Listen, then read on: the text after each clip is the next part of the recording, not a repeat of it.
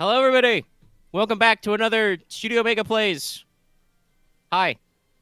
We're actually playing Rain. It's really happening. Rain is excited. Aren is excited. Fuck. Everybody is very excited. I'm very excited. Also, yes. Also, I hope that was a quiet curse word there. There I'm, might be a problem. I'm sorry. I just actually screwed up. It's okay. It wasn't Loth. Also, wasn't you, buddy. Anyway, before we get too lost in the weeds, because I know everybody will be very excited. Real quick, I do have to shout out to our patrons Patreons. who, help make these possible, and also they get special stuff at the Patreon. The Patreon. It's a new month. You can get special stuff too.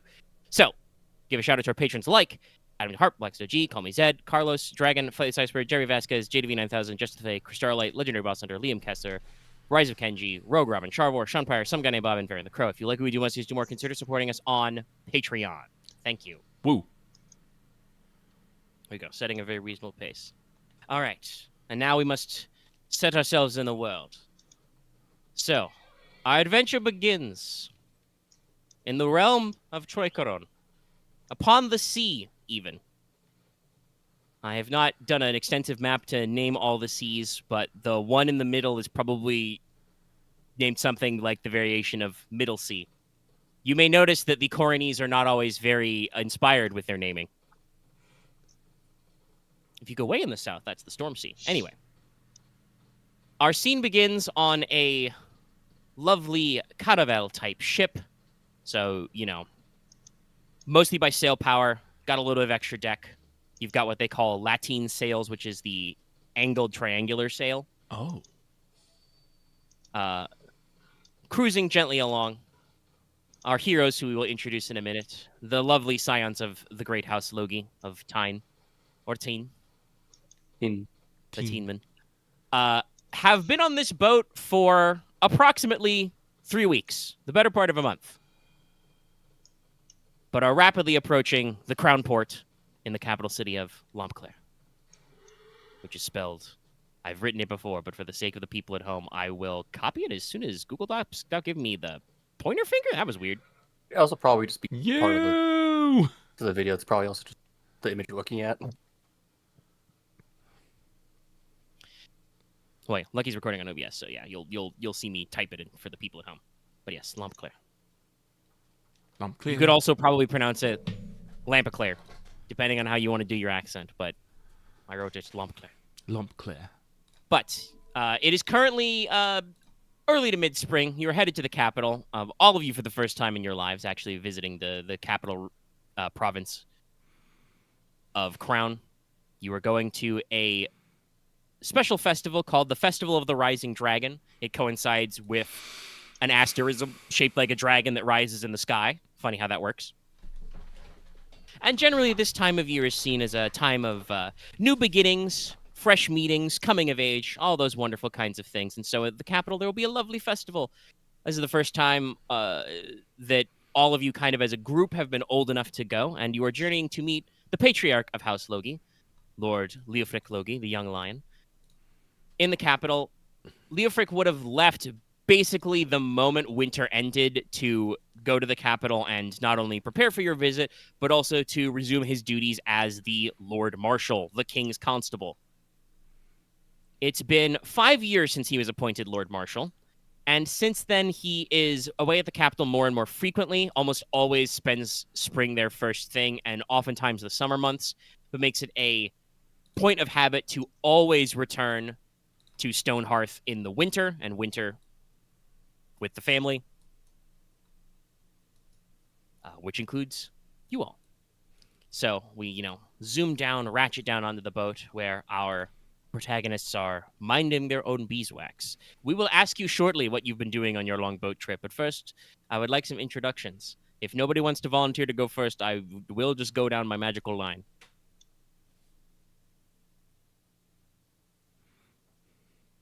All right, no volunteers. Aren, who's yours? My character is Konrad Logi, the second son of Leofric Logi, the Marquis of Tyne.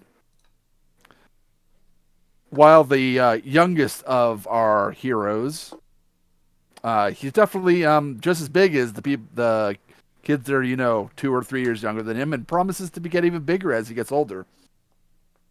He is very martially minded, having a large sword with him, as well as a very fluffy gray dog that follows him around.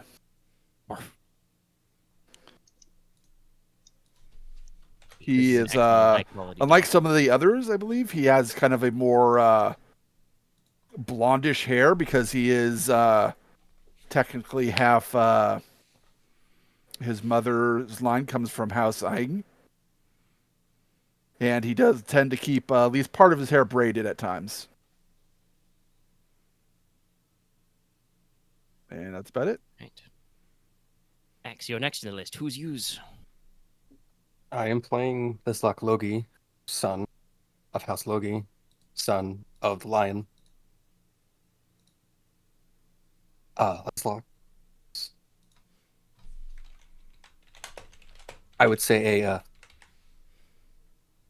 like a slightly tall but average sort. Currently, I think less bundled than he'd like to be, but currently reading a book on the biology of. Make sure I actually have the island's name correct.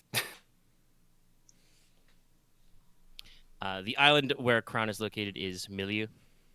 You are from Norway. Yeah, it's the a book on various like creatures that reading through a book on various creatures within Milieu. The milieu of Milieu, if you will.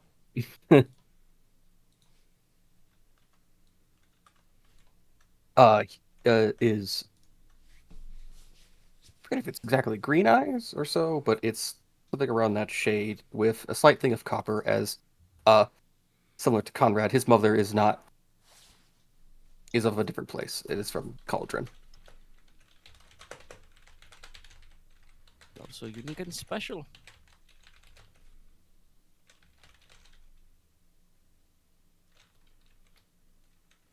Anything else? Or are you good? I think good for now. Okay. Lucky, how about you? My most specialist and unique boy. I am the most unique boy because I am playing Inos of the Circle Greed, kin to Heresy, ward of House Logi, young scion of the Iron Demons, and initiate of the Silver Tower. Unlike everyone, most other people probably on this boat, I don't know, there might be some other people here. Inos is not a human. He is actually a Iron Demon from the Dragon Spike Mountains in Norland. His family hails from the Circle of Greed, and his father is actually sworn brothers with Leofric, so he is been sent to the House Logi as a ward to learn more of the culture and their ways, and to cement further friendship. He has been there since he is young and has come to view the rest of this group as his family, who he affectionately refers to as Cuz. Excuse me. Inos, at the moment, though, has not taken to the sea voyage quite as well as others. He has been fighting frequent bouts of seasickness, feels very uncomfortable looking out onto the open water, and generally has not been looking quite well these past few weeks. At the moment, he is probably on the open deck, looking greedily, one might say, at the port town, as if he could jump there, he would. But that might be hard for others to see because he, in the fashion of the more pious of his people, is wearing a face-concealing veil along with most of his clothing, though no one would mistake him as anything else from his gently swaying tail, claws,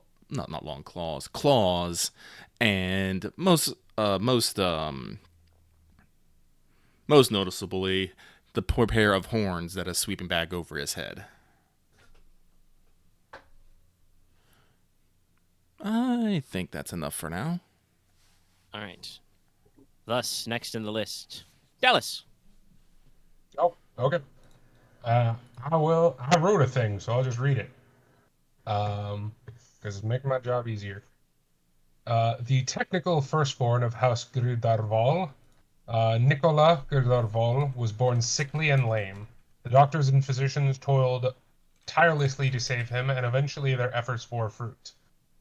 Rumors about the royal house said that the babe was either blessed or cursed, as he did not cry, but trilling peals of babbling laughter often rang throughout his rooms. This experience has shaped him, being surrounded by so many learned healers, and to that end he has studied to be a master of the medicine and healing arts. It was painfully obvious to Nicola as well as his father that the deformity would make inheritance unwise, so he relinquished his claim voluntarily to his sister Alestra. He is a soft-spoken nerd of a boy, described politely as naive and rudely as gullible, always believing the best in others.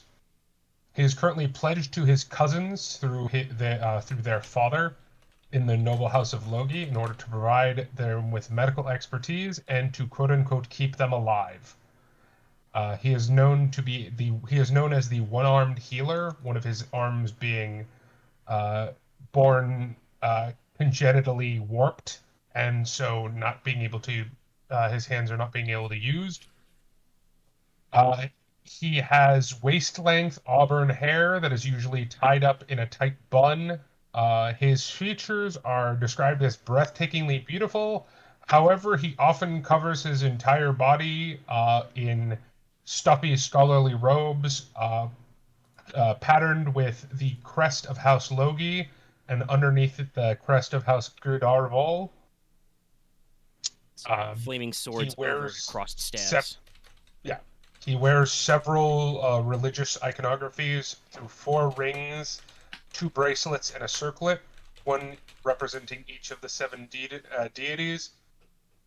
No, stupidly forgiving doesn't make sense because he is gullible, but if you mess with his family, he will not like you ever. So he's gullible, but he's not necessarily forgiving. Yeah, I think it's a good distinction. Yeah, that's the thing. Like if there was a gullible one, I would do that in a heartbeat. Like Honestly, I think Aren did a custom one. You might be able to do a custom one yourself. We might be able to shape something that could work on gullible. He is fairly tall, and despite being usually covered by his giant collection of poofy covering robes, he is very slight, regularly described as being very feminine.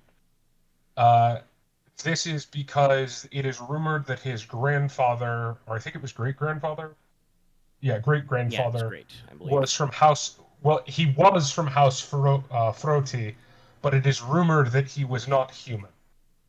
That he was in fact a fae. Once again, not an uncommon sort of rumor. Not substantiated. You would know the founder of House Ferretti was known as Forrestal Half Elven. Yeah. No, it's the elf. It is his great grandfather. Regardless of whether he is fae, his entire family has also been blessed by exceedingly good looks. However, most of the populace thinks that he is an exception because he does nothing to accentuate his beauty at all. Instead, wearing giant poofy robes. Inos, a diamond in the rough. Listen, I'm taking Exuberant Groomer for a goddamn reason. Wingman. I think the best way to describe Nicola is well-meaning boy failure. Still, I've never heard that word said before. Yep. Said it. So. Don't worry. That's because you're not on the right parts of online. I think I'm You'll be a himbo yet. But I'm guessing, Dallas, you are finished? Yep, that's it. All right. No, and then last but not least. Yep, let me hope I've got this correct. And don't fuck this up. Hello everyone, I am Lotham. I am playing Logesh Logi, the former heir of House Logi. After the unfortunate passing of his parents during a monstrum invasion, where Leothric Loki returned and stepped up and assumed mantle of head of house, Logesh Logi has been, I wouldn't say bitter, but has been trying to understand the dynamic of it all, going from a young babe who was meant to be groomed to be the head of house, but is now just off to the side, doing his own thing. However, throughout the years, he has grown up alongside the rest of these bozos. Currently is the tallest, but will not be the tallest for long if Konrad has anything to say about it. However, having grown up and seen these young men that he has had to also possibly look after as well to the best of his abilities, he has grown to view them all like little siblings. Or at least, even though they are family, the family he didn't really have growing up, considering they were lost to him. Logesh is a mostly quiet man who doesn't say much to other people, but considers those close to him to be of high standing. He has his mother's bright, fiery red hair, and prefers to just not really talk, but do things with people. If you were to ask him to have a conversation, he'd be more willing to engage in either a nice sparring match or a friendly game of wits instead.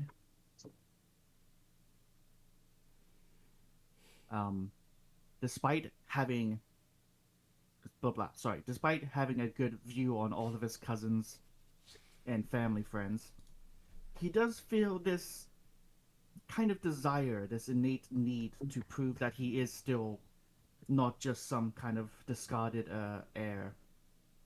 So he will, on occasion, try to prove that he is still very much a useful person in this house. Wants to make a name for himself. Yes. All right. Whew. Sorry. Hope I did that well. I was kind of worried that I would have flubbed that up. Everybody did good. Yay. I have given you literally the cheated Dramatis and just Personae. had a paragraph written out. You may need some of that. Oh, trust me, Dallas, if I read out my entire paragraph I wrote out, that would be way too much. I'm just like, you guys talking is like, actually, I feel like mine came short, so I was just writing it out a little bit to be like, huh. It's like, I feel like I underdid mine, so I just need to like, okay. I think everybody did all right. So, I said you might need your Dramatis Personae because I'm going to start naming people. Get ready. Yeah. All right, then time for Control F. First and foremost, I need a bit of a notepad. you I have are a document. being chaperoned, obviously, by adults on this voyage. Gas. Right. So, And first and technically, foremost, I am an adult. You're not an adult. we By did not legal solidify definition, I am. By we did not exactly define, like age of majority. Logesh and Nicola are both probably old enough that they could be like freestanding adults, but obviously you are not like, you have definitely not been like presented out to society. So, you're would still be seen as in need of chaperoning. I think honestly, even though it's probably a little condescending, I think people would especially think Nicola still needs chaperoning. You always need an aide. Regardless of his age. But you're being accompanied by several adults. First and foremost, now, by the way, I do not recall if we said it for the session 0 exactly how we wanted to pronounce this. I've written the name a lot, so my memory slips me. But I don't remember if we wanted this pronounced Lady Maja or more like Lady Maja. Maja. Whatever is I don't is remember comfortable either for way, you. so fine. I mean, fine Go either with way. Lady Maja. So I think Maja's better because that's fucked Lady up. Maja, Leofric's second wife, formerly of House Ech. Of course she's here. And her attendant, her cavalier, Dame Maureen McCragg, who also comes from Crag, obviously. Additionally, and this is also, by the way, I should say, in addition to, the usual servant class, we are all we're playing a Noble Houses game. You guys are all relatively high status, even as kids. There is almost always going to be a bevy of servants and attendants around you, even if they are not followers. So if at any point you need to call out for a sailor, a footman, a maid, a page, or squire, or whatever, just whistle them up. And if they need names, I give them names. But they are just kind of part of the background pastiche. But in addition to Lady Maja, who, by the way, is a very being full-blooded sister with the Lady of House Aish, is very much of that kind of stock. She has like pale, almost platinum blonde hair and icy blue eyes, very pale complexion. Probably dressing a little lightly, even for you being on the sea, because the early spring sea around Milieu is not nearly as cold as the northern sea off North Norlon, which literally has ice in it most of the year. By the way, the rest of you are probably, if you're out and about, wearing fairly light clothing that dries well. Yes. Yeah. Loose cotton, breeches, soft, grippy boots, but not too heavy. I'm blanking on it right now, but for the culture, what color do you think is like usually a predominant color associated? Oh, it probably depends on what you guys have access to dyes. I would expect for House Logi, and you guys feel free to chime in if you don't think so. I would think a lot of earth tones for you guys.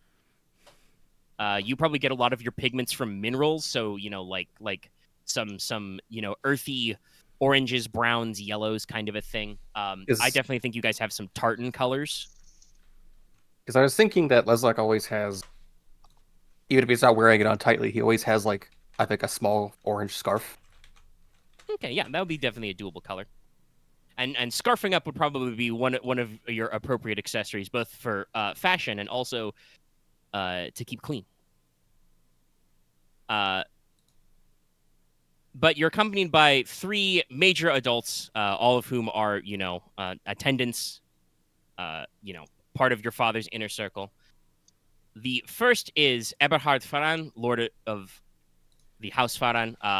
House Faran is your probably closest vassal house. The men of the Iron Hills have served, loyally since the days of Logi the Torchbearer. This is where a bulk of your fighting men come from, especially because it's hilly, so they're limited in the kinds of like agriculture they can do, mostly sheep and some cattle. Few kinds of hill-related crops, but they are a valuable source of iron, copper, and alum for tanning leather. Lord Faran is Leofric's right-hand man. He is his steward and commander. Heads, your hometown guard, and ensures the safety of the city when Leofric is not there, which is, we've discussed, is often. When's the last time he's been around? I mean, you would have seen him last season. Like I said, he always makes a point to winter in Stonehearth, and it is, early spring. He probably would have left as soon as the omen said that it was spring, though, because obviously he is kind of important. He's on the High Council. He is the King's Constable. So when your father is away, between Eberhard Faran and your aunt, Lady Yibel Logi, who is the seneschal of the house. Sorry, I took a drink of water there. They mostly handle your day-to-day affairs. The second person brought along, I don't know how much they are your favorite, but I'll joke that it's everybody's favorite. It's the court tutor and probably most of your personal tutors, Conti the Bard. Mm-hmm. He is one of Leofric's, long-standing old friends and companions, traveled with him when he was younger. Conti is commonborn from Throne, the island where House Verity is from, but he's a strong student of language, literature, arts, and history, but also could teach you a few things about fencing. He wears a rapier at his hip. And the last is Jordanes Palak, the Old Stone himself. He is a head of the House Palak, which is a cadet branch, so distant cousin. House Palak is known for its stonemasons and architects. It was founded by a descendant of the Torchbearer who went all across the realm studying, stoneworking, masonry, architecture. So the Old Stone is a specialist in metallurgy and some of House Logi's technology. And also, I would say, for the extra in there. As Loth said, he was open-ended to some relations and stuff. I would also say that specifically for Logesh, Jordanes is also your maternal grandpa. Wulfric Logi's wife was a younger daughter of House Pallet. So your grampy is with you. Good for you. Eberhard Ferran is a, probably you'd take him as almost a stock character. Looks like a background guy from Lord of the Rings, kind of like mid-length brown hair, graying at the temples a little bit. It's short enough that he can fit it in a helmet still. Well-trimmed beard, kind of green-gray eyes. Conti is obviously, even though he's in his... Check it, I gotta jot it down. Yeah, he's still in his mid-30s, but he's still, quite dashing, like shoulder-length blonde hair, winning smile, kind of bright bluish eyes. Minding his own business. And Jordanes is, the old stone. He's pretty up there in age. He's almost in his 60s, so he is, kind of, balding with the ring of hair around the back that he's got, pulled into a very short, tight bun. Long but well, trimmed and almost sharp gray beard. Slightly beady little gray eyes behind big bushy eyebrows. Often smoking on the pipe. And so these are your primary chaperones. Got a lot of chaperones. Well, There are a lot of us. there are quite a lot of you. And also, there are some extras as well, because you also have several other young nobles from your lands coming with you as well. Oh. It's a pretty big festival, so not just House Logi can be there. We gotta, run around a lot of your friends and companions. First and foremost, Lord Farron's son and heir, Everhelm Farron. You can probably call him Ever or Helm. He looks a lot like a young version of his dad, slightly shaggier, but, medium-length brown hair, green eyes. Not really on the beard yet, but a little bit of the 5 o'clock, shadow, the stubble. Everhelm is 18, so he's about as old as Logesh. He's a little older than most of you. He would not be so... what's the right word? Presumptuous as to, consider himself a brother. But he has basically been living at court with you guys since he was 8. And, training with your men-at-arms. He is, practiced as a soldier and a scout. He's good with pike, sword, and musket. Would probably be especially a strong and recurring sparring partner to Logesh. And also, probably would be willing to play a game of Quatram, which is the Troicorone equivalent of chess. He's... Everhelm is the kind of guy who, Logesh, you've kicked his ass at Quattrarm every single time you've played, but he always insists he learned something from that fight, and he's going to get you next time. So, cheery, loyal, hardworking. Excellent. Yes. And like I said, probably looks out for the younger members of the crew, as you might expect from, an older brother or attendant figure. For a fact that he would want to probably join your elite units, the Lamplighters, and hunt monsters and bandits, but his father would much prefer if he became a guard captain in the capital. The second young noble with you is Matus Gladwin, the young bear. He is a stocky lad of 17, heir to the House Gladwin, whose sigil is the bear. That's why he's called Young Bear. Gladwin is from the heartland of Norlon, so where more towards the south and center, where you've got flatter terrain, so they've got a lot of agriculture there, and more importantly, bees. Bees make wax, but also especially honey. Honey can be turned into sweetener, and also honey wine, aka mead. So they're economically very rich, and very productive members of your house. Matthias is a stocky lad, little rounded. Even though he's 17, so he's older than most of you. He's still like a little baby faced. Got kind of scraggly mutton chops coming in. He's a little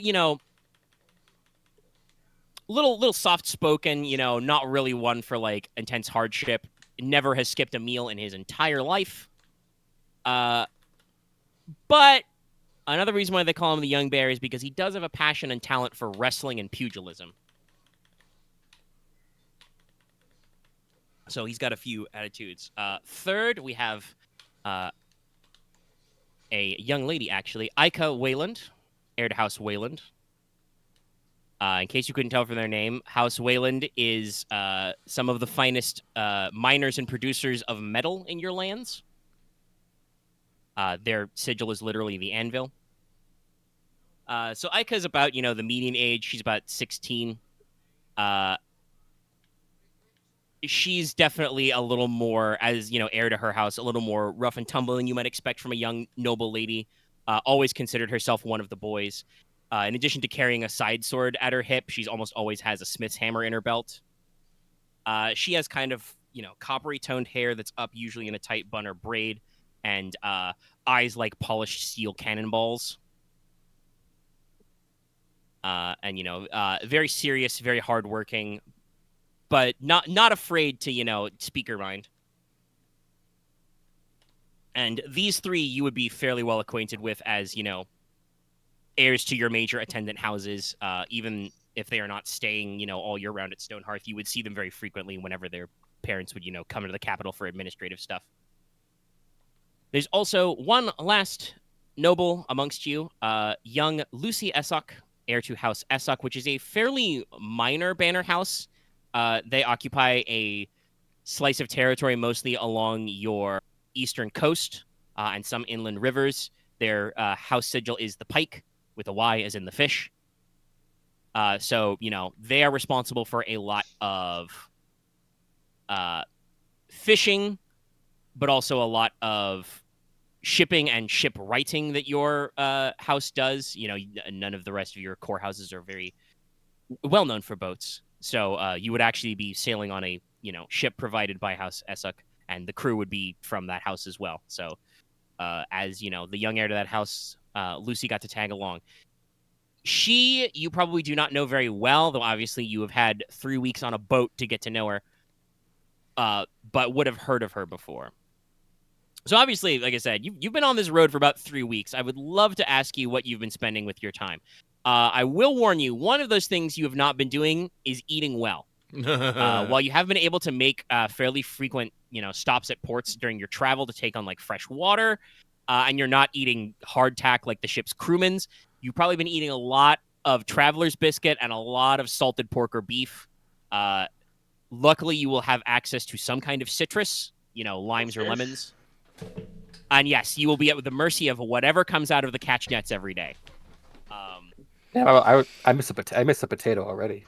Yeah, probably. I don't think potatoes ship very well over the ocean, so probably not in your stock. Nicola is surprisingly fine with that. Somewhere. Yeah. But yes, I'd love to know see. what you've been doing shipboard to kill time and who you've been spending time with, if you want to establish relationships with any of our various NPCs. Obviously, with your tutor on board, you have plenty of time to keep up on your studies. You can study the classical arts, which would be grammar, logic, rhetoric, astronomy, arithmetic, geometry, and music. Any of your other areas of history. Would Conti be my tutor, or would that be handled by my house? How many years have you been at Stonehearth, kind of fostering with the So Logis? I don't what I've, and if you want to change this is fine. But what I've been imagining is I spend basically for the last 12 or so years, I've been spending 3 months on, 3 months off, 3 months on, 3 months off between my house and House Logi. And then Conti is probably not your personal tutor, but would have handled classes whenever you've been at Stonehearth. I probably know him. Tutor as well. I know him. You would know him. I know him well, probably, but not he's not probably my official tutor. Yeah. But Lord Farron and some of your fellow young men are here, so you want to do a little bit of sparring or drills on the top deck. with blended weapons, of course. There's plenty of that. If any of you are interested in sailing, you might assist the sailors with rigging, hauling, knots, singing shanties. Obviously, the working people might like that, but Lady Maja might not be so approving. And of course, if you want to kill your time doing something a little more game-like, there's obviously Quatram chess. You can play cards with the Verit deck, or if you're feeling scandalous, Marin's dice, which is definitely not just Liar's dice. It's I mean, if you call it that, not just calling House Marin a liar. So a question I have to ask is, how has the weather been during our trip? Like, what have the seas been like? It is early spring, and you are not going super far south, so the seas have probably been relatively calm. It would have, just been winter, so when you were first off the course of Norlon, it would probably be a little rougher, which may have contributed to your seasickness, Inos. Mm-hmm. But as you've gotten closer to Milieu, it's been much more mild and manageable. You are making pretty good time, actually, for not having a Wind Witch on board. Omega, do you remember how Tavi and Codex 11 always got like super fucking seasick at the beginning and then, always got over it? Yeah. Yeah, no, that's Inos. Basically, as soon as he left, he probably spent just a week dying. But eventually got over it and started spending much more time on deck. He probably does not do a lot of sparring or game playing, but he does like hanging out with he does like chatting up the sailors, and likes, to climb around the rigging a bit. Mm-hmm. If the seams are calm, he will definitely climb out and just, stare out over the horizon, looking at land and whatnot. The observer in the crow's nest probably lends you his spyglass if you're up there a lot. Yeah. And yes, I'm not even gonna ask a question because I gave you a master die and climb, so rigging no problem, buddy. Yeah. Like I say, he only has body 1, so he's probably not good for hauling a lot, but Oh, and I should say, especially for those of you who may be interested in this kind of thing,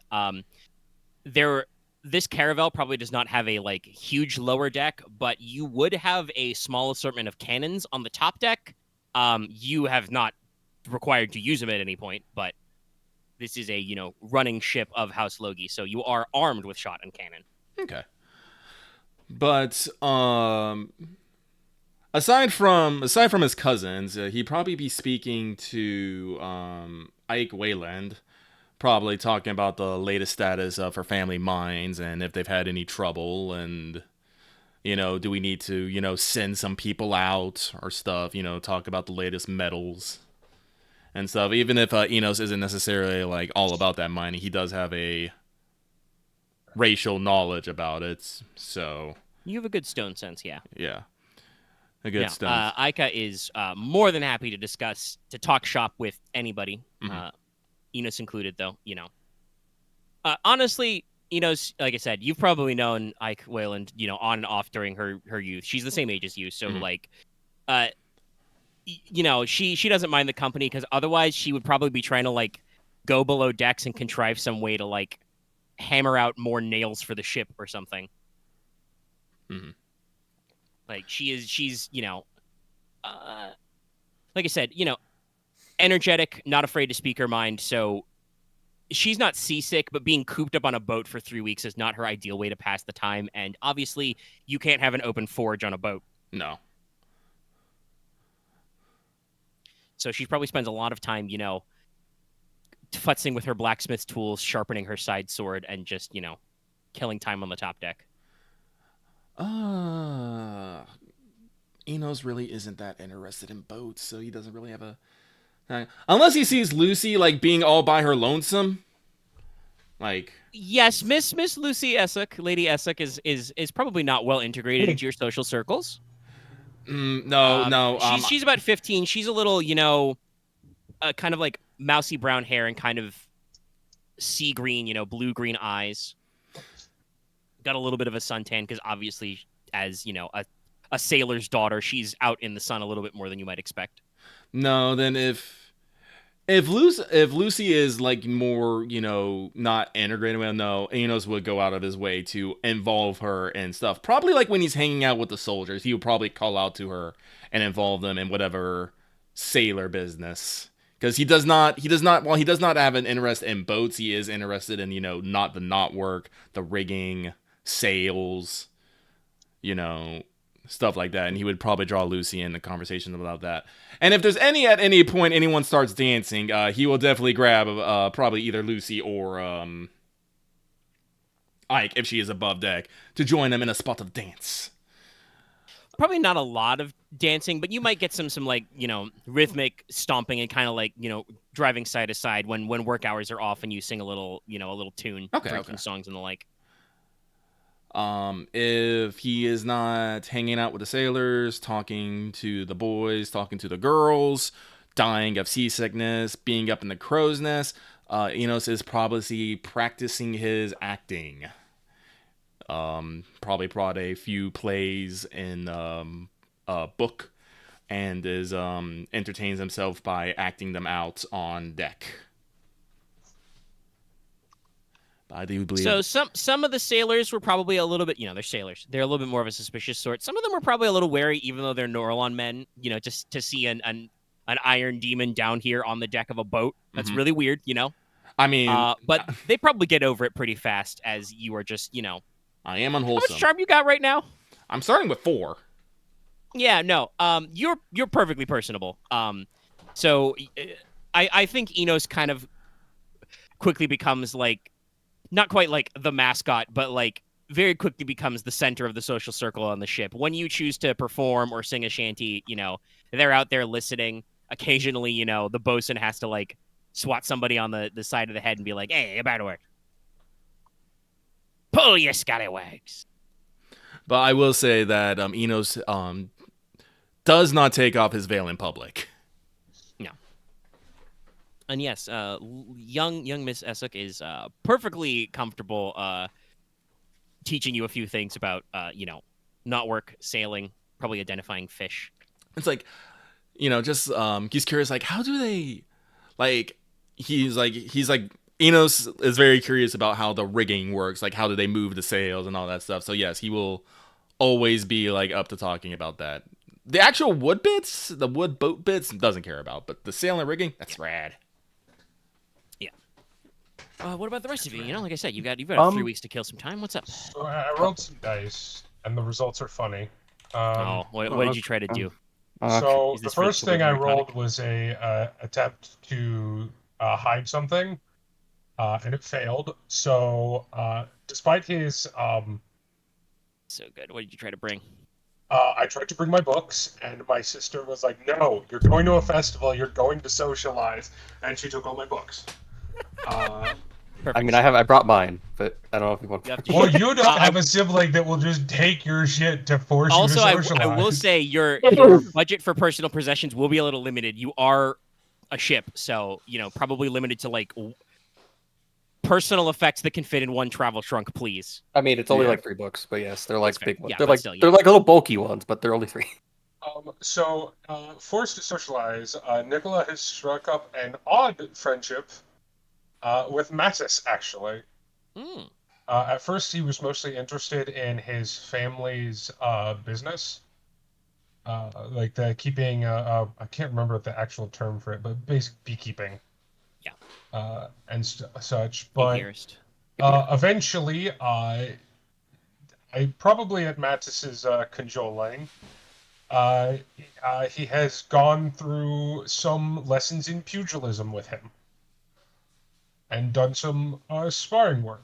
Granted, mostly Nicola is mostly going to be focused on dodging and not getting taken down, which probably doesn't work most of the time, but by the end of the voyage, he will probably have a cordial friendship formed with Mattis through pugilism and honey.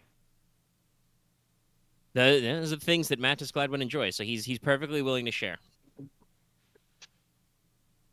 So, from what I was thinking of Leslok is that besides some reading during, I guess, the quiet hours, Leslok actually would like to go around to see what the other ones are usually doing to like spend time with them if they're usually not like all regular people. So like if Enos is performing, I guess look at the book for the play he's going from to I guess compare and just think about it. If Konrad, I guess, doing I expect what is doing, but I think with Leslok's alone, try to spend time with him. I feel like has offered to, I guess, give a book to play a few times and has tried to play. I'm trying to remember the name of the chess equivalent with Quatron. Quatron. With Logesh. Does like always enjoy doing that.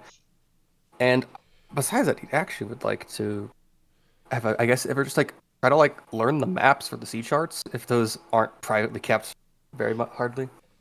No, I mean, normally I believe a navigator's sea charts would be specific to him, but by an extreme roundabout factor, you are tangentially the navigator's liege lord. Like, he is, pledged to House Essek, who is pledged to your dad. So if you want to peruse the charts, that should be perfect. I just want to learn it because I actually want to like do you have learn any the sense of it. student navigation? I don't actually.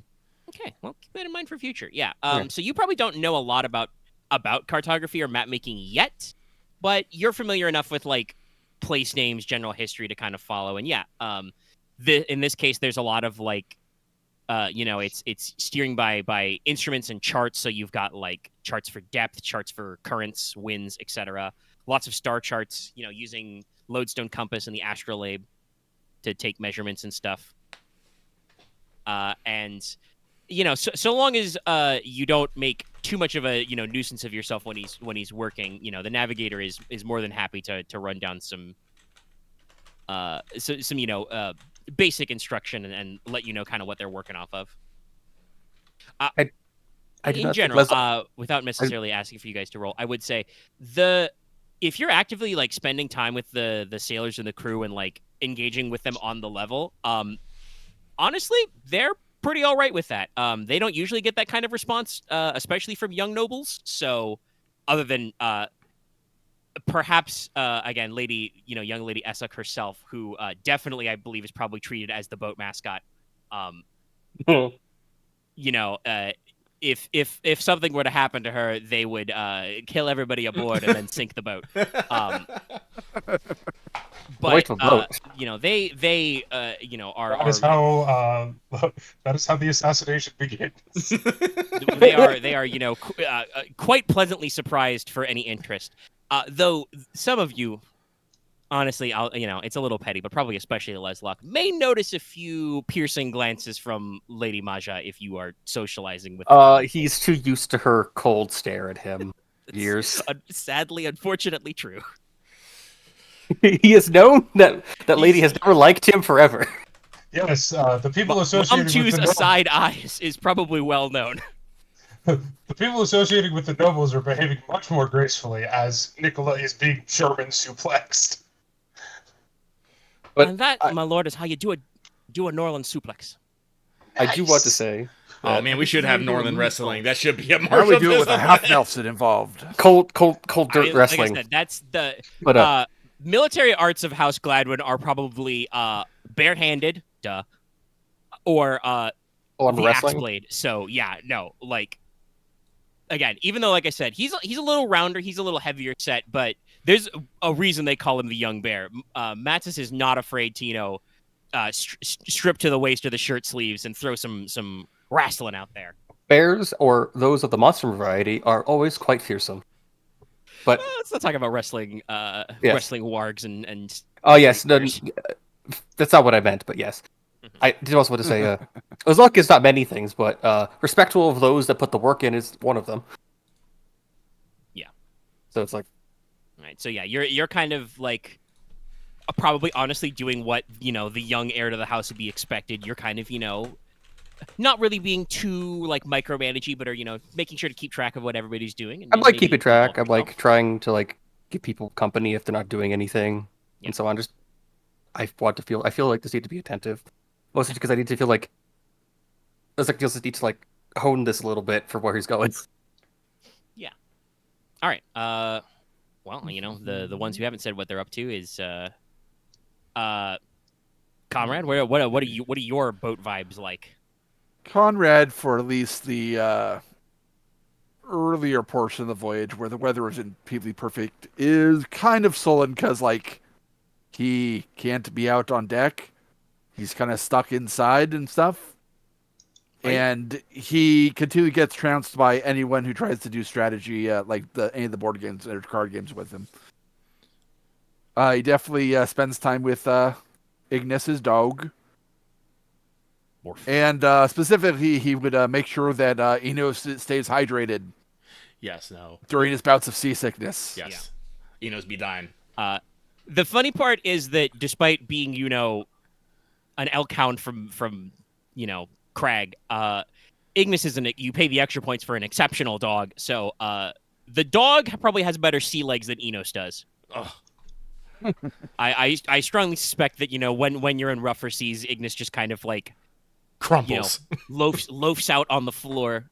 Good rating Ignis dog. the dog, loafs out on the floor and just chills. Minds his own business. I like to think that Ignis just sees Enos, just dead in his con, just gives him, just puts a paw on his shoulder, the paw of solidarity. It's like, Yeah. you got this. Gives him a single lick to the back of his hand or his cheek or something, just like, hey buddy, you okay? Yeah. It's like, No. of course you're doing fine, Ignis. You have Konrad. 4 legs, not 2. Konrad would definitely do a little shop talk with Aka Whaling because he does have some degree of training in blacksmithing. Yeah. And would probably also lament that there's no place to train on Yeah. the ship. Once the weather gets a especially during little those bit, early days before you can go atop deck, you probably spend some time with Ica and the whetstone and just like sitting under deck sharpening your various implements because you have nothing better to do. but once the weather gets a bit better, Konrad is probably out there on deck each morning with the boys, exercising and wrestling around the deck with either wooden swords or, in Matt's case, actual wrestling. Yeah. Wrestling. But probably as the day gets later, he would not exactly join the crew, but he definitely is kind of watching them with interest. Some of his House Egg blood speaking to him about the longboat and stuff like that. Very specifically, whenever his mom gives him that side eye about no, you shouldn't be doing that, he's pretends not to see it and continues to do whatever he wants to. Oh, joy. Well, I'm glad to see that mildly annoy Lady Maja is a through line. Nicola's not doing it on purpose, but if he does annoy her, No, Nicola probably so far is actually that's not true. Some of the other nobles may not be irritating her, but she probably doesn't pay any mind to Nicola. If there was Honestly, I joke about it. Enos also probably doesn't bother her. You are again, not from a human culture. Nope. Being from she's not as friendly with the Iron Demons, but she's probably spent enough time around Enos to know that he is a little scamp, but he's not a danger to anybody. he's as harmless as a teenage boy is. Yeah. which is, he might be part of treachery, but it doesn't mean he actually is treacherous. Well, no, that's the circles. Agreed. Our families are named after the circus of hell, and they have been divided and such. As basically the circle is basically what the Iron Demons focus Task? is.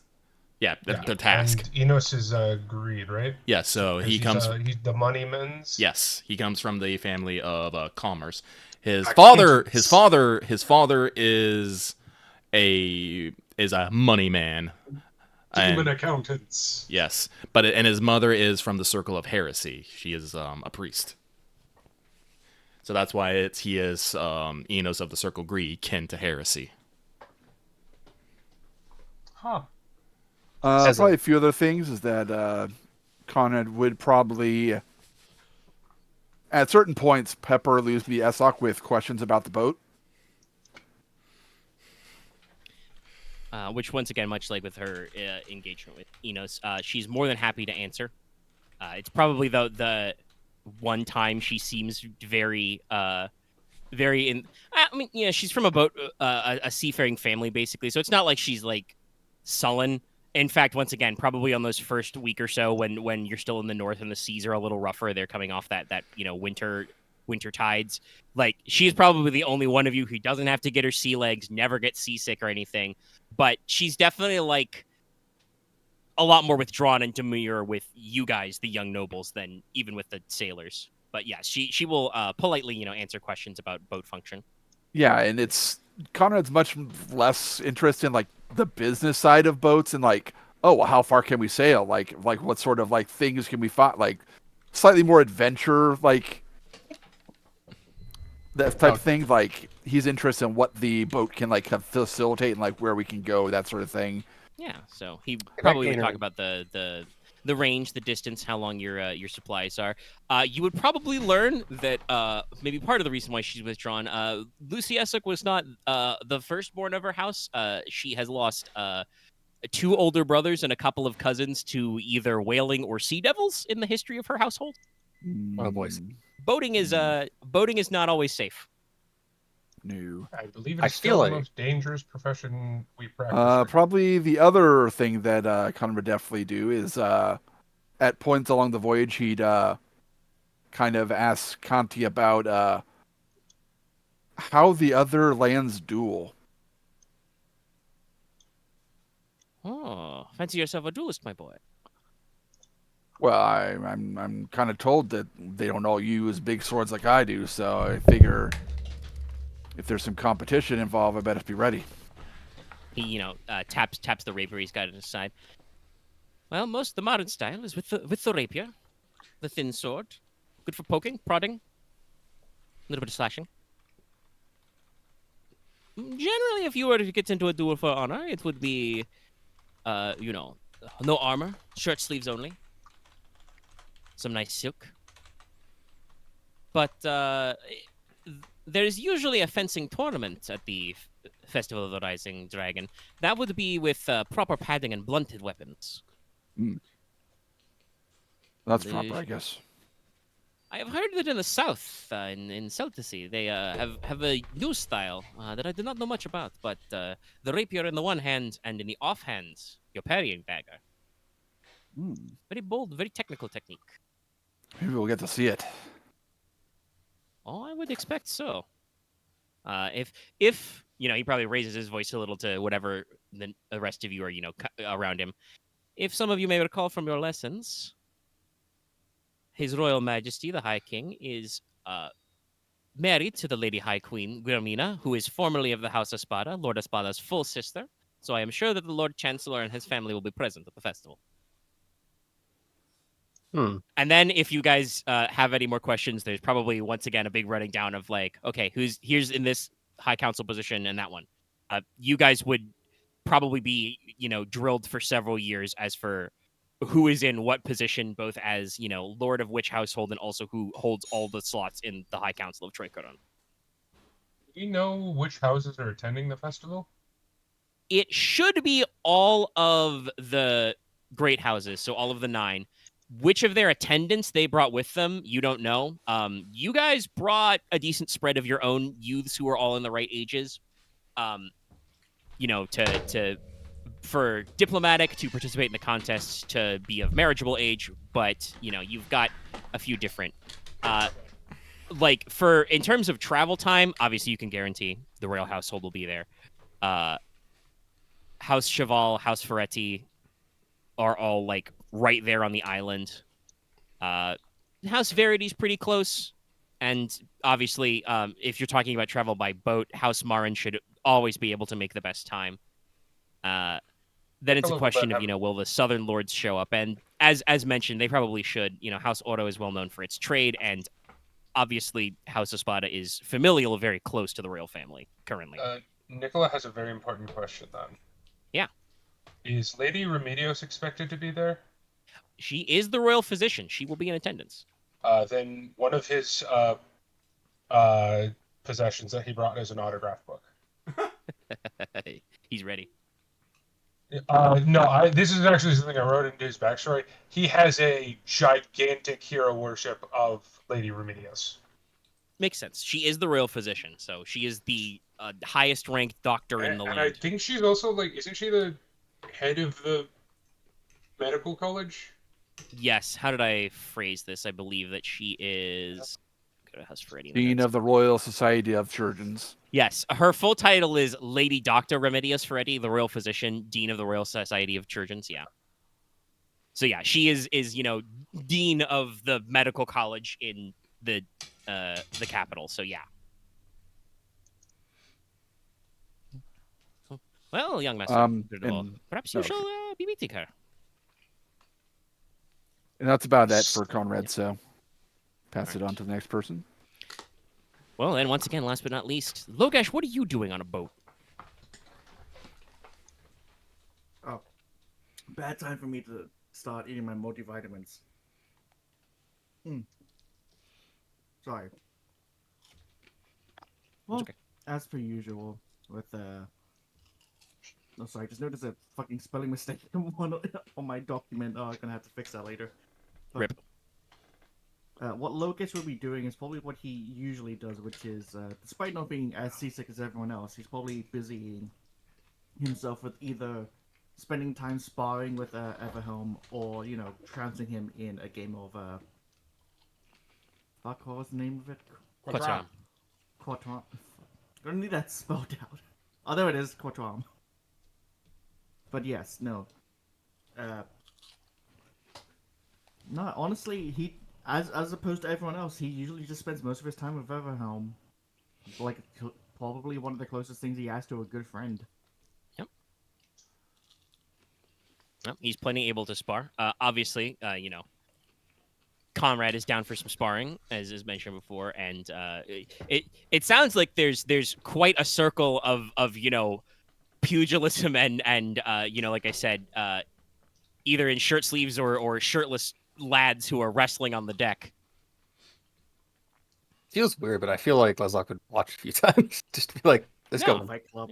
Check it out. We just make a road Fight Club. Mattis probably tries to goad you into taking a turn or two.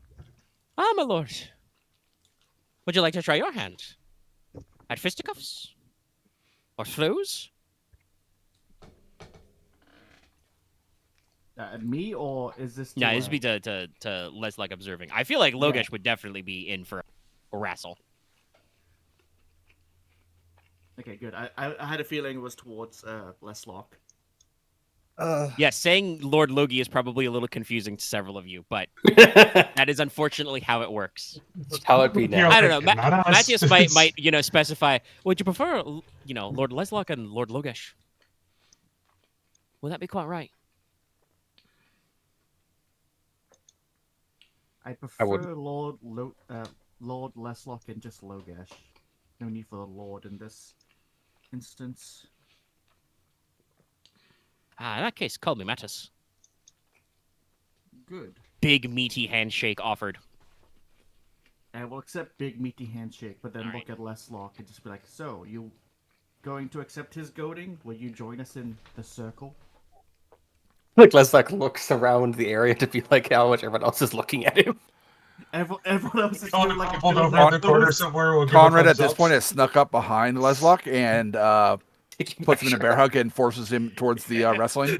It's like, Oh, it's like I wasn't going to deny don't you. do that but- to him, cause he's gonna get all bent out of shape and sweaty, and we'll hear him grabbing about it for the rest of the trip. Nicola can bend him back into shape. I don't complain that much, do I? Just I think beat. a bracing round of wrestling for everybody. It's like I won't deny your choice of words, and fine. Let's see me lose a limb. Let's see me lose a tooth. Inos will completely escape into the rigging. Nope. Yeah, as getting involved in this Everhelm, gives an eyeball to you. Ah. All right, well, that'll be fine. Fine. Let's do some rolls. Let's see how it goes. Leslok, roll fight. This is terrible. It's gonna be so bad. I have only 2 body and no fight. But I'll roll 2 dice. Nicholas done fine as a trading dummy. You'll be fine. Well, you have to beat Two two twos. twos. If I get a match, I'm probably okay. Probably. Mattis did As not wide roll as it very is- good. As wide as it is height. Nope. Yup. I rolled worse. Oof. Yeah, you absolutely, get. Actually, I think I probably rolled better trying to dodge him hitting me. Yes, no, you probably would have. He goes in for the clinch, and you are like, wrestling's not that hard. Oh, I'm upside down now. And It's he like, absolutely claps you in a hold or a pin right away. I feel like Well, this, my Leslok. lords, is how you do a pin. See, Lord Brother, you have to lean into it. You have to go with them. What? Leslok is upside down in a pin, and it's just like, What? huh?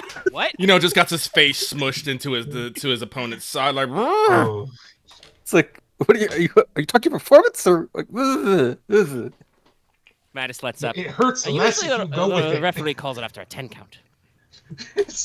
I yield. I think. You're gonna have to do some learning, little brother. I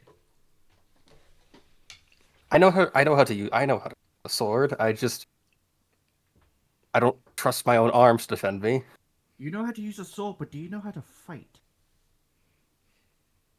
Know how to fight in a scrap is a valuable skill, sir. I'll think about After it. the scrap, Inos will come down. What's more valuable is not getting into the scrap in the first place. I agree. Yes. Yeah. Blah blah. Fuck. Sorry. Flub my words. Yes, Leslok. What you should have done, if you really didn't want to get trounced by good old Mattis here, would have been to run away as soon as possible. There was no convincing us otherwise. Oh, like what we Mattis when we kind of talked like to politely coughs and says, well, when also, we I taunted think in good bears? politeness, my lady mother might be upset if I broke the back of the heir to my lord's house. So in future, perhaps a commandment to your bannerman? Don't worry. Ika can fix kind of it. like pokes up from the below deck and says, "Oh, you can try and order me around, but I don't think it will work." Just picturing Leslok just over an anvil being the hammer to his back to put it back into shape. Unless, of course, my lord would like to order something hammered, perhaps. Maybe a bigger sword, some guards for your arms. Maybe I can make you a breastplate that's unbendable. No, that would just break your bones faster. Depends if it pops in. You'd be better off in future engaging with that. She points at the. Actually, this is a It's good like- question. You own a pistol. Are you carrying it on your hip? That's I don't think. perfectly I think he was taking off of like. I feel like for the wrestling, I feel like he took off some of his bits, but it's probably like where his like scarf and So she like probably his like coat points it is where like you his like sitting. took your outerwear on. Probably better engaging with that. Yes, but it's unbecoming to shoot a man. Inos just leans over to Konrad and is like, all that talking about the hammering command me gives me some ideas. I heard that, Master Inos. Be very Hey, careful. so- Your bones are very hammerable. She smacks the smith's hammer into her palm a couple times. Are they still talking about actual hammering? Or... Don't think about it. Pay it no mind, With Inos, it's hard to Okay. tell. Master Nicola. Well, I know what Enos is talking about. So we just picture, it's just doing the fucking scene, just yes, just so. I am being quite literal, Master Nicola. Thank you. Finger bones, very fragile to smith hammers. True. But yeah, so this is how you while away your weeks and days.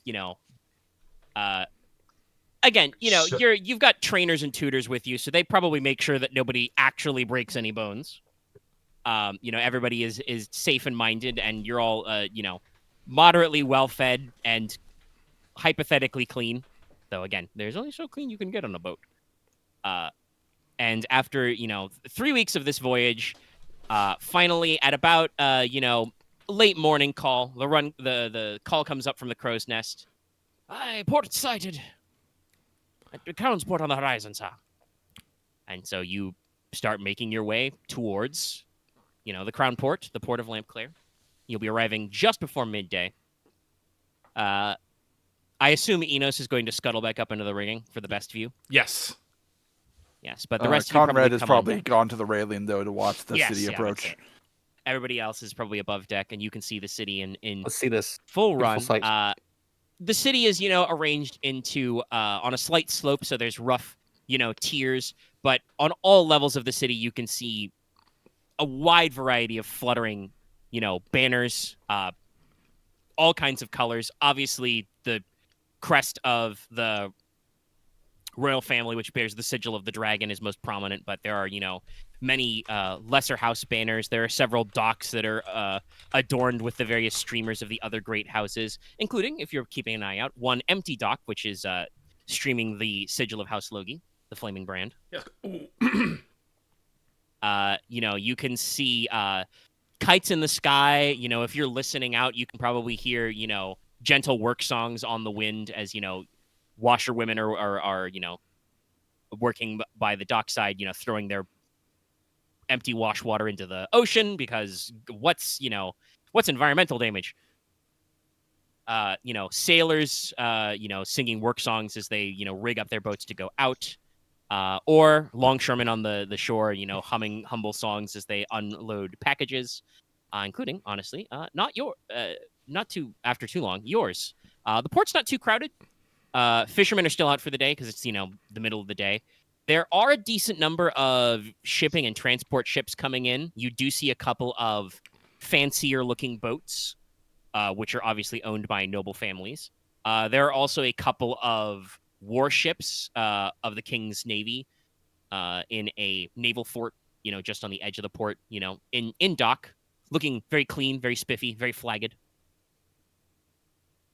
And so before too long, you slide into port, the gangplank is extended, and start to unload your various boxes and bits. Now, obviously, you're docked and you're able to pull out your things. So there is a question of how you will be going about your business in Lampeclair. You are all either of, high birth or are accorded diplomatic provision. So typically, you can be expected, if you so choose, to travel armed, either with a side sword or rapier, or if you have like the parry skill, you might have a parrying dagger or buckler. If you do not prefer that style of sword, you might have a heavy fighting knife. Pistols would be carried, but heavier weapons would not. If those of you who have, larger weapons like, I don't know, a greatsword or a bardiche, those would probably need to stay in your trunks and be carried by servants, unless you're going to the field. You don't normally walk around town, strapped with your Zweihander. Would a mace be too large, or? I think you can tuck that in a belt. Yeah. So that might go in your belt As the line. kind. So Well, it's not and a if you so, morning star, that's for sure. if you so choose, you can go about with some stout cavalry boots, which would be AR1 on your legs, your feetsies, and perhaps a sort of overcoat like a buff coat, a gambeson, or a brigandine, which would be armor 1 on the chest. Just a light armored coat. Probably not anything heavier than that. Though I will say, you guys probably find the climate, even for early spring, pleasantly warm right on the seaside. You're just coming off the Norlon winter, which is quite cold. Omega? Yeah. The Dragon Festival is that religious in connotation? Somewhat, yes. It is timed Okay. to an asterism of a dragon coming into view, which would be associated with Hydrus. Yeah, then I would. We're going over what we're wearing, I'm assuming. Sorry, Yes. I had to. I would probably be in full kind of, not clerical garb, but very heavy religious wear. Yes. A robe or coat sufficient for a cleric, yes. Yeah. Perhaps an ecclesiarchal scarf. All right. And if you were at the railing earlier, you probably could see up there in the Celestial District, the High Town, the sweeping arches of a large cathedral. Lampeclair is your capital city. Technically, the seat of House Hathroy is Chateau Dragon, which is a, large castle with a attached town that is inland. But these days, most of your business is done from the capital city because it is, designed to be a city with commerce and roads and ports and not a fortress whereby which you cannot get eaten by dragons. There hasn't been a dragon in Crown in, maybe 500 years. Why would you ever worry about a dragon? Fortunate. But as your things are getting sorted out and your chests and trunks are being unloaded by the dock workers and your footmen, there is actually a person here to meet you. Oh. There is a young lady wearing the livery of the Crown Constable, so she's probably got like a little crown badge, pinned in there. Some suitable, town guards, pants and jacket. Takes off probably one of those, armored caps. Introduces herself as Bridget Bailey, my lord, Sergeant of the Crown Constables. She, Lady Maja and her attendants, all your various chaperones and fellow lordlings kind of, assemble on the dock, and she says, yes, Lord Marshal sent me along. He's busy at the old fort and can't come down right away, but we've got some constables here. If you'd like, we can hire your carriage. Take you right up. Or get some horses, maybe? Lady Maja, kind of clears her throat, does a double check with the rest of you. I am fine for a carriage. Yeah. That sounds nice. That's what she would be saying is like, a carriage would be lovely. But before young Sergeant Bailey can run off to grab one, at the end of the dock, you guys walk up the dock, go out to the street to grab a carriage. A carriage actually pulls up, guarded by 6 knights on horseback with crimson pauldrons. Crimson. I presume most of you care about basic politics in Troicorone. Yes, even right. Inos. Yeah. Then you would probably recognize this is a symbol of the Blood Shields, the Royal Guard. Oh. And specifically, they have a specific crest on them. Any of you guys particularly interested in orders of chivalry and the like? No, unfortunately not. Are the chivalric I orders was probably tied- going to take Student of Heraldry after the time skip, but I haven't taken it yet. So probably you. I feel like at least How tied are the chivalric orders to the church? Some orders are associated with the church. Most are more freestanding. They are usually, professionals, men at arms, that kind of thing. Nicola would probably only know the ones associated with the church. Logesh, how about you? Any interest in chivalry and chivalric orders? Military rankings? Not at the moment. Okay. In that case, probably just because I know Leslok has some Lord pips as well. I have at least Probably 5 just people. Leslok and Konrad. You recognize specifically these knights are wearing the sigil of the Queen's Guard. Thus, you are probably only mildly surprised when the carriage hauls up, opens up, a guy comes down and sets down the little steps, and out pops Her Majesty, the Queen Guillermina. I take to my knees. Yeah. I'll do the same. Various levels of respect, kneeling or deep bows and curtsies are expected. Inos goes for a deep bow. Yes. Yeah, I guess I will probably I will do the same. Yeah. Oh no, I'm going for straight up kneeling. Yeah. So she, extends down from the carriage, wearing a very, not like super fine, but obviously a high quality dress, with a solid skirt hem, not like full crowns and jewels or anything, but also very clearly of, the higher standard. And, she just, after a minute, claps her hands and, indicates for everybody to get up. And she's just like, I should also additionally describe her. Queen Guillermina is from House Espada originally. So she has a very Celticy look about her. Kind of bronzed skin, long dark hair, and kind of what they call like stormcast, like dark gray eyes. And so, she will take a moment, do a very polite offering of her hand to everybody. We'll do a round of introductions.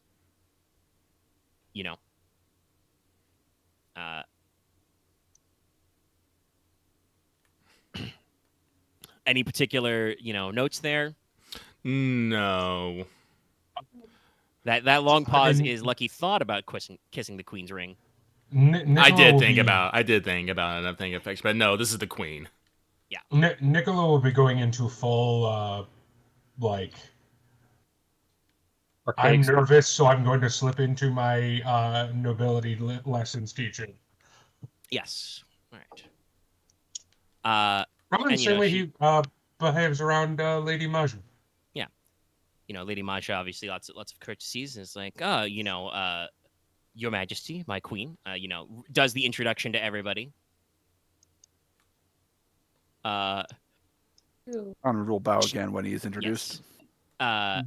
That's like what we would Lady Maja's not so petty as to try and like edge out Leslok, so she probably does begrudgingly make sure to, be like, young master, Leslok Logi, firstborn of the house. But then also, my son, Konrad Logi, secondborn of the house. If Maja took like at least more than 2 seconds to pause for Leslok would introduce himself with like No, an you apology. wouldn't. Yeah, she doesn't really hesitate. Well, okay, at least thought about it. Nicola So might fair. tackle you. No, it's fine. You're And right. runs down the line. I know too much graces. Logesh, Exactly. Nicola, etc. You all take your introductions. The queen is accompanied by a captain in the Queen's Guard, Amalia Whitestone in the list there, but also brings down from the carriage after a moment and introduces her daughter, the Princess Estelle. Oh. Third in line for the throne. The young princess is out. Princess Estelle looks a little bit like her mother, but clearly takes more after her father's side. She is, while still maybe a shade darker in skin tone than some of you, pasty northern folk, still relatively pale skinned. Actually, that's a good question. I don't remember if this came in your description. What sort of skin tone is Inos? Dark red. Okay, yeah, a little more crimsony. Yes. She has the classic Hauteroy like bright red gold hair, but her eyes are also that kind of stormcast gray, and she is once again very polite, lots of curtsying, bowing, offering of hands. Mm-hmm. I will kiss her hand. All right, he goes for it. Yes. Yes. No objections.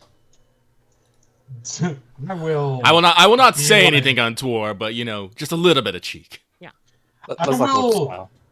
Does she have a side sword with her? The Princess Estelle? No, she is not armed. Okay. I will give Inos side eye in my head, but I won't say anything. You will radiate side eye, but cannot actually side eye because that would be too obvious. Exactly. I feel several people are giving side eye right now. Actually, I'm smiling. It's like, he's doing. I'm not surprised actually that he would try this. But I'm not like, gonna say she doesn't have a anything. sword. Meh. Let me be very clear. Nicola is not surprised. I'm still giving him side eye. Still a little disappointed. You think it's a bold gauche. It's okay. I guess we It's need to fine. He's meet- being bold. I guess when we meet Narissa, it'll be different. We run through the line. But yeah, so after the round of introductions is done, the queen, mostly speaking to Lady Maja, but obviously, not like trying to make it a private conversation. She explains that, she's come down to the docks to offer House Logi a proper welcome to the capital. I understand that both the Lord Marshal and His Majesty, my Lord Husband, would be too busy to welcome you into the city in person. It is a terrible shame, but obviously, gesture around the city. Things are very busy of late. Come, I would love for you to join my train and travel to your abode. Young ladies, of course, please enter the carriage. So Lady Maja, Dame Maureen, and Lucy will accept. Aika will make a point to politely decline. And then Queen Guermina actually turns to you, Inos, and says, "Young Master Raklan, would you also prefer to ride in the carriage? the people of Lampeclair have not seen an iron demon in living memory.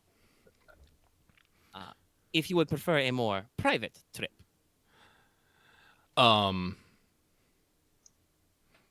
Inos will, bow deeply and be and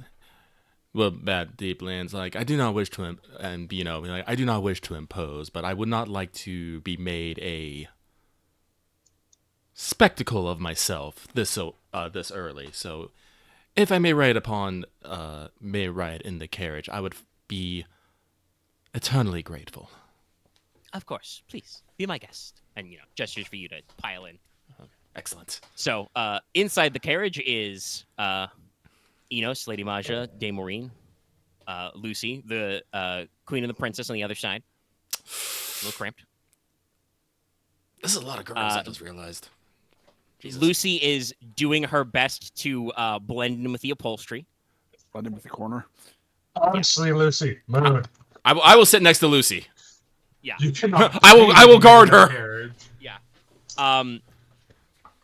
So the rest of you are offered horses to mount up on, or if you cannot horse ride, you can ride on the back of the carriage with the groomsmen. Which, like I said, Ica will probably take. Are they normal horses, or are they like special horses? No, they'd be relatively normal horses. Okay, They're probably then- like parade trained, but should be fine. Oh, I was mainly just asking, like, are they normal sized horses or like Clydesdales? No, they're not like big Clydesdales. They are What normal about working Shetland horses. ponies? No, none of you are hobbits. Come on, No, Muffy. I think all of the tall boys are going to be riding. Mhm. I don't know how tall Leslok is. I don't have his exact height, but Yeah, I believe you described him earlier as a little tall, but also a little thin. yes, I did. I was might curious sit if up on the I don't. back rung of the Probably carriage. is in the back, and like if he's not allowed to go in. Yeah, no. The queen has made a very specific offer for Inos to ride because he would be a big eye draw. Oh yes, that's entirely. That's like what entirely. Yeah, this is why Inos wanted to be in the carriage in the first place. He doesn't want everyone looking at him. Not right now, anyway. Yes. Not when you don't have a plan for it. Enos would like to dictate when Enos gets looked at. Yes. Yes. But yeah, so this means Inos, you get some extra fun little information. Uh-oh. You're riding inside the carriage. Conversation is exceptionally sparse and polite inside the carriage. The High Queen makes some graceful but slightly pointed questions to Lady Maja. She makes sure to ask about, various members of the house, where they are, a house, including who would be the first lady of the house, Lady Cressida. And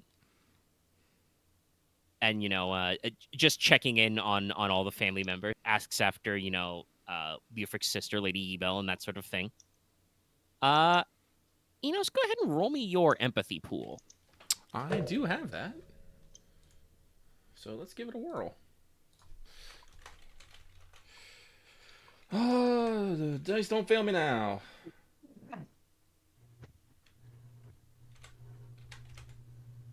Wait, it's Polly, not roll. Let's make sure to do Polly. Two Set of fours. Two fours. Yeah, 2x4. All right. You pick up that it seems like the queen is obviously here to be polite. She is not wrong that obviously as, the Lord Marshal and for the High King as the High King, much too much going on. The festival proper will begin tomorrow. So, like the planned festivities, I should say, the celebration has been, clearly been going on for a couple of days. But, so obviously way too busy to come down and greet you in person, But she's also asking some general questions. Seems like she's trying to get a feel for the state of the Logi household, and figuring out, what Leofric's handling of his family is like, making sure to check in not only on Lady Maja, the wife who showed up, but also the other wife, the younger children, how, everybody took to the voyage, etc. So she seems to be doing starting off fresh with some queenly wheeling and dealing that you pick up on. She does offer some extended pleasantries, though. She, makes sure to let Lady Maja know that, perhaps if the weather is too harsh, this winter, some of the lords might spend the season at Chateau Dragon. Whoa. A scheduling. Maja, gives a very polite deflection of, oh, we'll see how our schedule is, and she returns the offer of, perhaps the king would like a summer tour in Stonehearth when the weather is much more pleasant up there, and the queen says, oh, I do not know about this summer, but perhaps next summer. Lots of that back and forth. The Princess Estelle is mostly quiet, but also seems to be very observant. You did only get one match, but I'll let it ride. You're reading the room. You get the impression that she's basically doing the same thing you're doing, Inos, which is just reading the room. Mm-hmm. Does Inos have any interjections for this conversation? Interjections. Any comments? Any observations you wish to make out loud?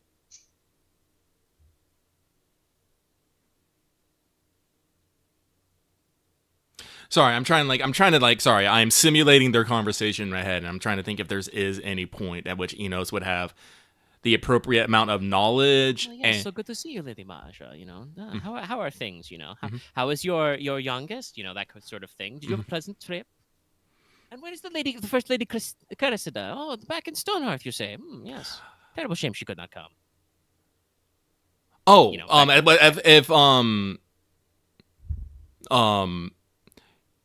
if something like that was said, Inos probably would pop in and just to make sure that it said is make sure that he passes on the Lady Cressida's apologies, and you'll be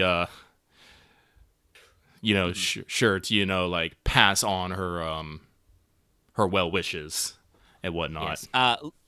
Lady Maja is much too polite to have you catch these hands. Yeah, but but definitely you get a split second, very icy side glance. Yes. From her. She would kick you out of the carriage if she could. Yeah, I know. She's from House A. No, probably if she felt the need to apply physical discipline, she would, swat you about the head. Yes, but corporal punishment, that's for me. No, he he will go to bat for Lady Cressida because that's his cousin's mom. Yeah. No. So yes, there's plenty of conversation, back and forth there, and yes.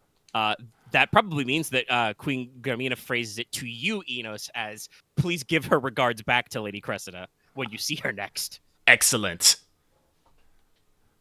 As we continue the circle of drama. I almost feel like the reason she's not here is for a lot of other things. Maybe. Yeah. I'm gonna be honest. If you guys are young, so you probably don't know the whole details. I assume that Lady Cressida is probably not usually one for big formal Coronese type celebrations. I don't want to say that your mother can't dance, but I suspect she probably doesn't have a lot of formal training in a Coronese waltz or anything. She married my father because they adventured across many places together and they fell for each other after that. Yeah, so it's a love match. She's certainly plenty pleasant. She's been, first lady of a house long enough to know how to speak very, very formally and politely, but this sort of big festival is definitely not her scene. Life? Yes, Lady Maja is, to remind everybody, is the full-blood sister of Lady Mule of House A, who is, the full head of that household.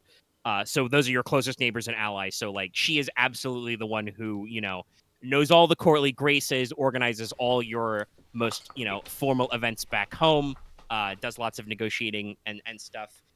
Probably plays an informal role as ambassador back to her home house when required, because who better to send and knock upon your neighbor's door than your neighbor's sister? Sort of a thing. Well, Comrade is probably taking not these always. trips Depends across on the the border. relationship, but yeah. No. Well, we'll find out. I'm sure we'll find out what Lady Maja and Lady relationship is like soon, because she's gonna be here. But yes, if we have no other runs for the inside the carriage, we shall continue upon to our next scene. as the rest of you riding outside, and Inos, if he wants to take a glance outside the window, though they do have little curtains to block everybody out if you want to, hate or block the peasants. I am gonna hate block the peasants. Yeah. No, I kind of figured you're playing it cool. So the rest of you can see, the winding path up from the Crown Port. You go through what is known as the Salt District, right next to the dockside, where lots of dock workers live, warehouses, lots of merchant businesses. The working class area is known as the Iron District. So you guys run up through the Gold District in the High Street, which is full of merchant houses and shops. Everything is quite bustling today. Those of you outside can smell the wafting smells of cafes and tea houses, little bakeries and patisseries. Probably some people are already roasting and saucing up some fresh meat for luncheon or supper. After. Oh, thank God I'm not outside. I'd probably go attack a fucking food stall. Oh yes, and there are many food stalls. You guys, by the way, are despite the busyness of the street, because you are part of what's very clearly a royal procession, are extremely unmolested. Everybody gets the fuck out of the way for the Queen's, guard procession. But you see, passing nobles, middle-class merchantmen and tradesmen. You see little shops. There's a little clock shop over there. Plenty of tailors and dressmakers. The finest leather goods, all kinds of things. Konrad, you probably spot there's a couple of blacksmiths, with racks of swords from, square military blades to long, thin fencing rapiers. No great swords, but they've got a few varieties. There are armorers selling, breastplates and chainmail, gloves, greaves, etc. I'll be a little more interested in the armor. Some very fine. He's also hatters. definitely keep an eye out on Ignis, making sure he doesn't wander off. I don't know. Ignis is well trained. He follows along at heel.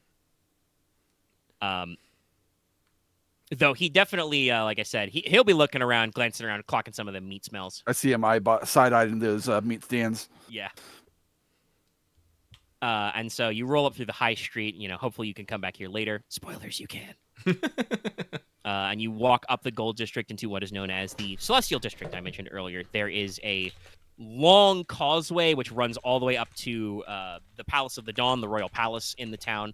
And this high street is dotted with private manors and residences for, all manner of noble houses, many local, local lords and knights, magistrates, judicial officials, advisors, courtiers, other members of high society, and a few other buildings. And you are brought up to the, House Logi territory, known as Torchlight Hall.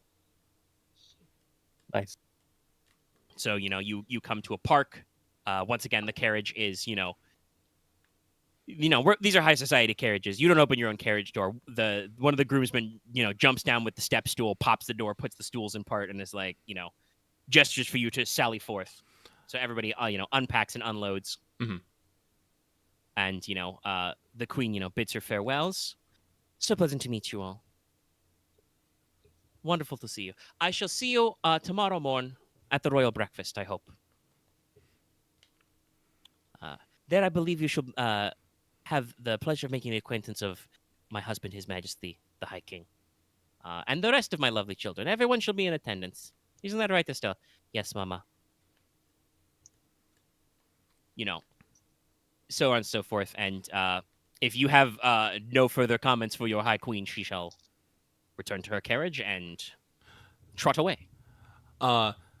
Inos will probably make a comment to Princess Estelle, something basically to the effect is like hopefully we can something to the effect of hopefully we can see each other later and maybe have a bit more pleasant conversation. Yeah, it's we're out here to test out your skills and see what's up. Go ahead and fire me a let's see. Charm plus graces or charm plus fascinate? I guess the question is what you're aiming for here. Do you want to make the princess interested in having a future conversation with you, or are you just trying to be polite? Leave a good impression. Leave a good impression. Then charm plus graces, please. Yes, this is your forced opening walk segment. As the cameraman, shows you all the places you can go later. Damn. Well, Tens. twos. And tens. Yeah, that's good. Not sure what stacks or anything. No, it doesn't. I'm not doing anything. Unless you declare multiple action, you can only use one set. But you use the tens, which are pretty good. Yeah, so actually she kind of like the like very polite, princessly like aura kind of like shifts a little, and actually she seems kind of genuinely like, yes, thank you, Sir Inos. I would appreciate that. Yes. No, I'm not. Listen, I'm not. I have nothing to really talk about a princess, but damned if I'm gonna let a chance to, schmooze with the fucking one of the crown princesses pass me by. Yeah, I mean the Princess Estelle is what, 16? Yeah. Yeah. So she's about your age. She already has quite a run of titles. Being Yes. third in line to the crown, Princess of the Castle Sternstein.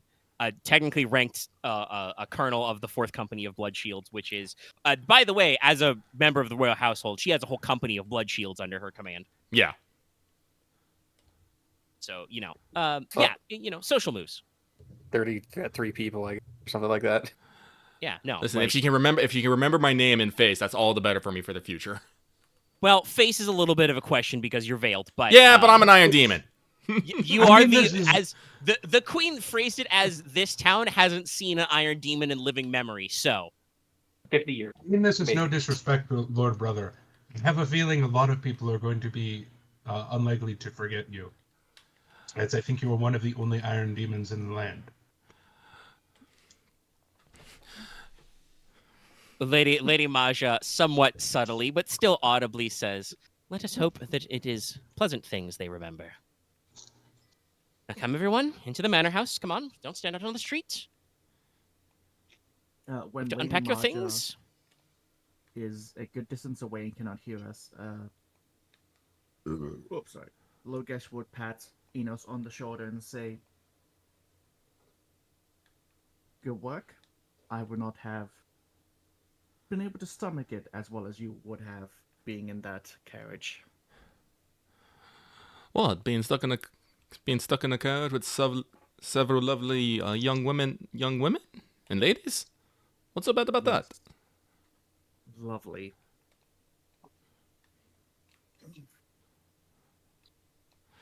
I will say I was not expecting the amount of perfume smell.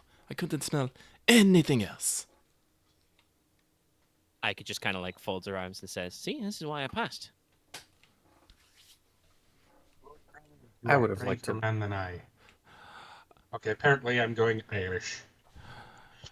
It is. That's okay. We're all, like I said, Yeah, I'm we're still all trying. drifting I'm vaguely- trying to keep my Enos accent. in drifting vaguely North accents. I think Mattis Gladwin can't sounds do a lot French. more. He sounds a lot more Irish than I was planning. I'm actually, if I was doing fantasy casting, I'm picturing what's Jon Snow's slightly pudgy friend called? Oh, Sam? Yeah, it is Sam. Okay, Yeah. that's like the voice I'd like for Mattis Gladwin, but I'm not quite hitting it. Sadly, I'm not even John. attempting to do a voice. That would just be a bit too much for me, but... and you already have. It's true. You're I'm pretty sorry, what? accent. If an He accent's said you already compared have with an us, accent. Okay. Dallas is might muffle the last bit of that, but I understood what he was saying. Okay, all right. Well, don't Um, remember Logesh. Lucy was in there as well. She had to suffer also. Oh, it was no yes. suffering at all, sir. I'd be almost envious if it wasn't to have to deal with Lady Kasa Eggs glanced there. over at Marja walking away. no, it's Sure. like We probably should go inside, though. I will say though, it was a little interesting in there. Our good queen seemed to have some very pointed questions for your mother, cuz. Not sure if something's happened. Well, as far as I know, they have never met before, but I could be wrong.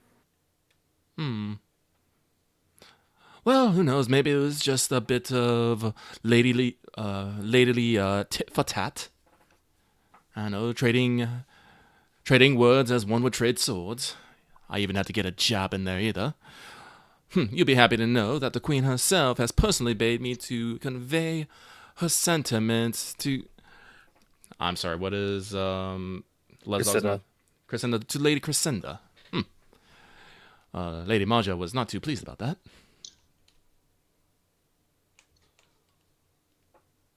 Uh, That's Lord, normal. Lord Brother Konrad, I hope you do not resent me for saying such, but your mother scares me. I mean, I take a little offense to that. She doesn't scare me. No, For she good adores reason, you. Lord. She adores you, brother. Well, yes, if she I was think a. she likes me and she scares me. Which is kind of a shame because I do try Then to again, piss so her does off the High sometimes. Queen. The High Queen also scares me. I would have been But as I terrified. mentioned, we should probably go inside before she noticed that all of you guys aren't following. That's a Yes. good point. Yeah. You chivvy inside the walls into this. You have a small walled garden around Torchlight Hall. It is a respectable but dour building. It was remodeled a few generations ago by House Logi, the White Wolf, which would be Leofric's grandfather, so your generation's great grandfather. So it doesn't match like modern architectural styles, and it's definitely, despite the fact that you are, smack in the middle of Milieu and Crown, it looks like a Norland building. Very tall roofs to shed snow. A couple of notable, turret spires. Broad but high windows to let the sun in. A small garden with some very sturdy Norland oaks and pines. You go in through there's some lovely big solid hardwood double doors. And you enter the main parlor, which is more cozy than formal, you'd say. Thick woolen rugs, a couple of animal pelts, a couple of northern bears, big fireplace, and a couple of comfortable and practical couches, actually, which would have been, haute couture at the time it was remodeled. Now they're pretty commonplace. Most places would have couches and seatings. But as your trunks and stuff are being brought in, there's a footman of the house who is speaking with the lady and says that excuse me, miss. Yes, we have a guest. It's like, oh yes, see who it is. And coming out of out of the foyer, actually, you were all greeted by Countess Mjolnir, Maja's sister. This is a lot more friendly than your encounter with the High Queen. The Countess first of all, Konrad, you get a side hug. It's your aunt. Arm on the shoulder. I hug her back and very good to see you, Auntie. Of course, young lad. Ignis is definitely wagging his tail. Yeah. Like doing the full body wag. Yeah. She gives him a not like a reach down, scritch the ears, but yes, a nice pet. She kind of bows at the waist to Leslok, young Master Logi, and respectable nods and greetings to everybody else in the crew. Indeed, because House Ech is literally right next door, you would all probably have met Countess Mule at some point, either for a diplomatic visit or just through the course of being out and about. Important people. So she's much more in kind, and basically she turns to Lady Maja and is like, now of course, dear sister, I came to see you, but I've also got a few things to talk about the Lord Logi with. Is he not in yet? And Maja explains, no, dear sister, the Lord was, I believe, delayed at the old fort, and she's just like, it's this business with the festival. I tell you, everything is so intense. You would not believe the things I've had to do for the past couple days. And I'm the Lady Warden. But very well, then. And then I might impose, Lady Masha. I would like to return to the drawing room. We can catch up on a few things and wait for the Lord. And, she nods to the rest of you. I'm sure the rest of you will find a pleasant time exploring the house on yourselves. Shoots Comrade a wink, and the two ladies of House Ech go off to the drawing room to, catch up with, I don't know, whatever sisters talk about. So Lord Farron and Everhelm, kind of go about their business to make sure all the servants are organized and, unloading all your stuff. Lord Farron, tells his son to go catch a courier and send a runner to tell Leofric they're there. And so you guys have a few minutes to have the run at Torchlight Hall. Cool. As immediate members of the family household, most of you would have apartments on the second floor, which would include access to the drawing room, though it is closed right now. Nicola, being from a cadet branch, you probably have an apartment on the first floor with the rest of the banner houses. Also because with the addition, it's a lot of you on the second floor. But Inos, you are as you know a fosterling, and being your father being sworn brothers with Leofric, are afforded a second level Hell yeah. apartment. Does it have a big There's window I can also- jump out of later? Yes, like Excellent. I said, high, big windows to catch maximum sunlight. Though you have big, curtains for it.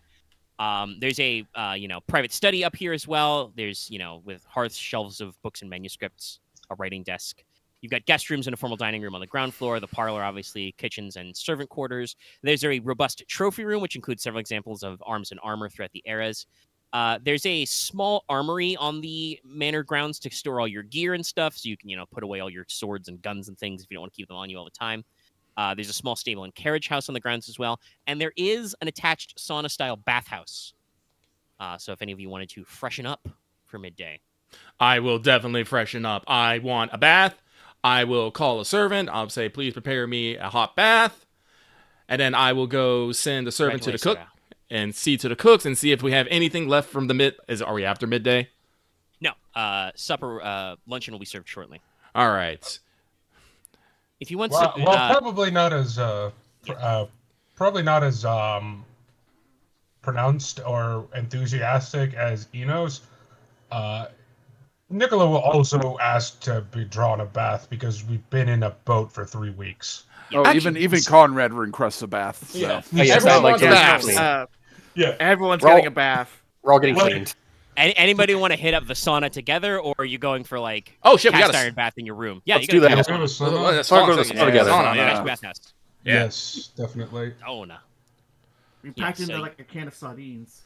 The lads take a moment to set aside, get some coals in, get some water flowing, and hot steamy bath, wash off, Ugh. change into new clothes. Getting something fresh I like and... the ocean. I like the ocean, but the worst part about it is the salts. I have salt behind my fucking ears. Oh, Yeah, at good this one. point, once Inos does not wear a veil into the bath, and like I said, he has beauty too. He is gorgeous, perfectly shaped androgynous face, large, slightly canted eyes. He has, like I said, he has like dark red skin, yellow slit eyes. He has his teeth are more sharp than not. And he has shoulder length black glossy hair that he uses that right now is just kind of slicked back with water. Yeah. And he's just like, oh, that is so much better. If we're in the sauna together, then I would also technically be treated as having beauty too. I Yes. think that's what subtle beauty does. Yeah, it's situational. If you're Yeah. not in your, well, actually, I don't know. Yeah, no, I think it's fine. Yeah, beauty. I mean, it's a sauna, so you guys would be either buck naked or stripped to like your loincloth. So, not a lot of hiding. yeah, no. He doesn't. He probably doesn't have his full effect because he doesn't have his prosthesis in, which I put as a requirement to get the full beauty 3 advantage. You can't but get he's the still beauty a 3. very pretty man. I believe. Well, no, subtle beauty is treated as having beauty 3. No, it's not. It's beauty 2. I thought it was. Is it 2? Yeah. I can... I'm gonna fight Dallas if he gets beauty 3. We'll see. It's advantages, right? I think it's right at the I top. just took subtle beauty. I don't know what it gives me. Let me go look at it. Like I literally picked. I'm getting beauty Common 3 element. later, so I can be the most beautiful. If I have to like compete Yeah, with, because it's like 1, 2, 3, and it's like 1 point, 3 points, 5 points. I think, isn't yeah, it? It functions as beauty event, proving all fascinating races to a minimum height of 5. However, that's beauty 2. Yeah. Yes. Yeah, Yes. It's not whatever subtle beauty is.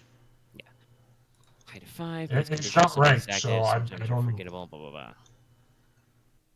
Yeah, and then... So I guess we'll cross-reference beauty. Actually, it's interesting.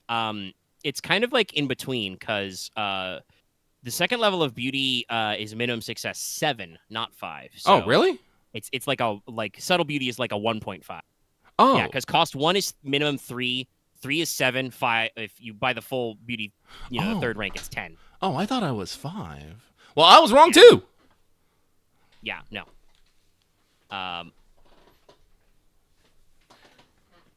So yes, it's It also has a negative to it, so it's like it's more complicated. It's situational.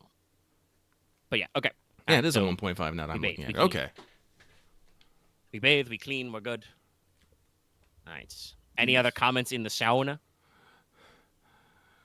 And so, Inos will definitely make a comment. Dear humble Queen Konrad, are you getting bigger again? I will not comment on what is getting bigger. His biceps, clearly. Flex, flex. I know it's hard to tell from me. I mean, I always seem the same. People seem to get smaller. I was like, I think I can use things. I think the servant women would want to do the laundry on those abs. Eventually, Konrad's going to be taller than me. That'll be a day. Oh yeah. Give it a month. Yeah. How tall is Konrad? I'm genuinely curious. How tall are you? Well, I just stated that Konrad is 15 years old, which makes him 2 or 3 years younger than both of you guys, and he's as tall as you guys. He's a tall boy. Yeah, Inos is 16, so he's only a year older, but... I mean, Nicola is fairly tall for his age, but also he is a stick person, so... We have many tall stick people. And probably I'm not he is okay. I'm not stickish. perpetually I'm more closed. live. I like to think. Really. Sorry, you describe yourself like that, Dallas, so I can picture is that Nicola is just the tallest from Invader Zim? Kind of. No.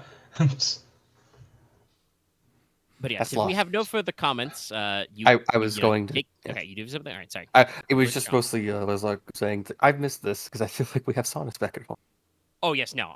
That is probably how you, especially in winter. Like, honest...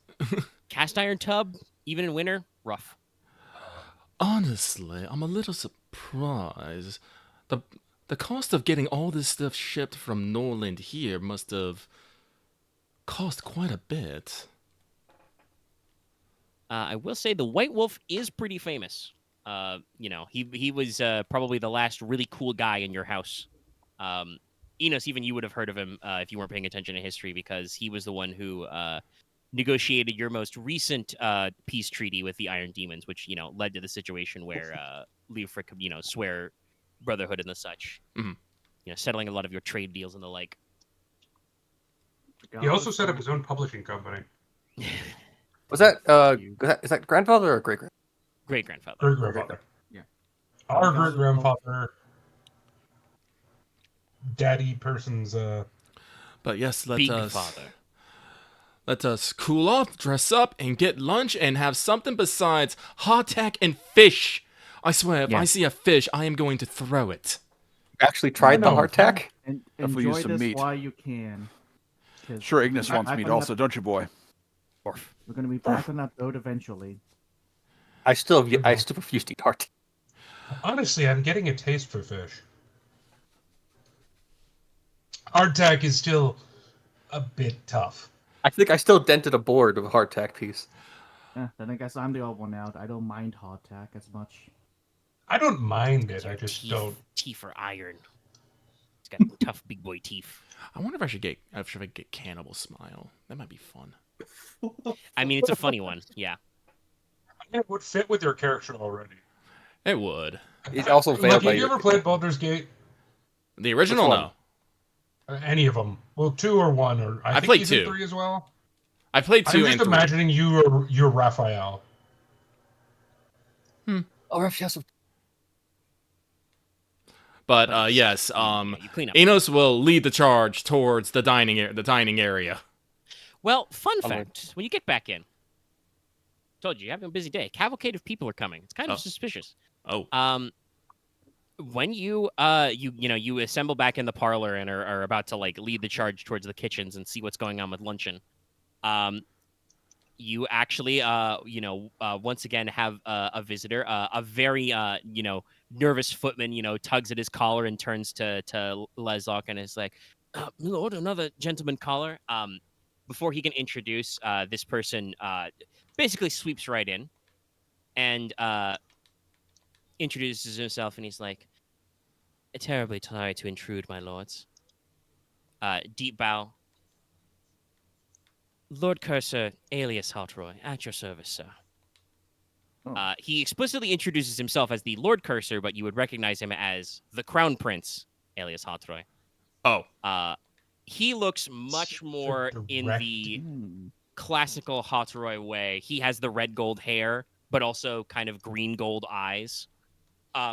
He's not like too fancily dressed. He probably has like a red trimmed, white like cloak or mantle over some more subtle riding clothes, but he is wearing a little badge to signify his office as, the Lord Cursor, chief of the King's couriers.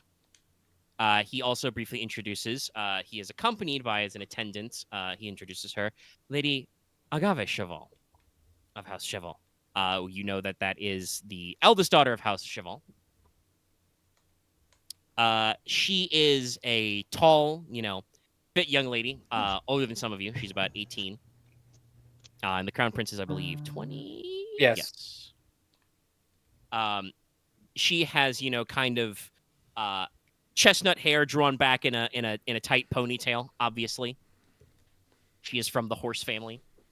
And she is wearing probably what you would think of as a little more, masculine leaning, but still, like unisex, like riding coat, riding breeches, boots, etc. Both of them are clocked, by the way, with side swords. As is the fashion of nobles. And so, he introduces himself and his companion. I assume we do a round of politeness as well. Yes. I feel like Is the heir apparent or the?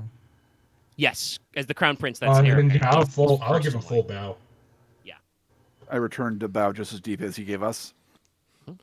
I feel like it's something I think Leslok would know. I guess it's better to call him by I guess the dearest prince, or would I guess I call him Lord to the Cursor.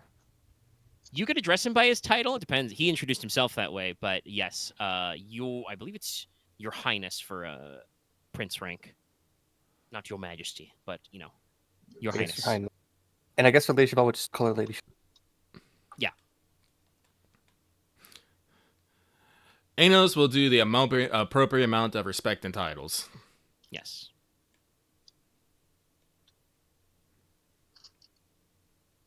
But yes, so introductions are exchanged, He takes note and he says, I'm terribly sorry to interrupt. I know you have just arrived in our fair city. I have brought a message for the Lord Marshal. I checked at the old fort, but I do believe that the Marshal had left. Is he not in? As far as you know, Leofric has not showed up yet. I think Leslok looks to the others of being like, if that's something we should be answering or not. But like, doesn't say. I look over towards the guard and introduce him. Has the Lord Leofric returned? Not yet, my lord. That guy goes back to standing there, firm lipped, like, holy shit, get me out of here, man.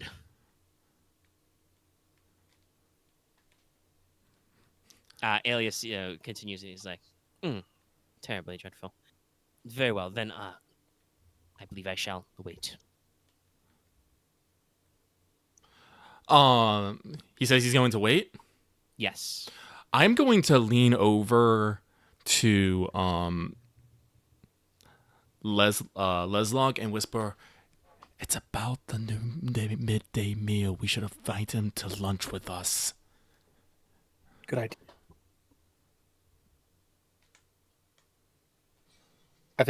I guess Leslok will take a step forward and be like, Your Highness, Lady Cheval, considering the time it is. Would you like to eat it? Would you like to have lunch with us? Oh, that is most polite. Sadly, I must decline. I have several other matters to attend to as Lord Cursor. Hopefully, it will only take a moment.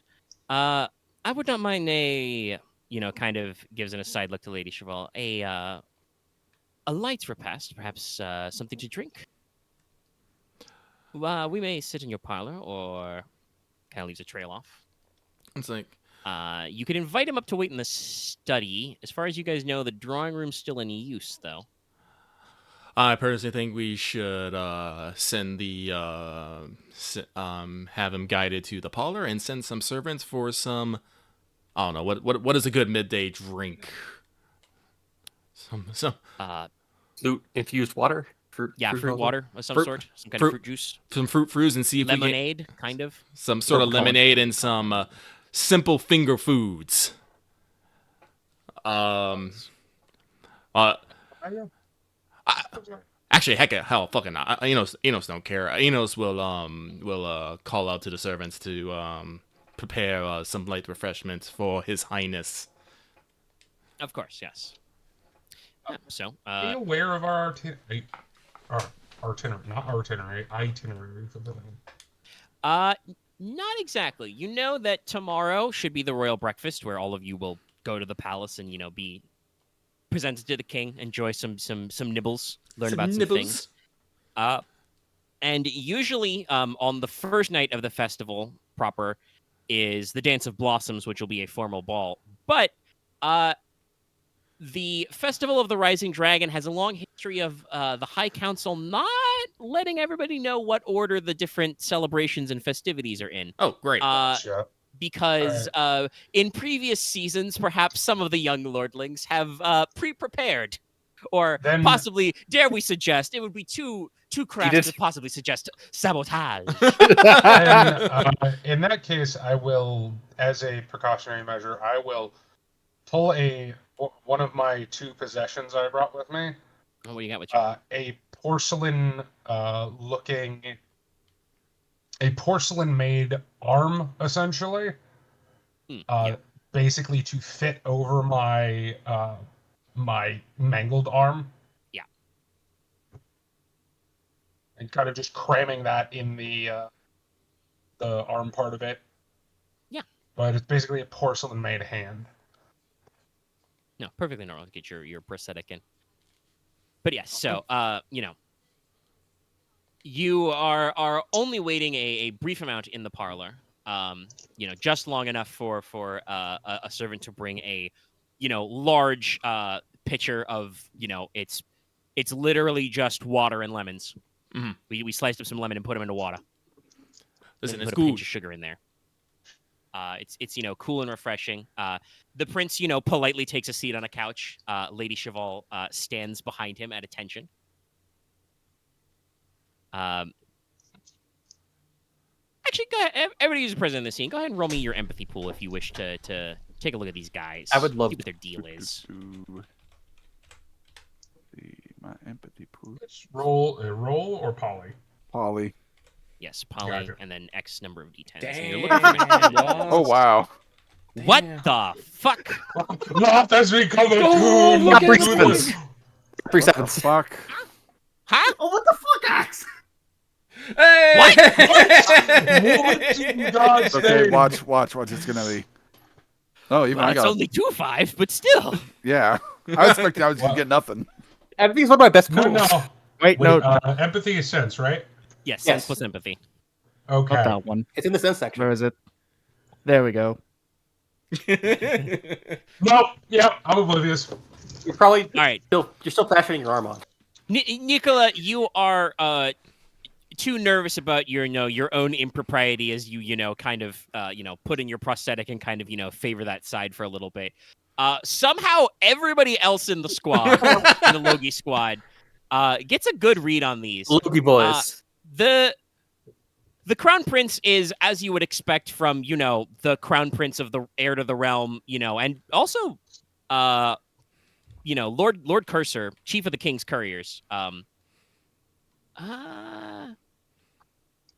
actually what are you guys? I won't make you like multi-action. What is everybody's who rolled a success on empathy? What is your like graces pool like? How plugged in are you to like rumors and etiquette? -5 plus expert. Okay. I'm -6. Okay. Mine is 3. Logesh, how's your graces? 4. Sorry, did I? Okay. All right. We both said it at the same time, so. Yeah. I didn't quite. It overlapped a little. I was gonna double check there. Yeah. So probably everybody, but Konrad.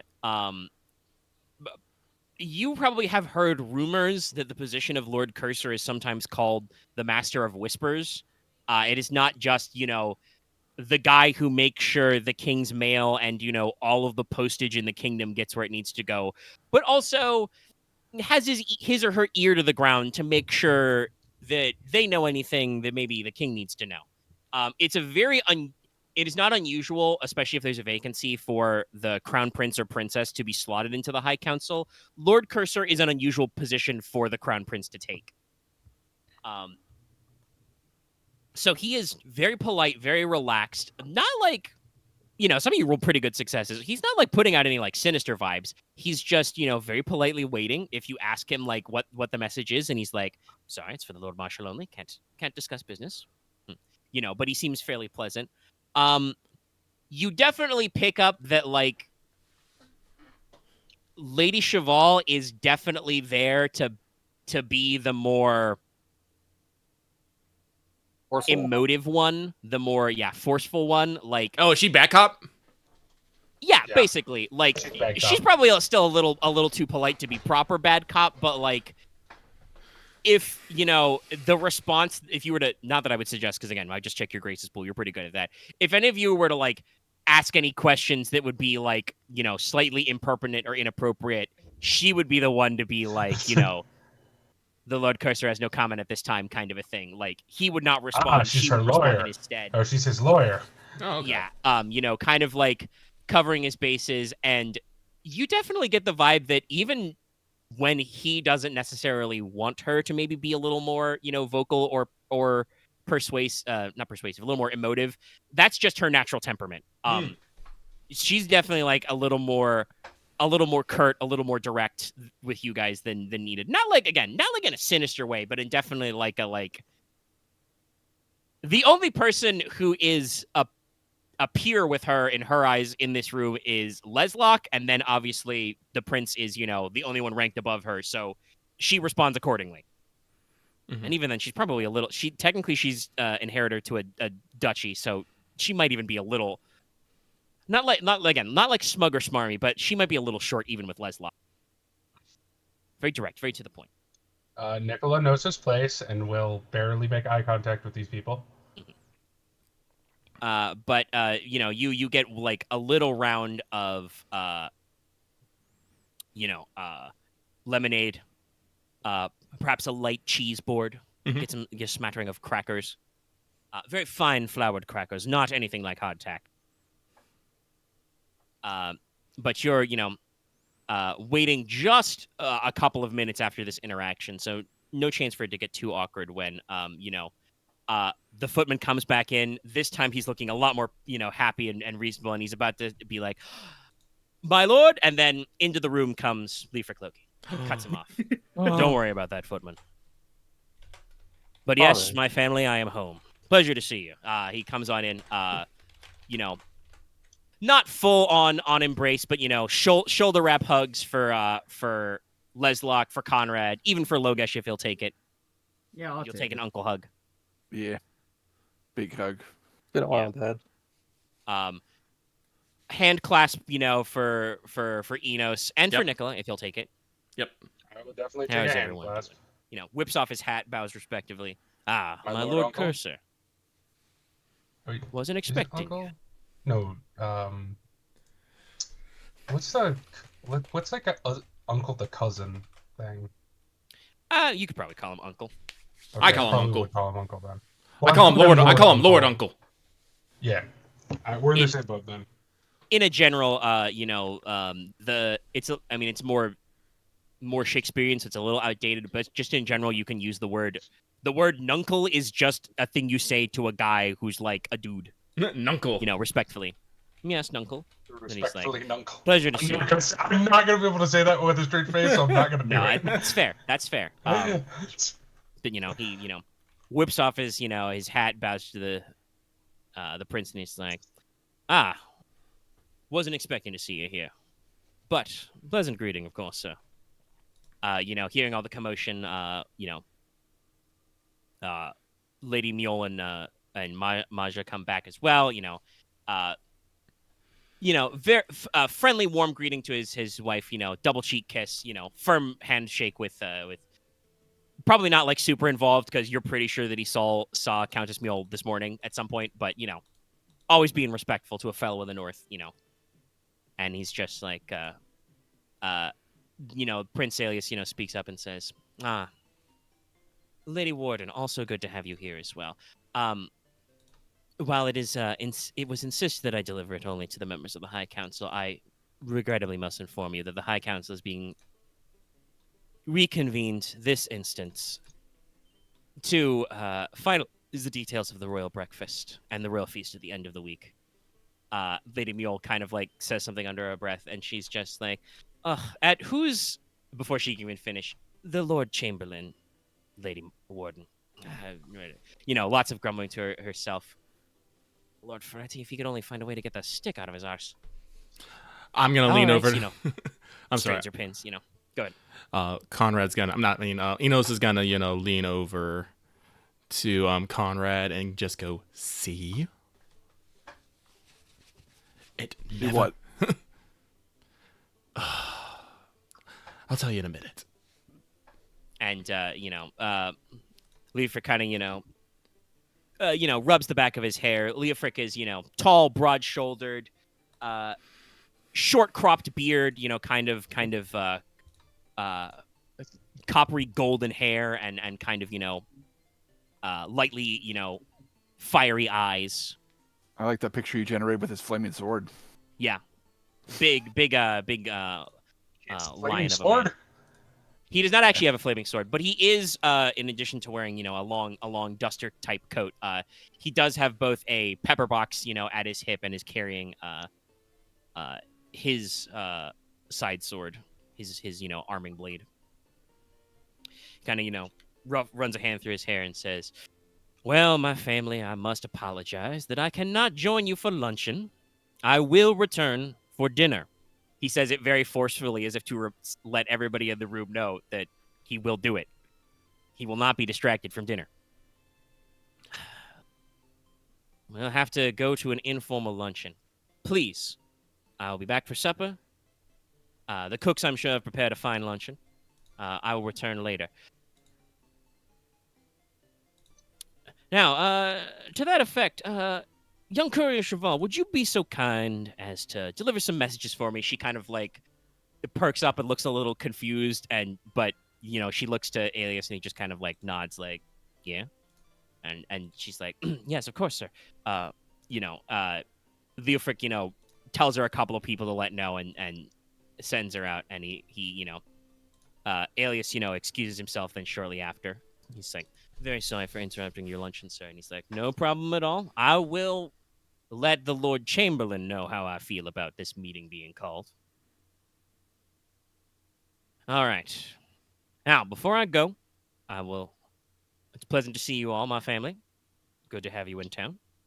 We will speak later, but it is a festival. You have my leave to leave the manor house once you're all set up. I recommend that you take to the streets in the Celestial and Gold districts only.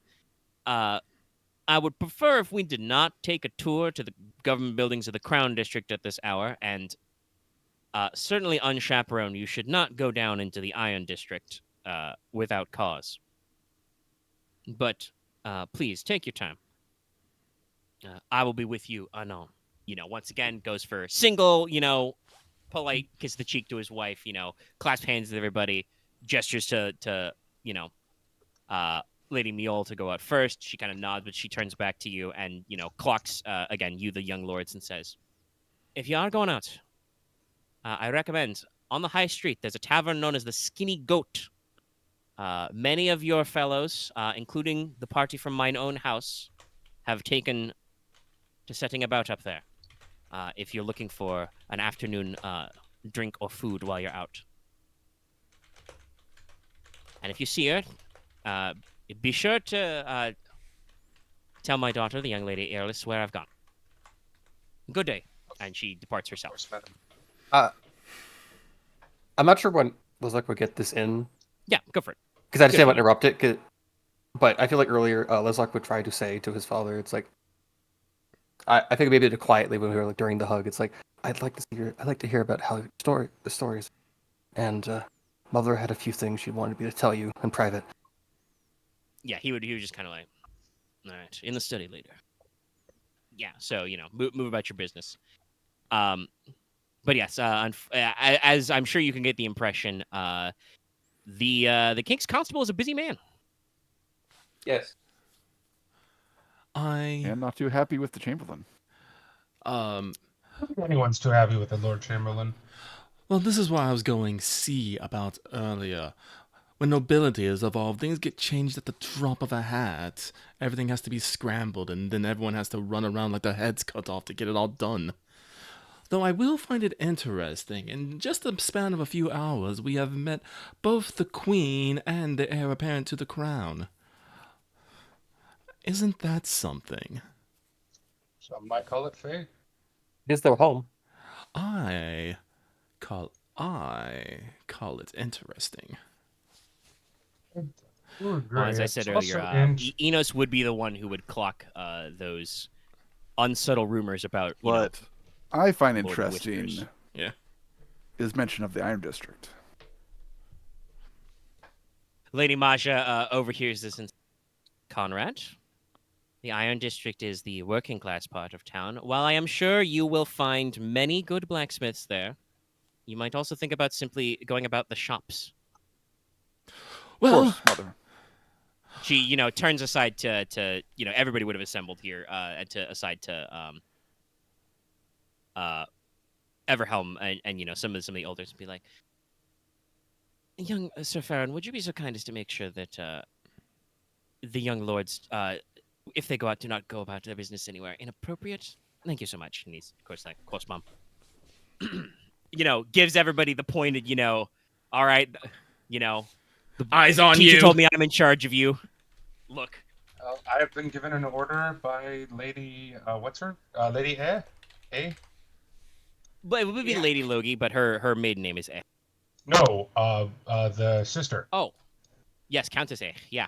Yeah. No, she gave me what I've interpreted as an order, despite it not being an order. So I'm going to go and see what's up. Yeah, I'm going to the tavern to tell her daughter where she is.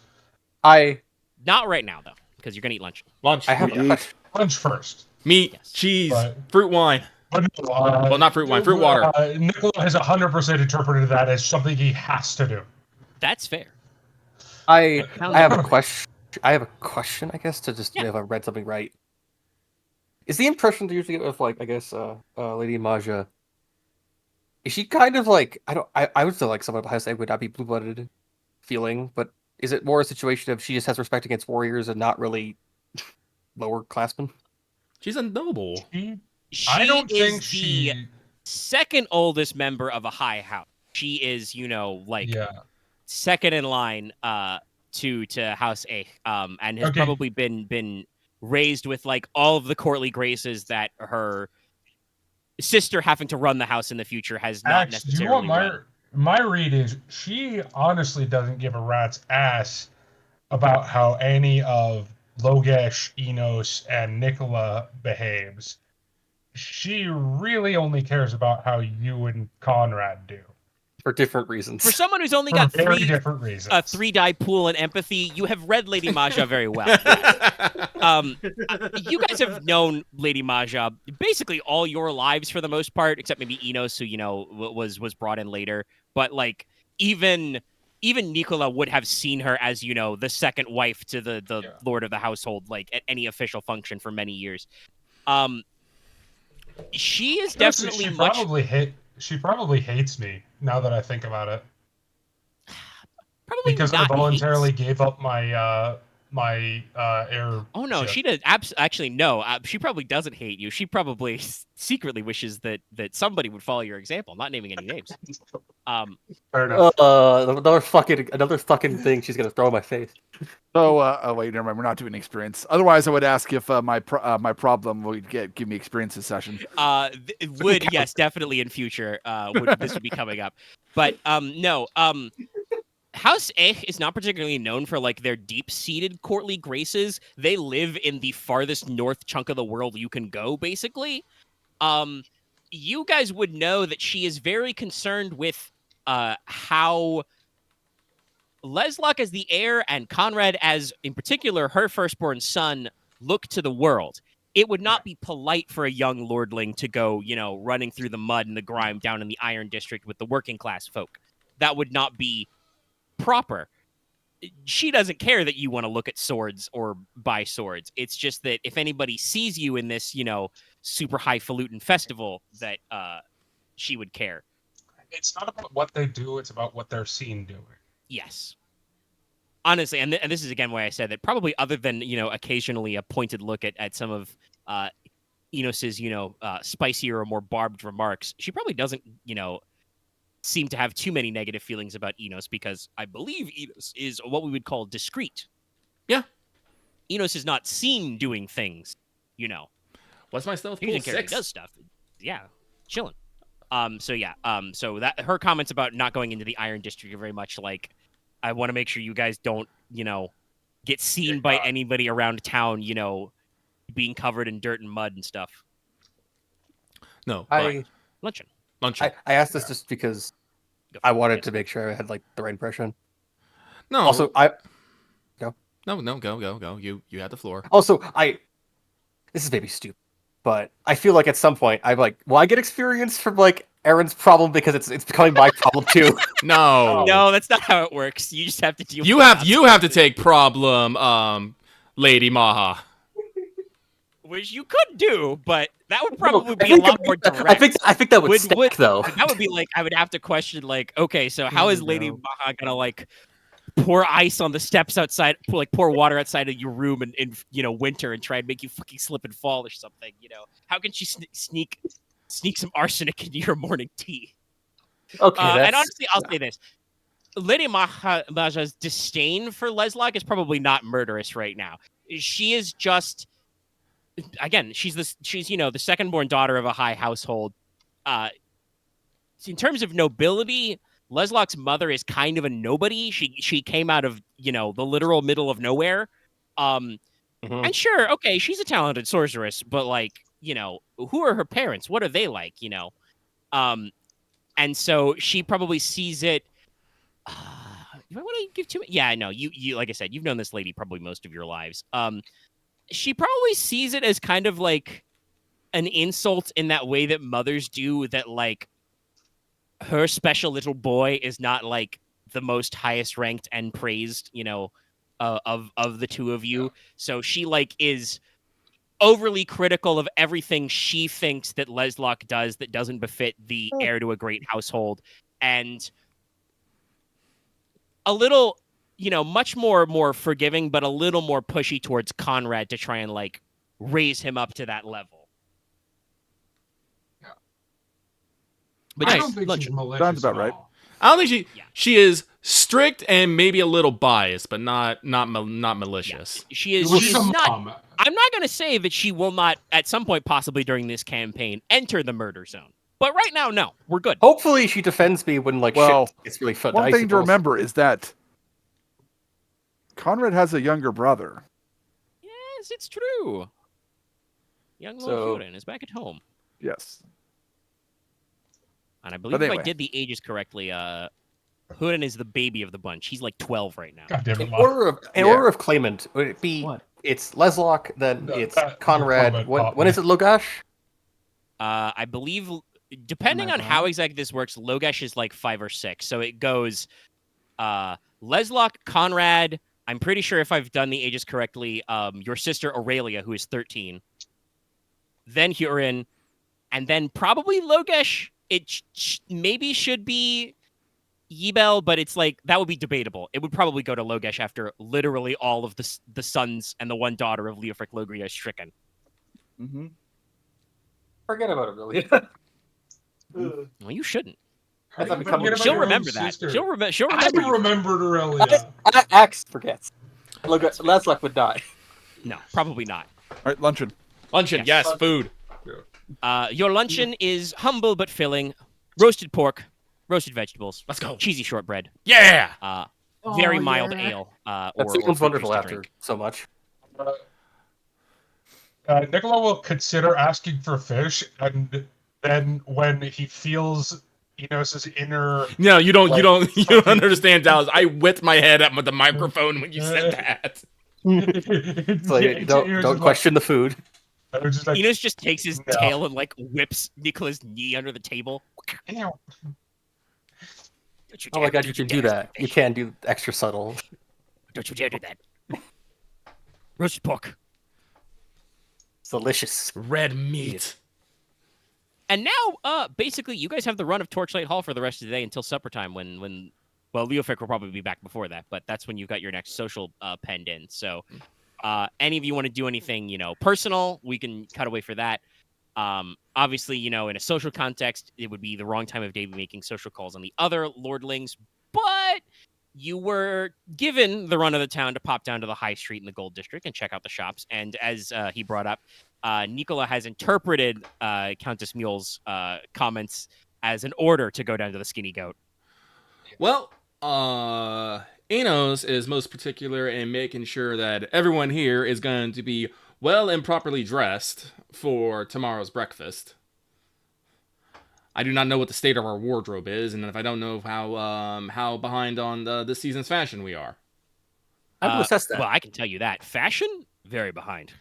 Yes, no, this will not stand. The new spring season fashions, it probably enough time has not passed for them to ship back to Norlon. So Okay, so on that note, there's probably one of the few areas. Wait, it's the royal breakfast? Yes. yes, Yes. You'll Is be that dining at also the with Palace of members Dawn. of the Seven Church? It would be likely that Bishop Clements would be in attendance. Like most of the members of the High Council should be there, but probably no additional priesthood. One thing I will kind of point out at this point for the Church of the Seven, you have to remember there was a point where there was a definite cut between the crown and the church. Yes, the Pontifex Draconis is not in residence in Lampeclair currently. He would be back on the island of Trone, where the church is run from. Okay. But In that case, yeah, you can handle my wardrobe. Yeah. Nicola will not have the guts to fight you. you know you won't. I feel really dumb because right now I thought for some reason we were on Trone because I thought that No. was neutral ground. No, we entirely went to Crown. I do actually have a place I want to go other than the Sleepy Goat, though. Skinny goat. Parasite. However, in Logesh's case, he will dress as he has been dressing this entire time and will pose a challenge to Inos. If he wants Logesh to dress properly, he must beat him in a game of Quartoam. No. If he does not dress well, I'm going to steal his game of Quarton. Okay then. Let's get the rules. Let me prepare the board. Where is it? Very good, you win. No, again, and then Inos will say, the best way to not fight is to avoid the fight in the first place. Oh, Yep. you got me. All Clever right. play. Still not technically not winning though, so I'm still dressing the same. Okay, now I'm gonna go hide his entire other fucking wardrobe. If you Logesh, actually need to hide his this is wardrobe, a fight I you're may not need going to some win. Stealth rolls. That said, it is the royal breakfast with the High King. You have to look This for coming. I am not afraid to say. I think, Lady Maja may need to get her sandal out and corral you if people Wait, are not not her, dressing not her appropriately. old, not her like royal shield. No, it's her sandal. Run! No. I made the joke about Asian Tigermon. They will pull out the sandal. No, yeah, she absolutely like it's I do not think she has, a wooden switch with which to beat you with, but like definitely like as the lady of the household, she will probably be on your ass if you guys are not dressing appropriately. Admittedly, the royal breakfast, it's not like the most formal, but it is going to be like in, a breakfast room. It's going to be at the palace. So like making sure what you're wearing is, clean, There are modern. also events afterwards in the Yes. following days where we probably will have to dress better. So, to put in the context, since I'm not great at putting emotions to my words and how I speak, that was light banter with Inos. As soon as Lady Marja would get involved, Logesh would just be like, "Yes, okay." Yes. Would just begrudgingly, yeah, okay. Yeah. It's like, don't worry, cuz we're not gonna get something that's gonna make you look like a damn peacock in a snowstorm. We just need something. You say that, but that actually sounds interesting. It does, doesn't it? It kind of does. Enos' only complaint about Nicola's wardrobe will be that it's overly traditionalist and stuffy. Yes, no.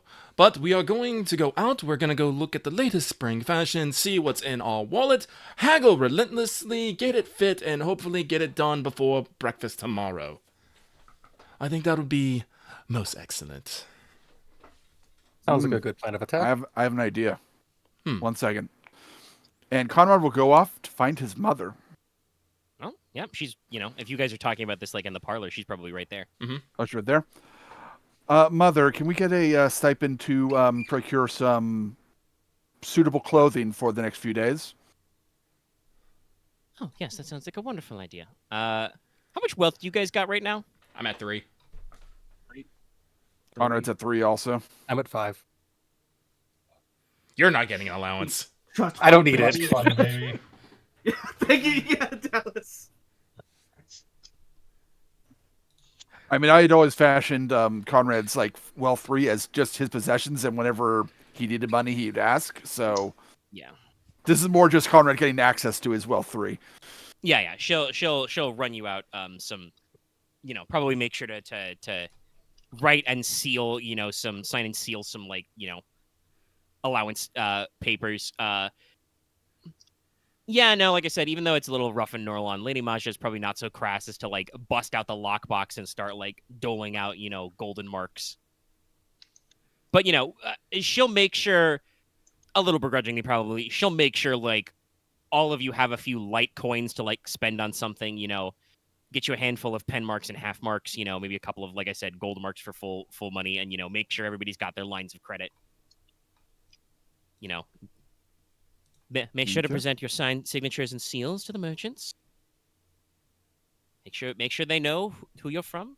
As she, adjusts, the lapels or the collar on, Konrad's, coat for the third time today.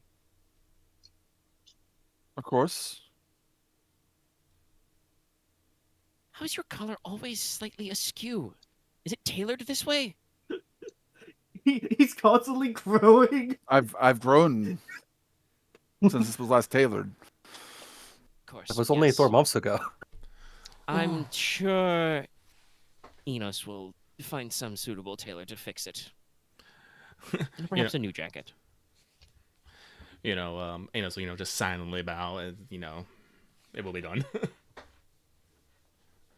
Alrighty. So, you guys head out to the high street. So you'll note as soon as Maja looks away, Konrad kind of messes up his collar again. No, that's also something I'm assuming that you put 2 fingers into it, just kind of move it around till it's actually comfortable on your neck. Yeah. Yeah. So you guys have a stable and a carriage house attached. Do you guys want to take a horse and carriage down to the high street or walk? I would prefer a carriage. Yeah, so we can put our things on that and they take it back. Yes, otherwise we're going to have to hire porters. Easily arranged, yes. A couple of the footmen and groomsmen will accompany you out. Excellent. So obviously, all of the player characters are going. Everhelm has been shanghaied into chaperoning this mess as well. Do you also want to take the rest of your fellow young lordlings out? I feel that Ike would not be interested in shopping for clothes. Yeah, you should still invite them at least. Put forth the invitation. Yeah, Offer them if they feel inclined. I will definitely invite Lucy though. I mean, I was thinking the Nicola's same gonna thing. Try and get out of this. Oh, before I forget, if Everhelm is coming, despite being reluctant to get clothes for himself, he will be happily just like, come on. So I hope you don't mind. I've come up with a dumb nickname Go for it. for Everhelm. Come on, Helmsman, let's get going. We'll find you something Yeah. nice to wear. Of course, sir. And of So, course, Inos, something how- slightly less nice for you to wear. So that how when the willing ladies are see you to you, let- they quickly move on to me. He, claps you on the back. How willing are you to let Nicola escape from this? Oh, He's going to attempt. well, why? Well, Well, first of all, while you're in the carriage, that's not gonna fly. Well, no, yeah. but like the question is, cuz why do you want to run away? Because I wanted to visit somewhere so long. And I've been waiting Clearly, he for doesn't 3 want to know weeks. that. Not everyone to know that he's just as, almost as good looking as you, Inos. Wait, before I make an idiot of myself, I'm gonna assume the Royal College of Chiturgeons is in the royal capital, correct? Yes, though Leofric did ask you not to take any Yeah. tours of the government buildings out in the Crown District, which would be Oh, where the right. society... No, he did. Never mind. Okay. Yeah. No, I'll go in. Okay. The- See, this the- is Never mind. The I people of the didn't government are very associate- busy today. I blame my Americanness. I didn't think it would be considered a government building. No, it's the Royal Society, so like they are Yeah. patroned by the Crown. Okay. No, in that case, I'll go. But yeah, so the whole crew goes. Ica will accompany you. It's like Dallas Though I walking away would when he say, said that. be warned. If you try to put me in some of that southern frippery, I'm taking your hands. actually Inos kind of looks back and forth. It's all like, actually, you might look good in a men's suit. Very dashing. Aye. Riding jacket and breeches. Maybe a kilt.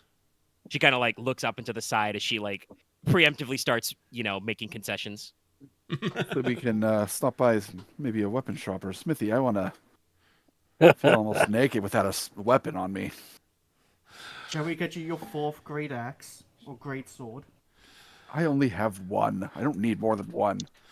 But he has It's just five. not proper for me to carry it around the streets for some reason. It's probably Northern biased. It's probably I because think even it's as tall because as you you are, can you have a dissect dragon a with you. horse with it. That too. But anyway, Inos will lean out and a bit and like, and just like, coachman, to the Celestial District, to the Celestial District Market Streets. Yes. Before we go, I'll go. Ignis, watch the house. Bork. Ignis plants himself in the front courtyard, right in the middle of the steps, and just starts watching. Did Lucy come with us? Yeah, Lucy, of course. Yeah, I did not speak as her because she's more demure, but yes, she would be. Of course, Sarah. Okay. Piles in. All right. Yes. Excellent. Her comment to Ika's, comment about not being put in like a big frilly dress is probably like, "Oh, I think southern dresses are quite nice. Don't get much call to wear them on ship." It's like, yes. Enos is, giving her the critical eye. Like, this is the part where, like targeting radicals are showing up as he's mentally coordinating an outfit. It's like, yes. Would So it- you would like maybe more the southern style dress. Yes. Yes. So you ride through the high street into the gold district, and there's all kinds of things going on. There are street performers, juggling, busking, street music. Town, squares in the town are taken up by dances. There's, mummers and pantomimes. A couple of sword dances going on in the street. Oohs and ahs, clapping. The merchant high street has basically everything you could expect. You've got, all the variety of goods you would expect. Clothing and jewelry you saw earlier. There's pottery and silverware here. There are food stalls serving sweet treats like, sweet biscuits and berry tarts. If you were looking for more formal entertainment, there are, several music halls, a couple of fencing schools, and even some small theaters for drama performances, though they're probably not orchestrating anything in the middle of the afternoon, but, they're there. Probably preparing for stuff for the festival. Yeah. There are a couple of outdoor sports you can probably arrange. Bowling exists at this time period, though it would be, outdoor on your lawn kind of a thing. A form of badminton. Possibly a rundown. You might even find a little bit of, cockfighting between chickens. No caber toss? No, probably not in Lampeclair.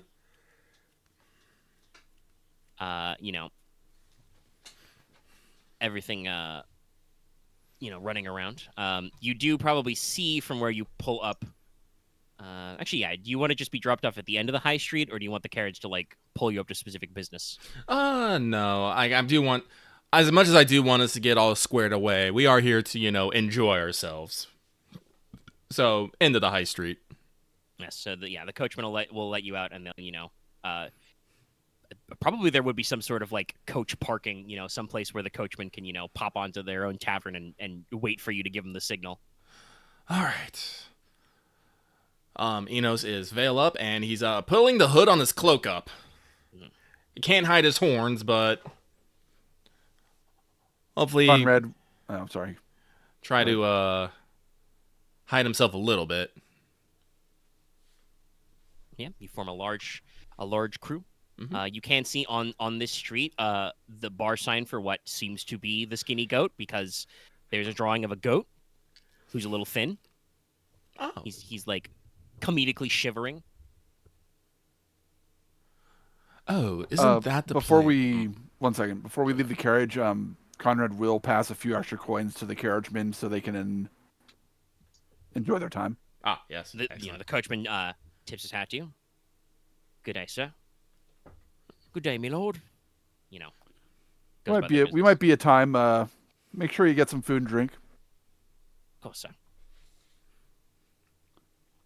Yes, but as we pass the Skinny Goat, Inos just goes "Oh, isn't that the tavern the good lady was telling us about?" Seems right. Do we want to head in now? And I know Nicola wants to relay the message. Well, better now than later when we get caught up in any funny business. So Inos will, turn towards the Skinny Goat. Right. Yep. You saunter en masse to the Skinny Goat. Saunter on in. All right. The Skinny Goat. Comical drawing of a goat on the sign, but it's a clean, comfy tavern. Obviously, clearly for young, nobles or professionals, people who have money. So like I said, clean, comfy, big fire. You can see kind of menu boards stuck in there. There's a small stage in the back with a couple of musicians playing, popular styles of music. They've got sweet ale and ciders from the tap. But you do see the sign that if you have the extra coin, they have, iced water and fruit juice. They do not have the facilities to make, a red leaf brew or a tea, but there are a lot of cafes on the Hyde Street, so if you're not afraid to pay the tip, they'll do a run. They do serve meals, but obviously you guys have just had luncheon, so it's mostly, what you'd expect from pub food: dried nuts and fruits, hard biscuits, very mild cheese. It's not really rowdy, but it's not really stuffy either.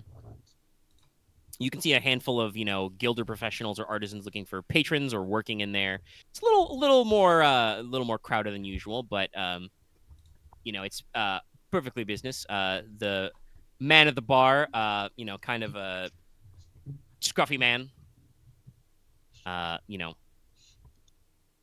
late 20s, big beard, he doesn't have a hat on his head. He's got kind of like a scarf to keep any sweat away, and possibly introduce himself. Jenkin Kruger, sir. Enjoy your stay at Skinny Goat. Get you anything to drink, sir?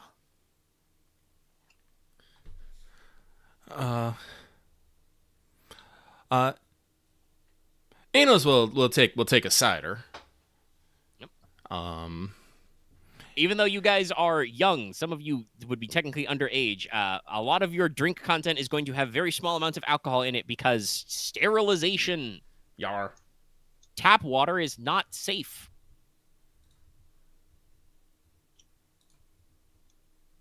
Yeah, cider as well for me. People Sounds don't like have around ciders all around. Did someone scream? What happened?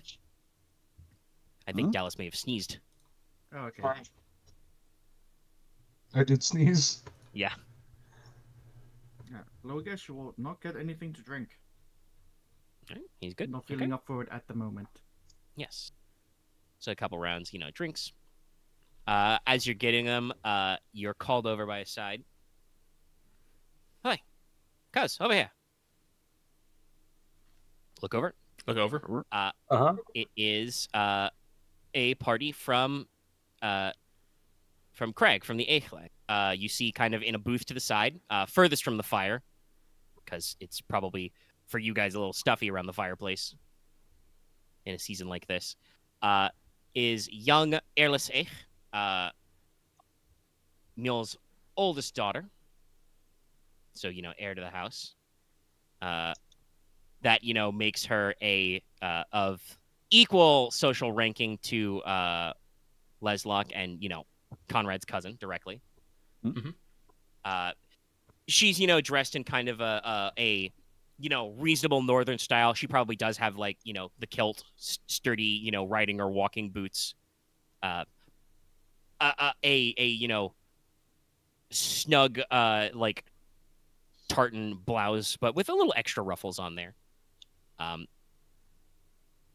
She's sitting with some drinks and some snacks with her fellows and calls you over.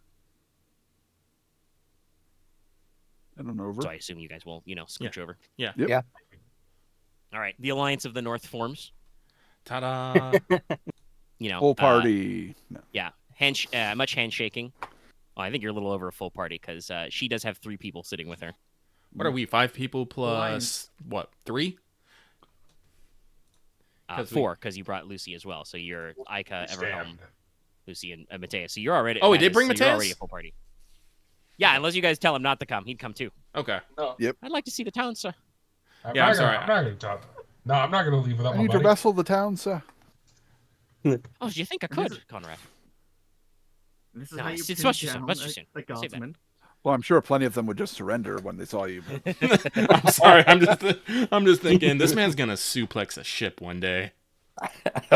That's great. Me and Mateus are He, gonna start wrestling he, the is table. our, he is our Sabine. He eventually suplexed the train. Well, I said that's why I say a boat. We don't have trains. We have boats. No, he invents the train and then suplexes And it. then suplexes. Maybe we can invent the train from Proof Trade. We're gonna start a wrestling faction. I'll be the manager, and you can be the muscle. Perfect. Yeah. I'll be the promoter. Oh, And by the then way, Sona- I don't have her name written down, but I did.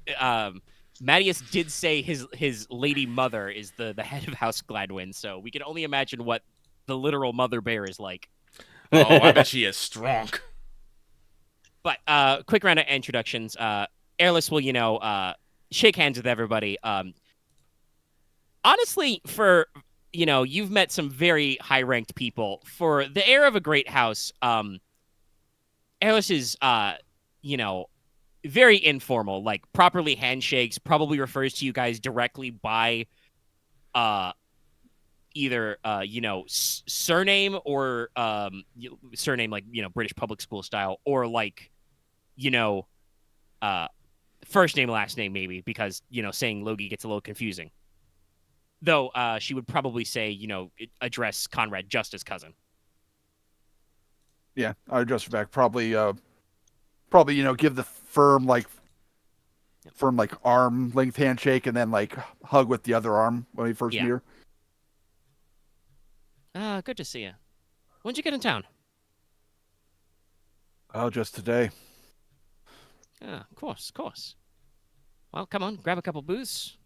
We should stick together. Just to make sure you know everybody, she points at her her future bannermen, the heirs of several houses.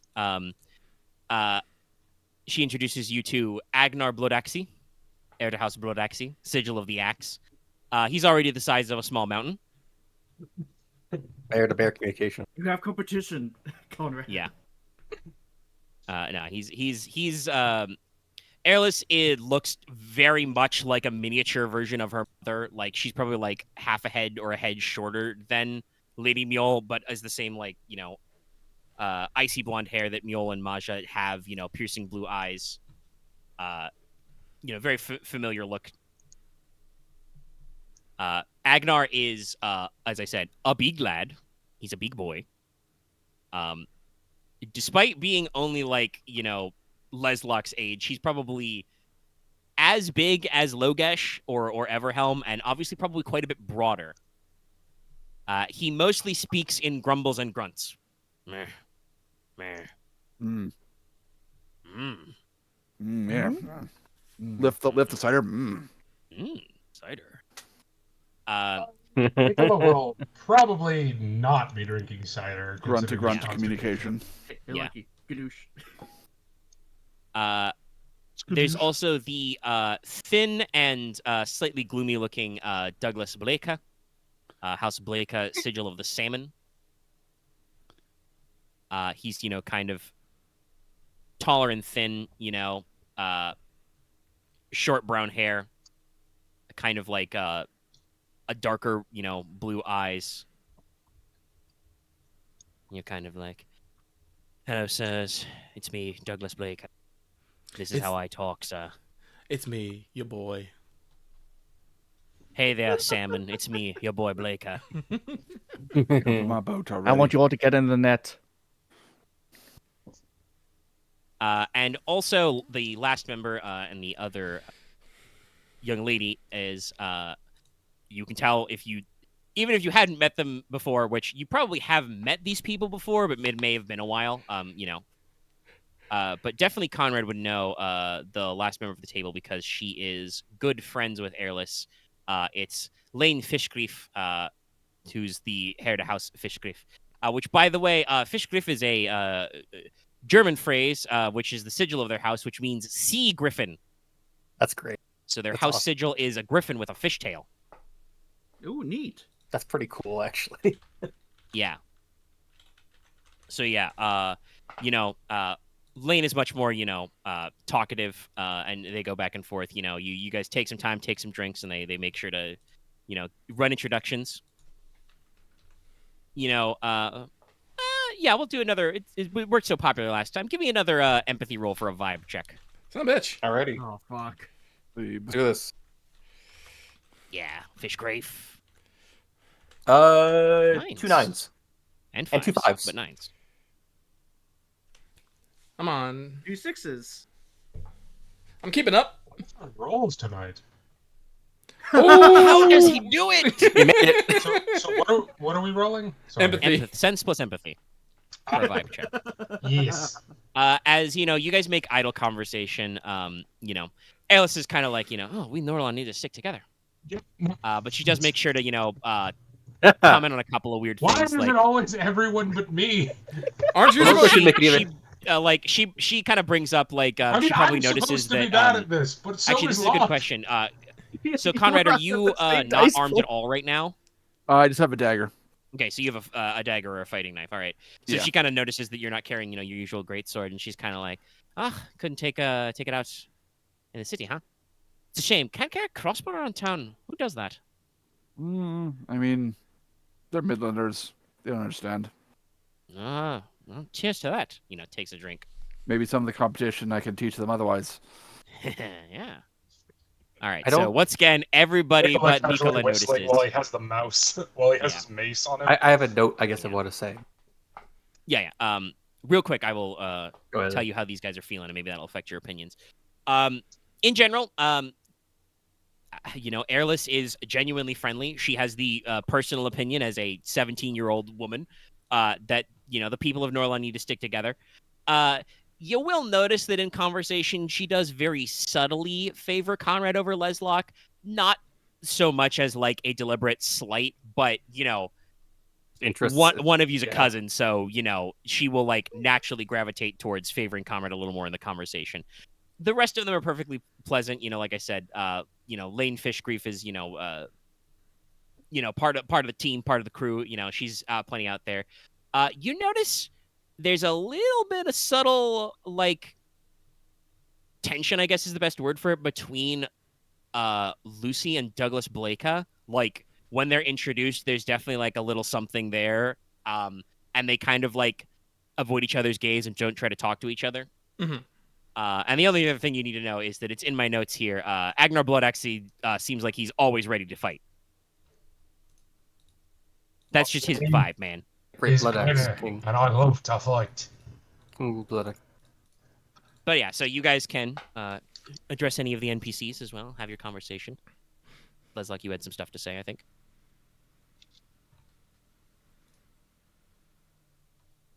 Next. Oh, it was. I was thinking. You're talking about like what, like I completely lost. What Connor was carrying, Hmm? and that's like intrusive thing up that I think also carrying. Speak up. I guess. I think Leslok. Because he was thinking what you guys, what Connor was carrying. I think that Leslok is also carrying. Still has the pepper box, and I think he has the arming sword. Like, because it's just Yeah, kind of you like. got sword and pistol. You should be fully cated. Because I think it just. It's easy to carry on nowadays. The I don't think he weapons has. Konrad has is his great sword and his rifle, Yeah. both of which Both are not of which suitable would- yeah. for carrying around in cities. No, So not a public thing, yeah. So Don't yeah, so you think- guys are yes. all like I said, hunch up in the booths. And Airless is like, so, out in the town, eh, cuz? well, there is a lot of gatherings coming on, and we do need to get maybe a little more suitably clothed, even just so we're not so blasted hot, so hot here. Yeah. It was. Broadway, that's why we're so far away from the fire. Yeah, Inos is going to be helping us make sure we look fashionable. Ah, is that you back there, young Master Racklin? She, makes a heavy showing of putting a hand over her eyes to, like, peer under your hood, Enos. It's lying. Inos, he's just like, this is the one and only. Forgive me for. Sorry, I'm not doing my accent. Forgive me for not showing my face, but if I did, I'm pretty sure all the ladies here would drop dead from shock. The southern ladies would swoon, yes. He said, according Glance to back her and forth. according to Her Majesty the Queen, there hasn't been one of my kind seen here in, well, generations. I've been speaking with the Queen, have you? You guys are moving fast. Moving faster than you may think. We were greeted by the Queen at the dock, and the Lord Cursor himself popped by to find Lord Uncle. Well, the Lord Marshal is in very much demand these days. We've been in town about a week. My dear Lady Mother has many things to prepare. So, keeping your ears to the street, then. Well, since it would be better for the North to look good rather than bad, we've been keeping an ear out. Oh? Well, first of all, I'm sure you know the usuals. Almost every time we do the Festival of the Rising Dragon, there's a joust, marksmanship, a fencing tournament, and a foot race, almost all guaranteed. And my Lady Mother, the Countess, has not been subtle about what she's asking about, so I can safely say I think we can add hunting, wrestling, throws or hurling, and I believe rowing to the schedule this year. Rowing? Interesting. Aye, I hope you're good on your oars. Oh no. And What so, skill would that be? Athletics. No, that's No. that's not throwing would be athletics. Rowing would be endurance. Okay, I can actually do okay on that. I mean, I have 2 dice, but still, it's just one of those. Oh. It's I like, believe that was the suggestion of the Lady Admiral this year. of course. Ugh. I'm pretty sure an oar is easier to break in. I said that wrong. I'm pretty sure I break in half easier than an oar would. Ugh. And there's probably a few artistic or indoor competitions, just that the Lady Warden wasn't asked to set them up. An oar can't dodge out of the way, though. That's true. Quite true, cuz. And then, she kind of like budges you in a little more conspiratorially. Mhm. But, well, I can't say we've been here the longest. Our party's been here quite a while. Been keeping an eye out on the competition. You'll notice some groups here of the Southern Lords in this very tavern. She points over, kind of towards where you guys were at the bar. Now, you say you saw the Lord Cursor earlier. I assume he was followed by the fine horse lady herself, young Lady Cheval. Yes. Indeed. Aye. It is not often that the princeling is seen without the lady near him. But if you look over there, you'll see some of the horse lords. She points out the heirs to House Canton, House Faucon, and House Marais. A couple handfuls of them. They are over by the bar with a couple of either non-noble or relatively minor family equestrians. A couple of local horse riders and knights. Kind of just casually chatting about stuff. So that would be young Lord Philip Canton, young Lady Jalen Faucon, and Vance Marais as well. Kind of minding their own beeswax, chatting about stuff. And then, kind of flicks a line down. Actually, at the bar, Airless points out, a young block from the county of Forrester. That's the heir to their house, Egan Ferretti. You see a young, gentleman about, I think Leslok's age. Yeah. 16. Yeah. 16, again, slight patchy scruff of a beard, well kept brown hair, dark green eyes, dressed very crisply and cleanly, even for visiting a tavern. But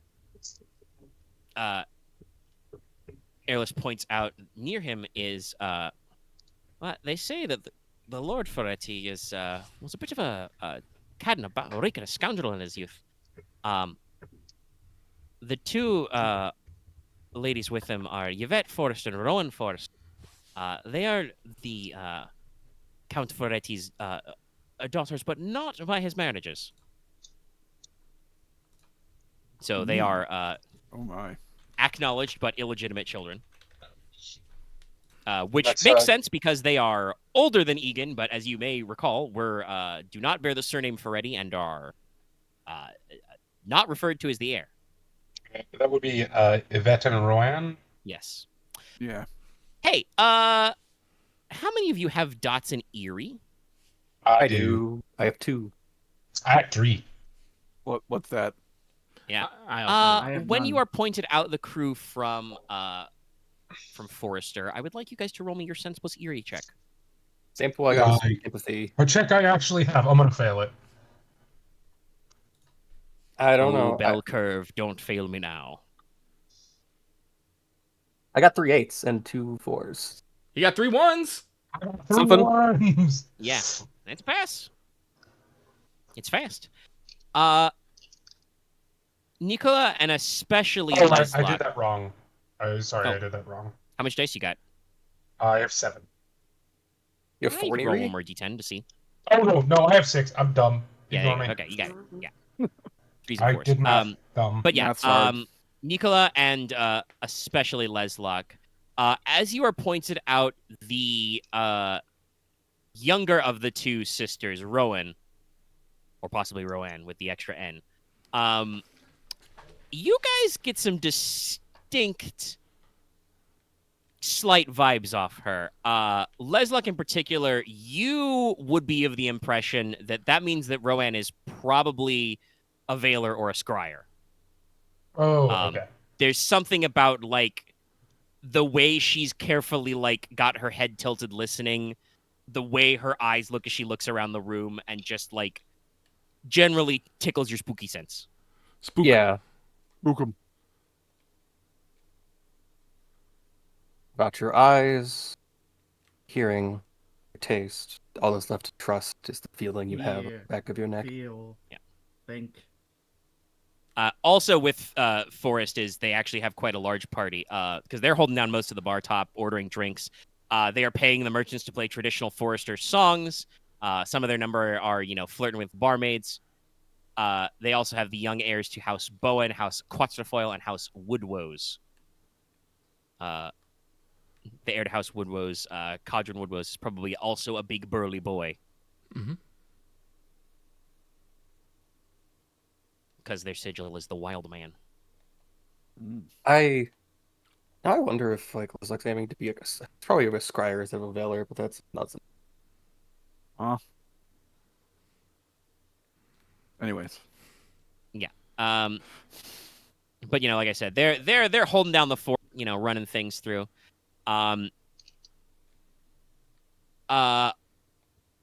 And actually, I probably should have had you guys roll like scrutinize or something to clock one of these groups when you came in, but I don't actually know how much you would keep out for them. But Airless does point out in the opposite corner from you, having a great time. You may have noticed them before, even.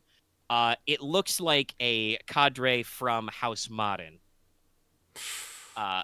Sitting at the table, possibly with boots up upon it, playing a round of cards. You can see the twin heirs, Aquila and Ostermaren.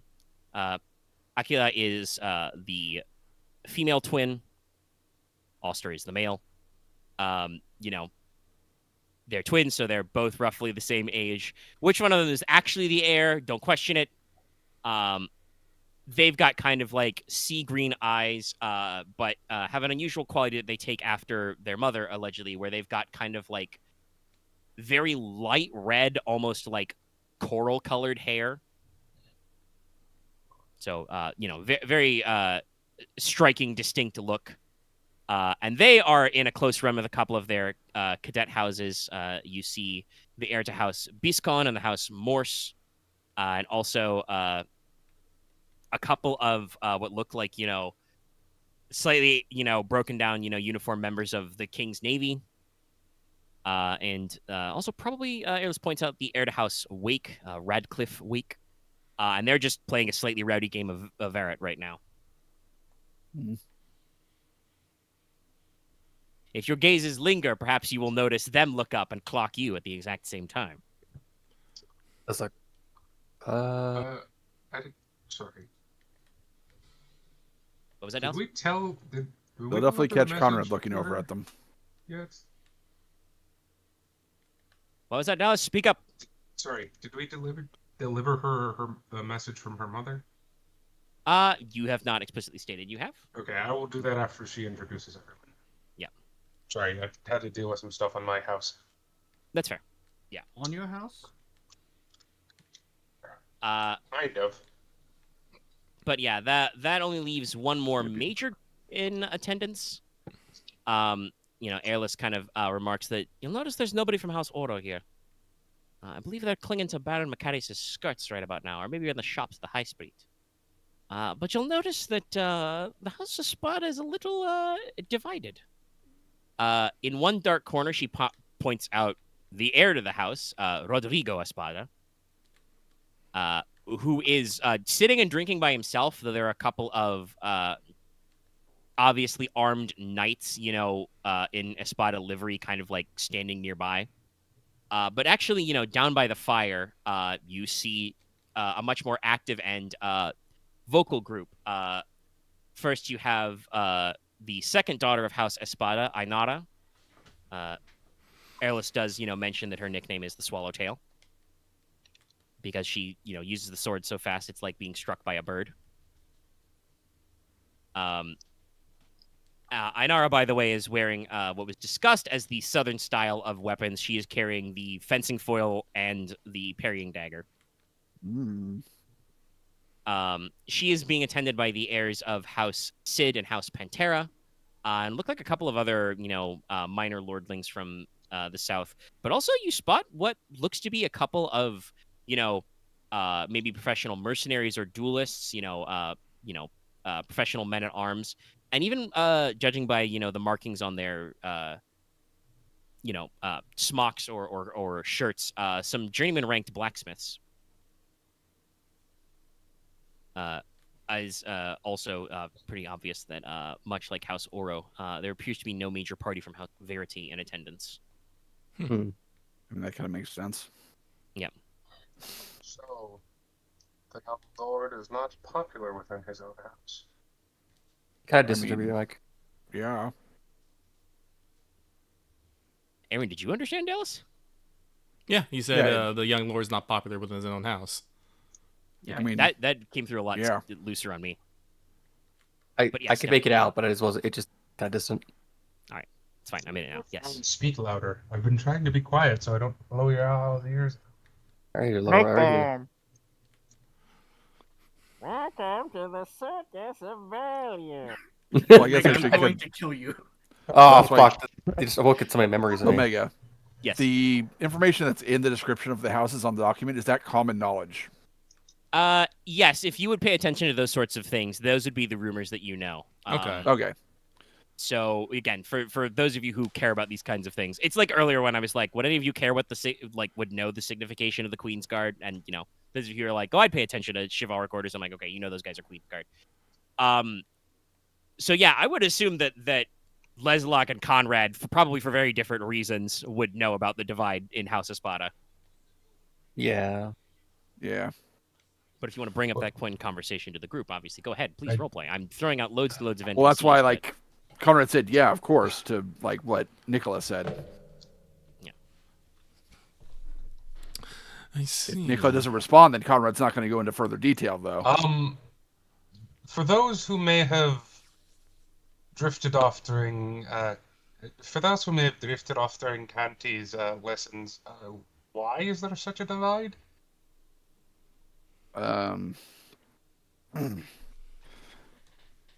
He's not necessarily the favored one. Ah,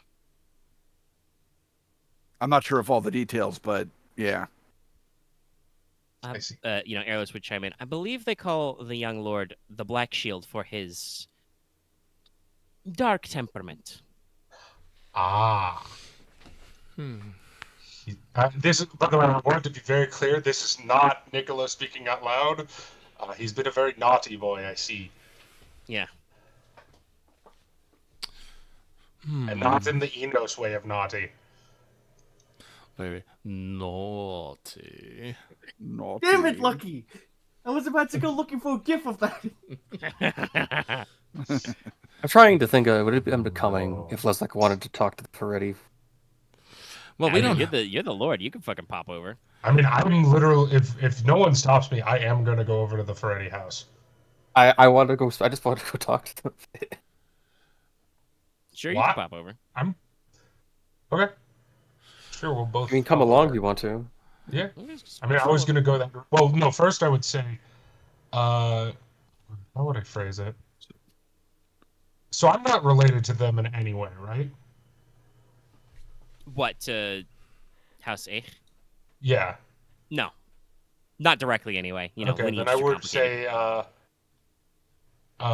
my lady, it would just be or would it be Yeah, it's A. Would be her my surname. lady your lady mother sends her regards as well. That she and Lord Logi have been. How should I put this? I mean, the Lord Chamberlain called a meeting. Yeah, they've been conscripted by the Lord Chamberlain to do a further meeting, so she would Of like you to know course. that is where she is. Don't know the word conscripted, but No, we can They say didn't seem conscripted. happy about it. The Lord... Mother is careful not to be too rude to talk about the other members of the High Council, but if you were to count, on your hands, which member calls the most meetings, the Lord Chamberlain is high on that list. He, the Count Ferretti, likes things to be done a particular way, it seems. He's not always content with just managing the royal household, but likes to manage other things as well. that would explain Father's reaction. Well, the Lord Marshal, I believe, has enough on his plate as a... He is the King's Constable, so Crown Constables report to him. All the judges report to him. If the king has any important announcements to make, it goes through his office. Being a Lady Warden's easy. You just have to be when the king asks to go hunt a hind. There's hinds to hunt. And preferably make sure the king doesn't fall off his horse. Yeah, fair.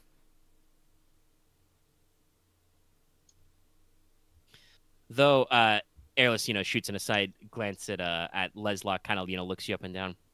I dare say that young Master Logi would probably be better suited as Lord Magister, perhaps, as is traditional for your house. Always have.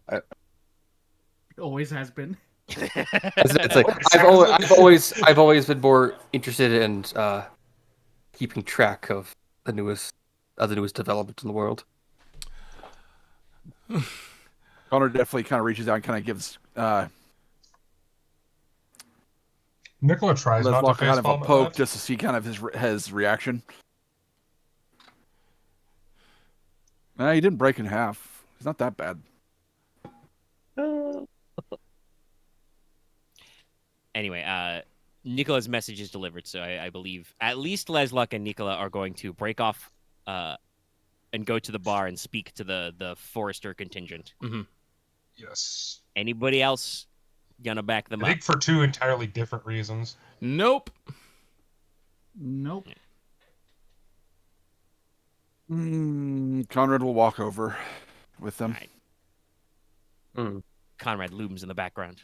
Yep. Not taller than me yet. I have a few more months. Airless would probably lean over a little to Inos on seeing those group pop off and she would kind of sort of voce so Leslok can't hear, though I don't know, you might have some hearing, you might try. I do. But she says, Master Inos, do you think the Master Leslok is interested in a lady from Forester, or is this something else? Inos, leans in as well, and it's like, probably more finding out if he's interested in ladies or not. I swear, our good heir has more sexual attraction to the books he reads. Airless kind of does that kind of unfocused look, processing, and then she kind of tension non-slow and says, well, so long as he knows a few things about dancing, he'll fit right into the Dance of the Blossoms. That's kind of Enos's just intake of.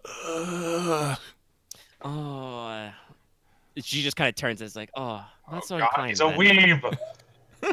Well, I don't think he's gonna step on anyone's toes, but well, that's for the better.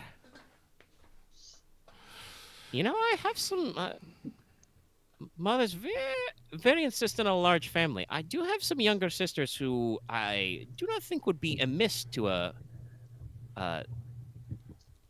book-loving sort. And I'm fairly certain most of the Eich girls have tough toes. it's like, Inos, by the way, you have enough empathy to know Airless is jesting, but also, her first instinct as the future heir to a household is, you make a crack about, Leslok being more attracted to books than boys or girls, and she's just like, well, we could make, we can come up with a polite arrangement for that.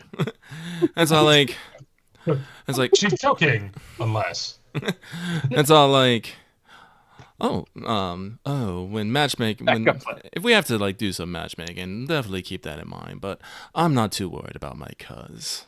Yes, he's a little awkward and he doesn't not quite know what he wants in life, but he's easy on the eyes. He has a big, sexy brain, and he has a good lot in life.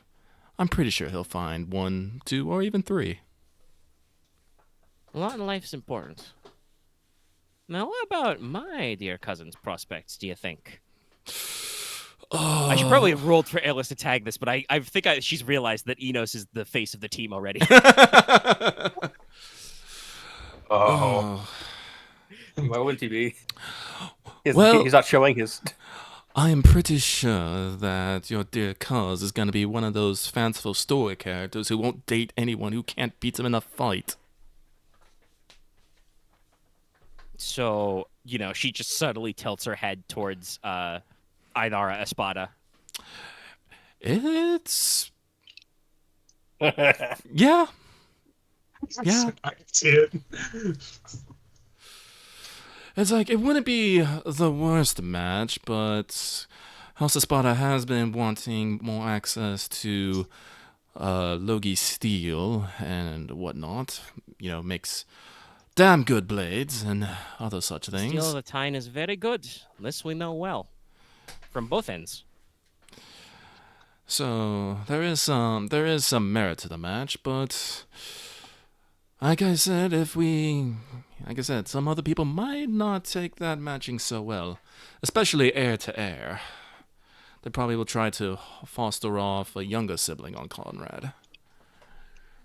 Well, good luck with that. I do know that the younger daughter is an apprentice armorer, but Oh, that's even worse. she's also, assigned as lady-in-waiting to the princess, Estelle. Might be a little more prestigious. I don't know, but like I said, I'd rather both of them, wed for love rather than merit. So who knows? Maybe they'll make a fated match come the Blossom Dance. She kind of shrugs her shoulders and, definitely speaking from the heart, Airless is like, well, that is the advantage of a large family.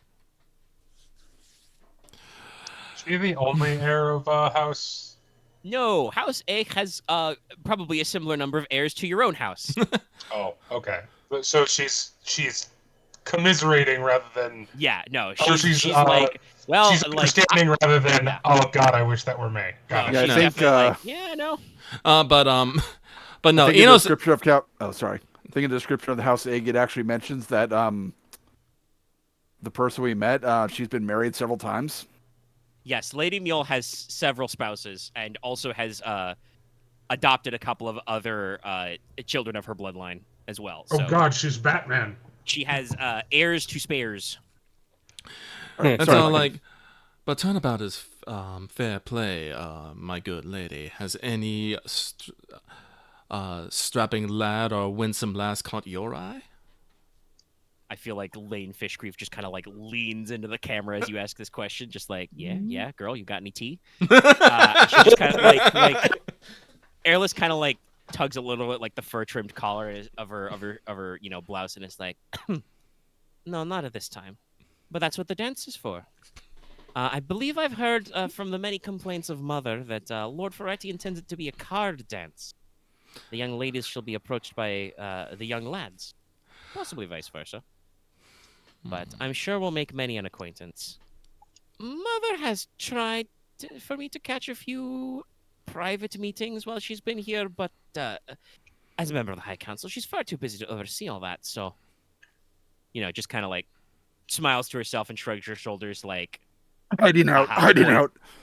yeah, haha, them suitors ain't gonna catch me. Wait, what? What's going on now?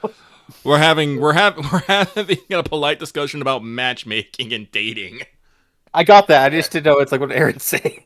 I said hiding out, like she's hiding out here in the skinny Goat. So Yes. in the tavern, She's so hiding she out in the doesn't have to skinny meet goat, people. surrounded by her closest bannermen. So they You know, can her defend her BFF, her weird skinny goth friend, and Anglar Bloodaxi, who is just the wall. The He is wall. the bouncer. So the social blade of armor. Every group has that friend. The fighter, the truckman. Yeah. Which friend are you? Truck freak. Crazy ass. Wow. The fighter. But I didn't know that. we have killed Axe. He wasn't ready for it. I wasn't. Go for it, Inos. But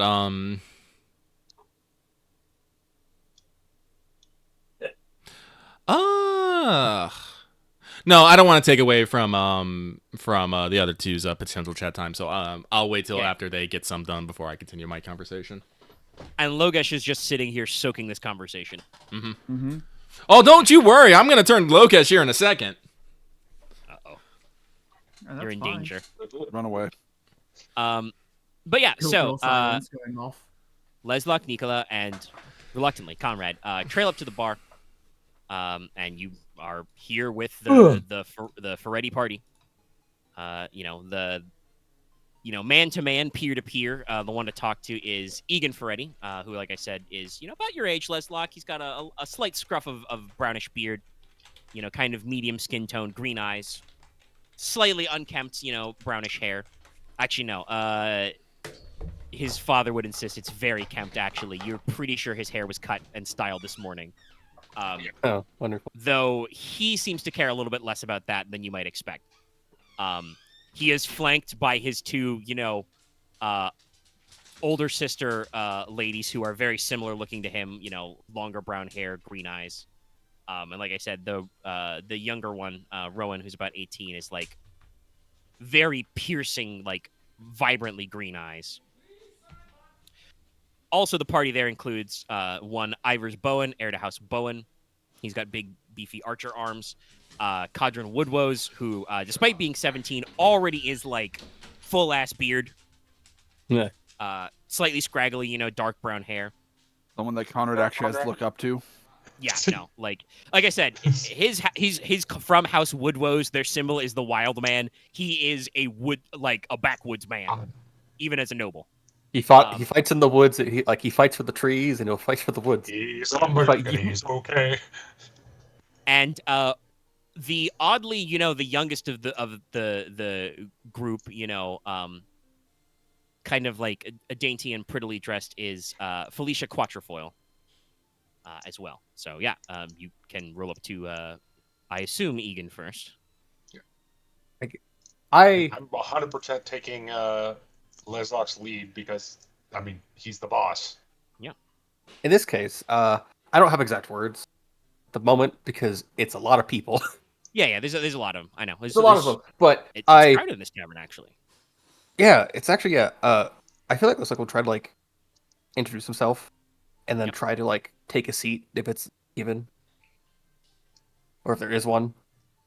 Might be proper to ask. Go ahead and make me a Grace's roll.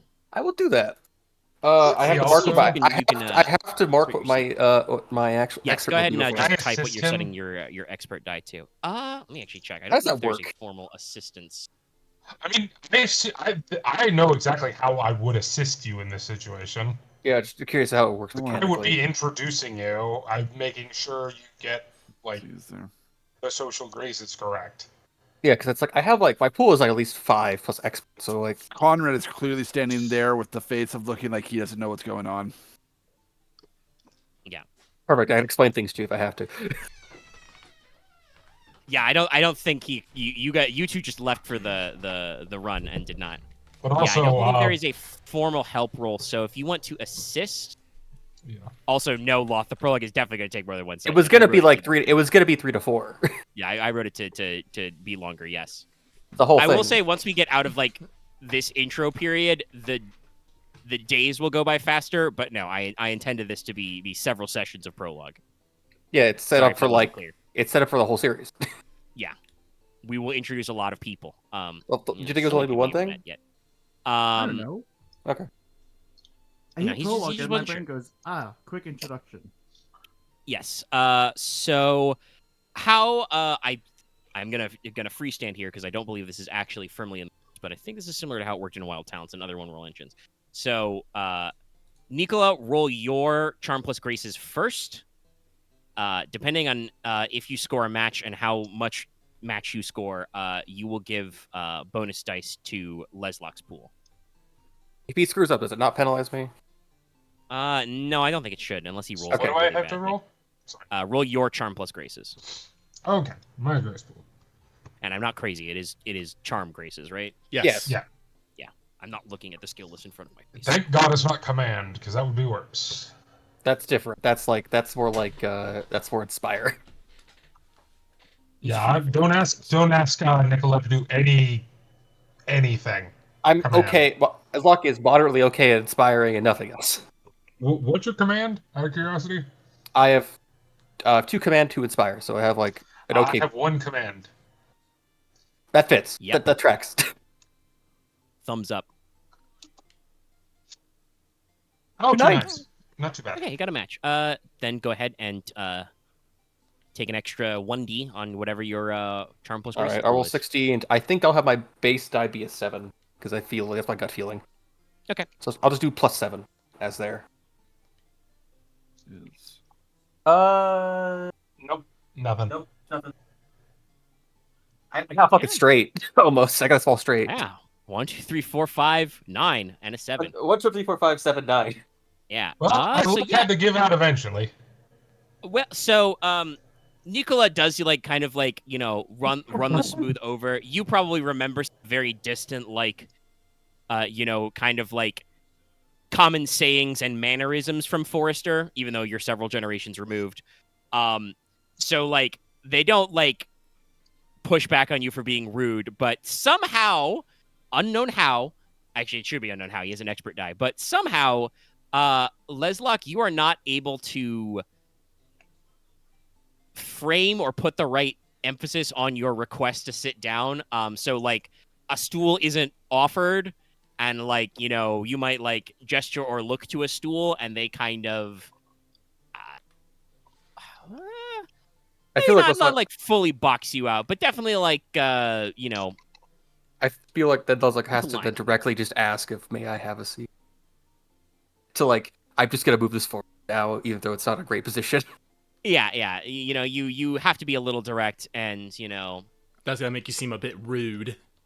It Yeah. does, but I tried for Egan 2 minutes. kind of strokes his scruff of a beard and is kind of Nicola is trying not to face palm. yes, and he's kind of well, Lord Logi. Not that I mind, but it appears you already have your crew over there. Why ye be needing a seat? I know all of them, mostly quite personally, and I'd like to know more about all of you. Sorry. Okay, Sorry. is that terrible? Yes. I have to be asking. No, It's a little awkward. It was a little awkward. Oh, fucking hell! God damn it! I mean, Leslok is you better did roll a fucking straight. No, and you know your what? Yes. exercise grace is I'm cool, just so gonna say it's not. that was Nicola's actual reaction. I couldn't have holded it in. Oh fuck!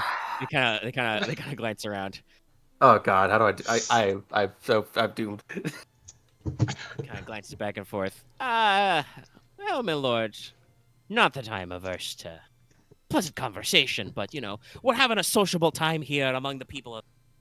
Hey, oh shit, I should have thought of a name for a traditional forester. So, I don't know.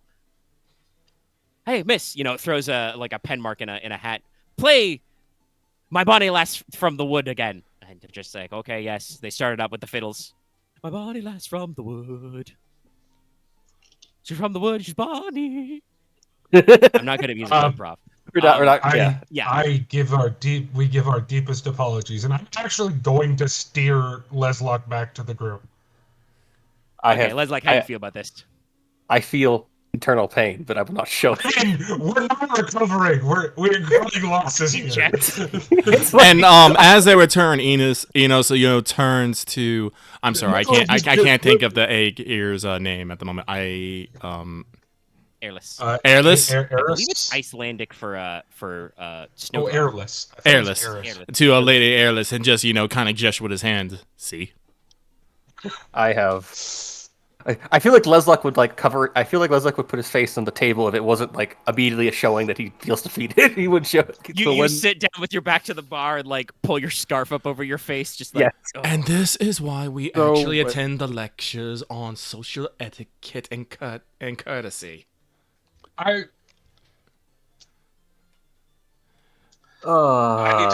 need to figure out an apology gift and So for I them. just want to say that when they moved away from Forrester, Konrad stays there for just a second or two afterwards, staring at them, and then turns and walks away. Also, It's why did you deny my brother? I would say, Egan is kind of like surprised, he's looking back and forth, he he understood that Leslok made a faux pas, but also was not necessarily expecting him to be so like artfully steered away from the conversation. So he's just kind of looking at you like, is that it? I would say that Cadron Woodrose would kind of like, get up off his stool and, like be, buff at you and just kind of like, yeah, what, mate? Close at each other. That said, Konrad, as you turn to walk back to the party in the back, as like Airless, make sure to push the cider in front of Leslok. No, they're doing this loud enough that Konrad can definitely hear. I won't make him roll. From that corner opposite yours, where the Marin crew is, you hear a overly loud comment from somebody. You think it might be the Lady Marin, Aquila, where she makes a too loud remark about that must be the Norlon manners, and just like all of her crew laugh just a little too loud at this. Someone get a glove. I have to toss it. No, you do not. Okay, no, but maybe with the Conrad kid. No. She would kick your ass. We are in an informal setting. We do not have to worry about apology gifts and whatnot. We just have to not make the fools of ourselves. Yeah. You misunderstand me, Inos. My apology gift is that I most likely am going to try and visit their housing area later, and to have a personal conversation. So I just wanted to try and smooth things over. Yeah, this is also Why exactly? I wanted to perhaps learn more about my grandfather's people.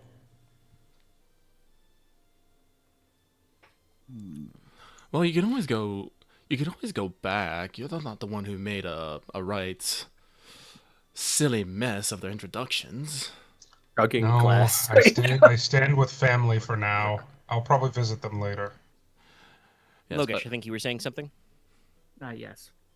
But this will also be said out loud, just so certain parties could hear. But what was the group? I am going to cover that mouth. Oh, Well, he has to goddamn. start saying something first. Yes, but you were asking about which group? The group at the bar or the group that took a jibe? Took a jive. That's House Martin. Yes. Okay. It's okay. It's just Marin hospitality. So at what point would you want to insert the hand over that situation, Inos? After he the says mention of after he says Marin. All right, Yeah. so he doesn't actually get to the hospitality part of the jibe, but definitely people at your end of the pub heard Logesh mention House Marin. Mm-hmm. It's like, I don't know about all of you, but I don't want to be starting a bar fight on the first day of the festival. I am a bloody stick, and I do not want to get my face bruised. Would that be a record, though? So, Konrad is sitting back down, but he has not taken his eyes off the Marin group. Mm-hmm. No, honestly, Nicola is probably looking at the Marin group rather coldly. Oh, you are getting like Oh, we're about to fucking West Side Story this shit. We need to leave. there's quite a few Oh. snarky, smug stares going back across. No, they're not.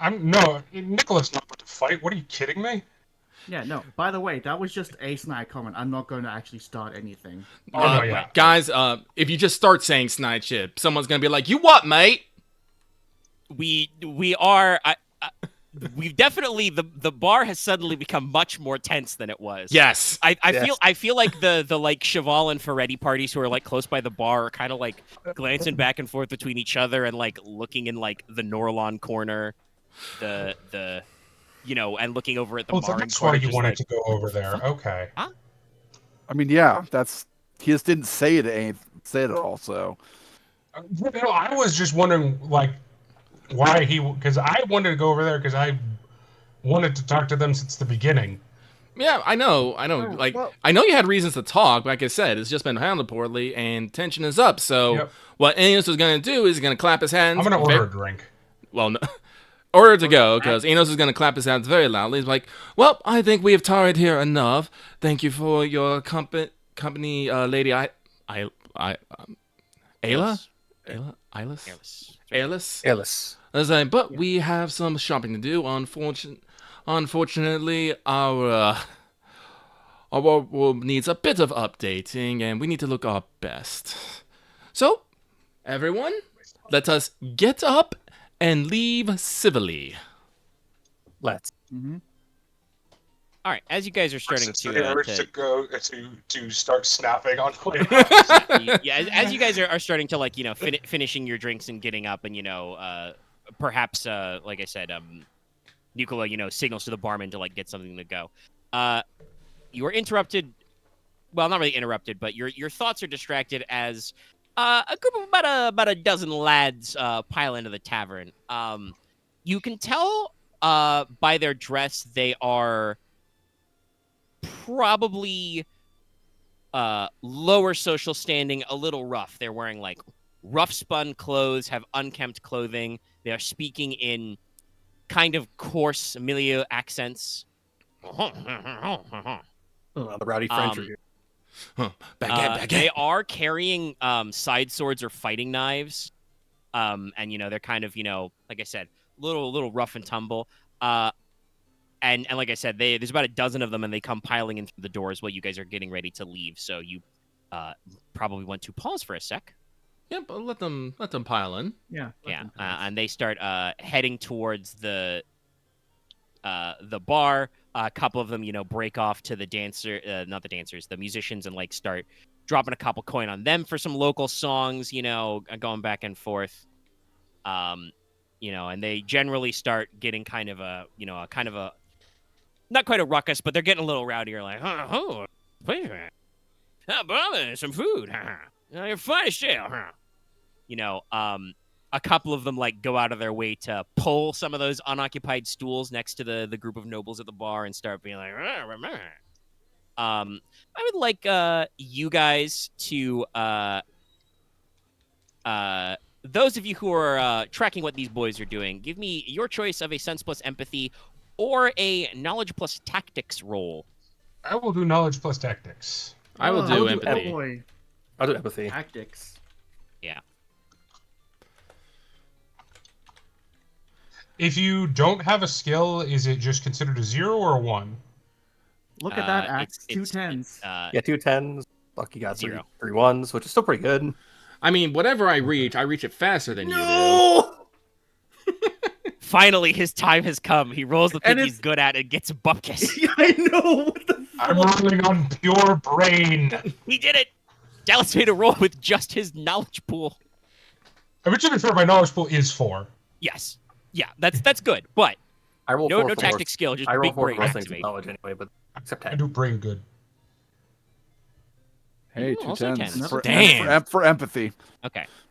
That's fucking funny. All right, so Inos, rolling empathy. You don't know jack shit about subculture in Lampeclair, but you don't need to know it. You've probably, you've slipped out for an evening nip, right? Yeah. You've been about the town. You very rapidly clock these guys as these are not normal customers at the Skinny Goat. These look like Pub crawler? not really like a pub crawl. These look like Someone sell wants swords to... or like thugs Yeah. for hire up from like the Iron or Salt district. I don't know how conspiracy brained we want to be, but someone wants a fight to start here. They are definitely being empathy wise. They are definitely being very very rude.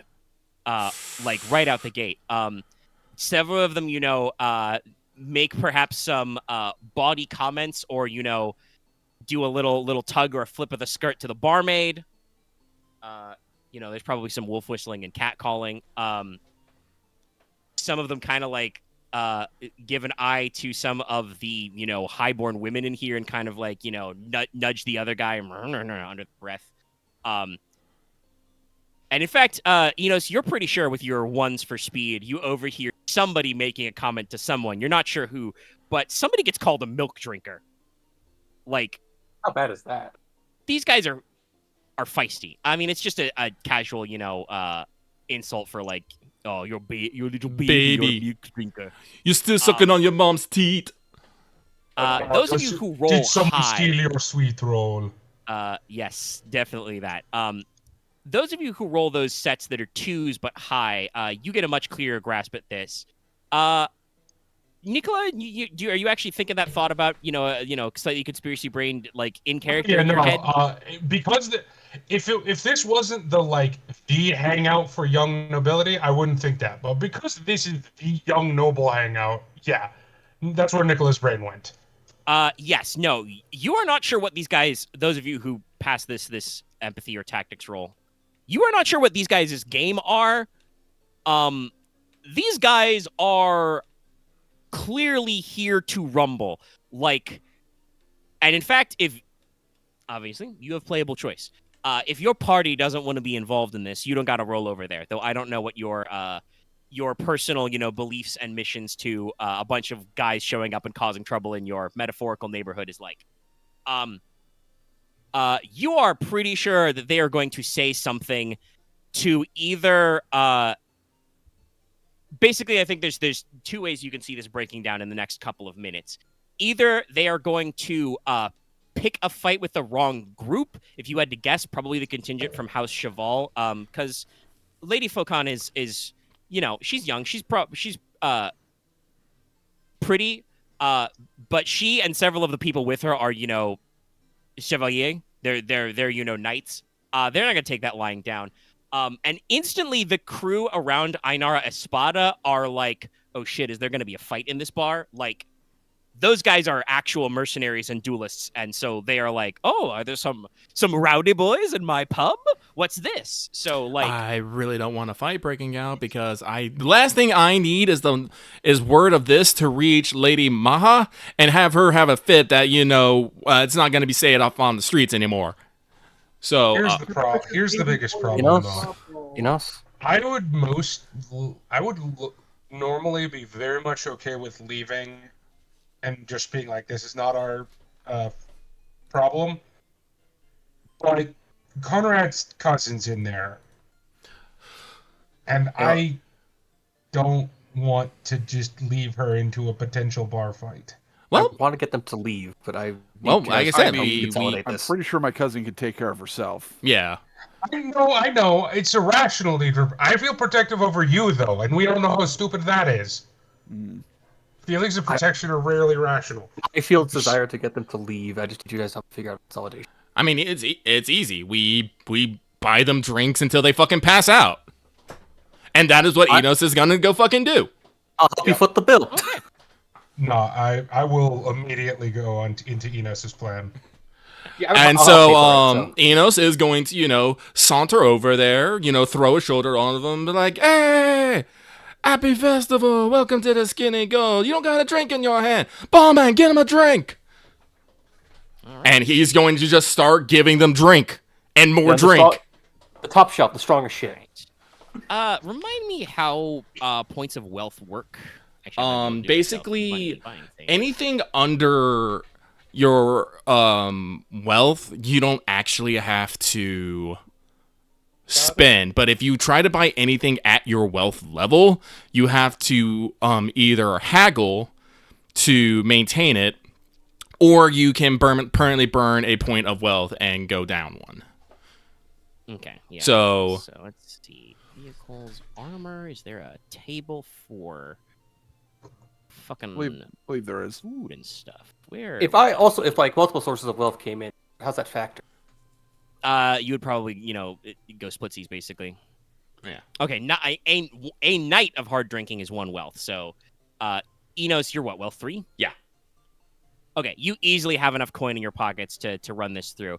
I'm going to need you to make this work, though. I don't think it's actually a haggle. What were we talking about? Fascinate? To, get the... Yeah, Enos, your pick. A charm plus fascinate or graces roll. Are you trying to, make these guys like you, or just you trying to buy them around in a polite enough way that they don't, No, I'm trying to make them like me. If they like me, they'll probably be less fucking feisty. All right, that is absolutely a charm plus fascinate roll. Your difficulty, because you are an iron demon and it will be hard to conceal this effect up close and personal, is going to be, let's say, a 3. So anything, even if you roll a set, if it's I believe it's below 3, it does not count.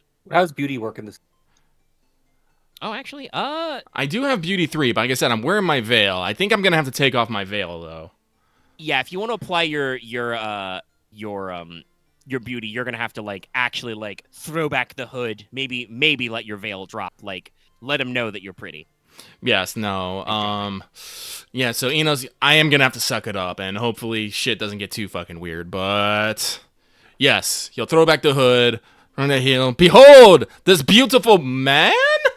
Question mark? Oh, this guy's got horns. He's a fucking demon, man. Shut up, he's buying drinks. He must be a drink demon. Yes. They call me Inos of the El Keg. Let me tell you a story of my people and the alcohol we brew. No, Right, yeah, but roll your fascinate.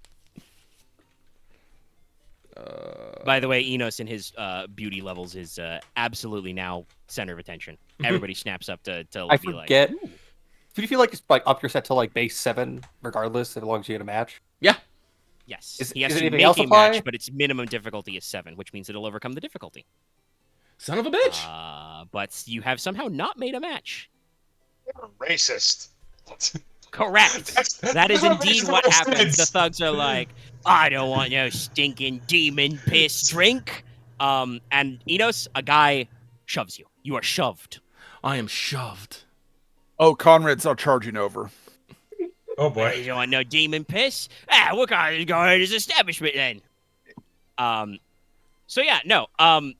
Conrad's rushing over. Are you going to draw steel or just like get in? Oh their no, business? he's just. I'm drawing back a fist. Okay. Do you want to go straight to blows or do you want to try and Like muscle. stop the fight first? I'll try and stop the fight first. All right, roll intimidate for me first, please. As you run over, Right. fists ready, like you're gonna like, hey, I just come over and just like crack, crack, crack, yeah. crack, crack, crack. Do you know who you're talking to? Well, we got a live one here, Carver. I can see that. See that? I want to help, but I don't know if anyone can connect. I'm helping by not getting involved. 7s. All right, okay, you succeed on intimidate, and if I had set a difficulty, you'd probably be pretty good. Probably So like yeah, 4. these guys are like squaring up, and they look at you, and Konrad, you're enough of a big, strong boy, even as a young lad of 15, that they realize, oh shit, if we get into like a fist fight with this guy, some of us are going to come away with broken bones. And that quickly turns into, they realize that they are at the center of this tavern and everybody is looking at them because they were looking at Inos, and then they shoved him. Why did they shove Inos? This beautiful specimen. Why? Which means that if they draw swords, every person with a sword in this bar is going to draw steel on them. And so there's this brief moment of like, they're kind of, the leader, the guy one of them referred to as Carver, kind of, takes in some account and he's just like, meh. Bombing that drink. I'll still take it. He grabs it, locks eyes with alternately, I should say, with Konrad and Inos, drinks the entire tankard, sets it down, and says, come on, boys, where are you? This skinny little pub don't need none. There's not hardly a fat lass or a good drink in here to be had. And they go out of their way, making sure to do the classic shoulder check on Konrad and Inos. But they are going to leave. Thank you for the save, cuz any moment, and I'm pretty sure they might have put a fist into this face. And at that point, Inos, puts back on his hood and his veil. Oh, aye. And you've got too pretty of a face to mess up. That is Einar Espada, who is kind of slinked up behind you. Pretty boy acquired. Mine. Conrad jumps a little bit as he did. Yes. Yeah, she's very light on her feet. Nice to meet Okay, you. what's the Einar Espada. How are you? Pleasure to meet you. I am Inos Reclon of the Demons, and this is my cuz, Konrad Logi, second Good son. Charmed. How? Yeah, no. I like Inara. She's gonna be spicy. She is bold enough to kiss the back of your hands. Oh. Both. Charmed, I'm sure. Good bit of work there. My friend, turning to Inos, you should probably be more careful in your arguments, though. Well, a round of beer is good for a common man. Some people just want trouble. Inos, just a small smile, and it's all like, yes, they may want trouble, but there's nothing wrong with trying to prevent the trouble in the first place. Of course. But just remember, some people cause problems on purpose. She smiles very pointedly. This is Ainara, I did not right? describe her physical look. Yes, Ainara. Okay. So she's of House Espada. You can probably tell that the High Queen is her aunt. She has, kind of, again, bronzed skin tone, kind of lighter gray eyes, not like as dark, but it's got like technically her hair is kind of like the color of like a summer storm, so it's like technically a very, very deep gray, but it looks black, and she is dressed in a very dashing, like, doublet, riding breeches, boots, sword belt, like I said, got a slight like shawl or wrap on her as an overcoat, but yes, wearing short riding gloves as well, and yes, so it's not the face, indeed. Yes, so I think Konrad was gonna say something.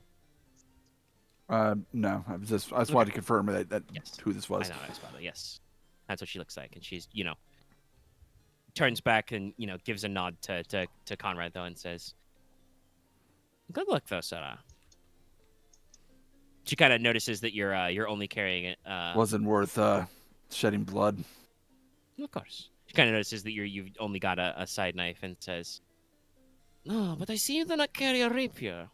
It would be very disappointing if perhaps we would not meet in the fencing tournament."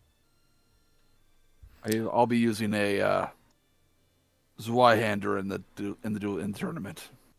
Oh, the northern style. Well, now I am doubly curious. Well, Sarah, As I am shall I. meet you... I definitely glanced towards both of her blades. Ah, yes. The southern style. Well, I'll be very curious. Hopefully, I shall see you there in the bracket. Hopefully. I'm sure we will see each other, though, anon, at the royal breakfast. But since some of those gentlemen did not want that drink, she turns back to Inos. Perhaps a round for the rest of us?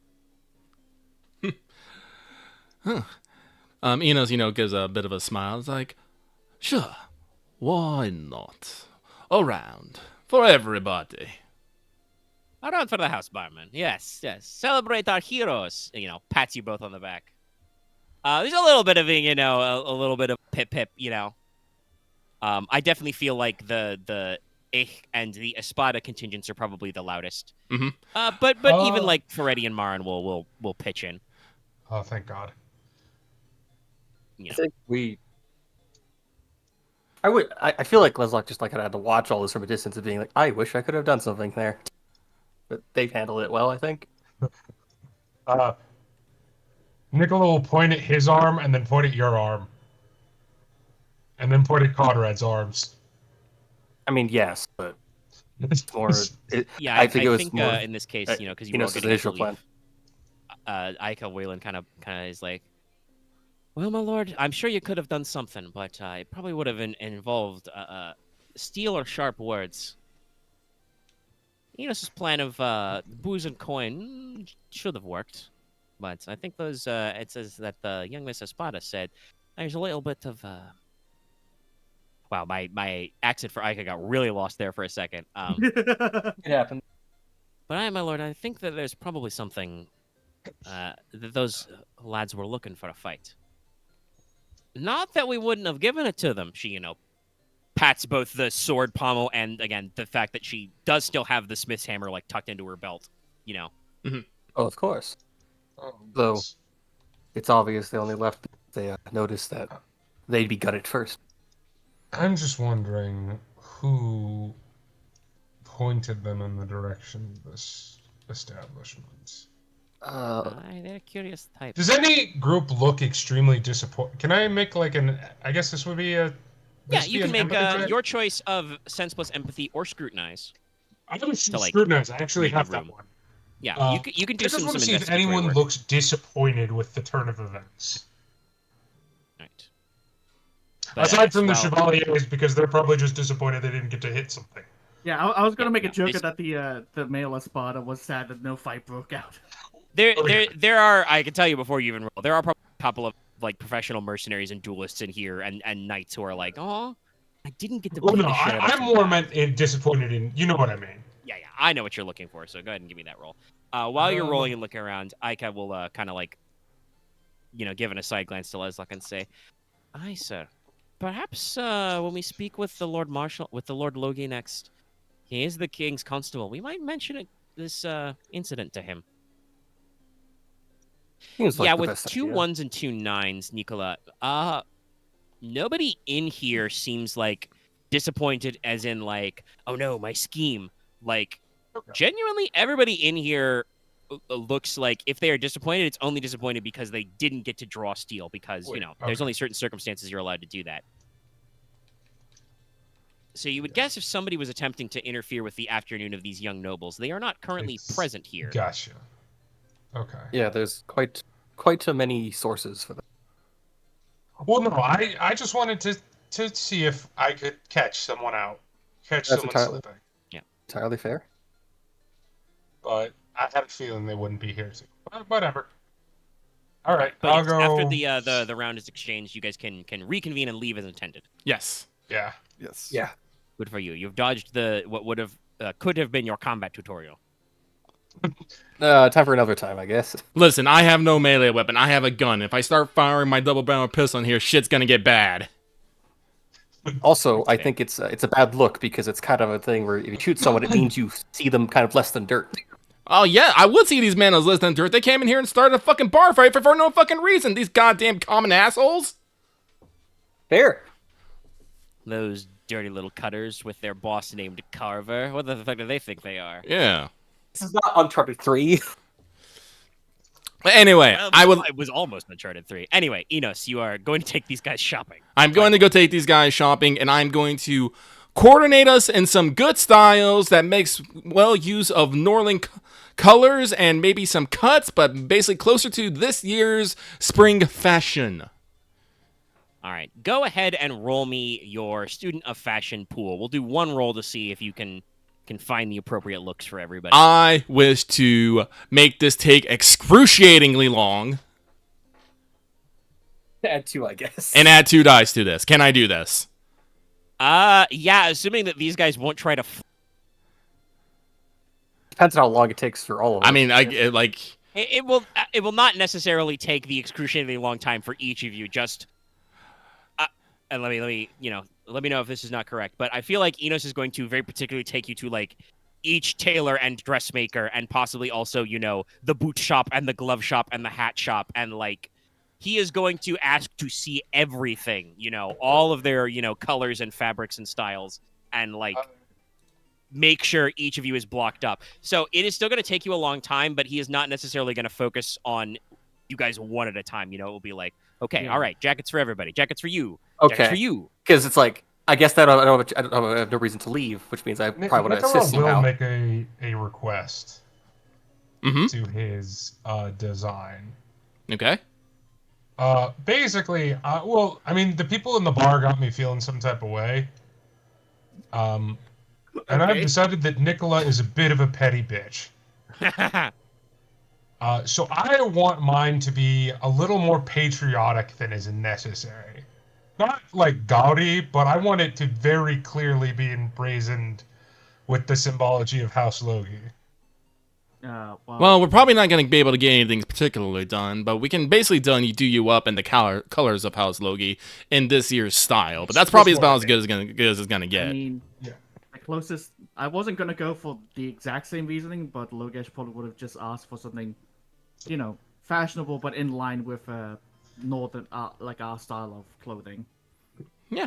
So Well, no, though don't worry. Like, even if we're dressing up, no, we must. The North has to stick together. Yep. It's very important for appearances, and for Solidarity.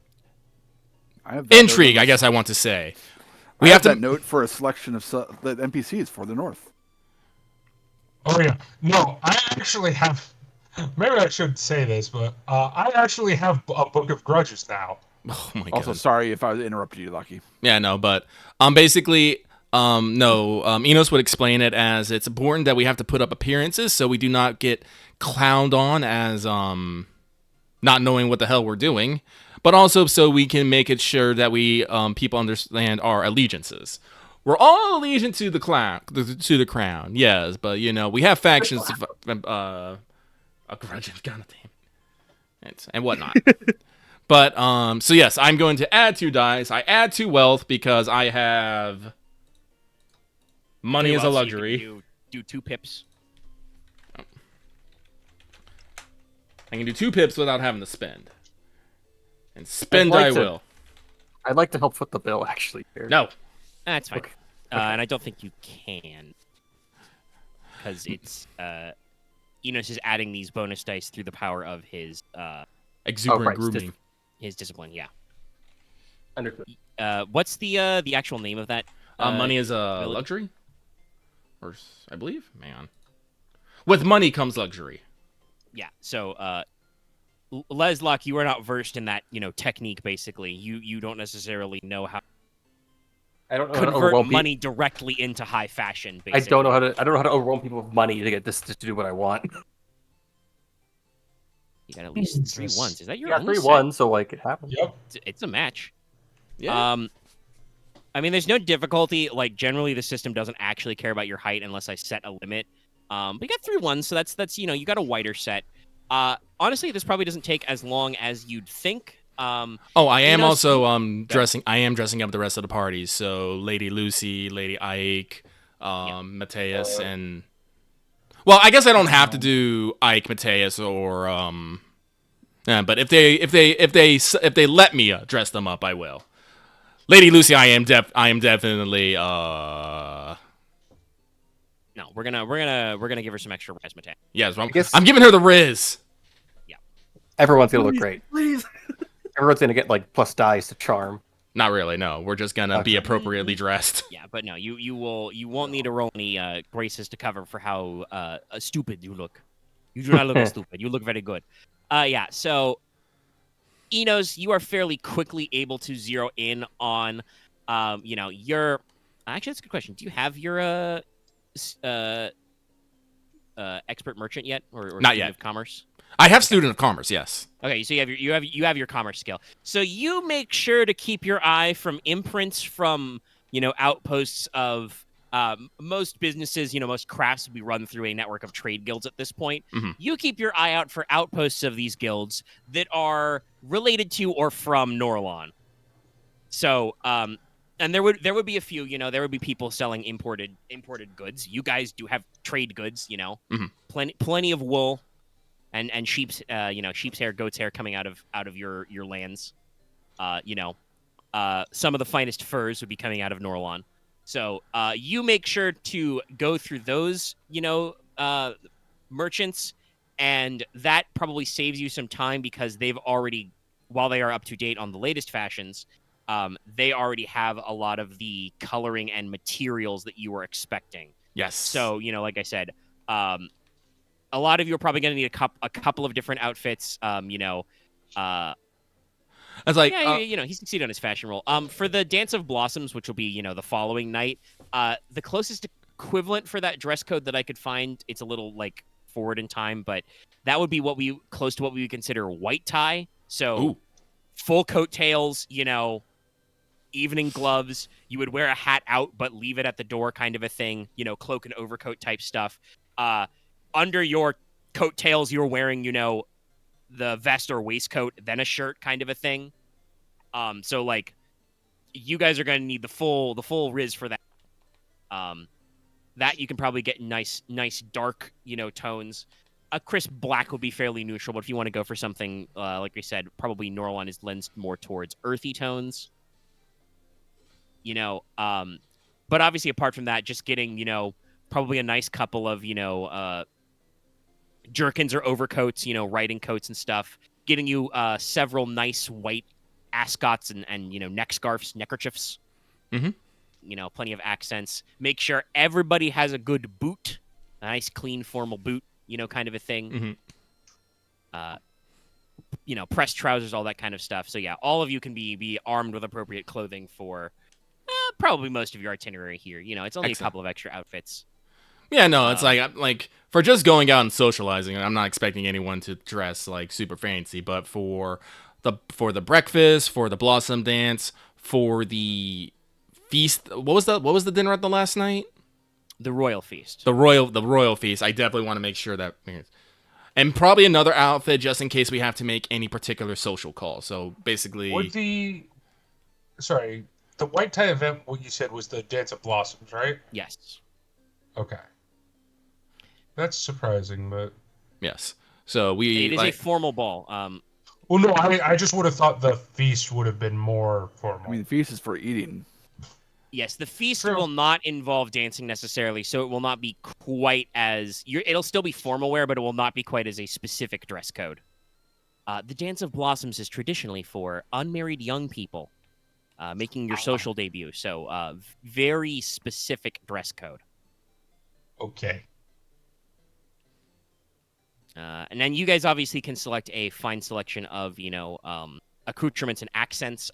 Probably a lot of silver thread tinsel, since silver is one of your house colors. Polished and enameled, cufflinks and buttons, enamel, ivory, maybe some brass or silver kind of a thing, Lots of extra belt buckles. Do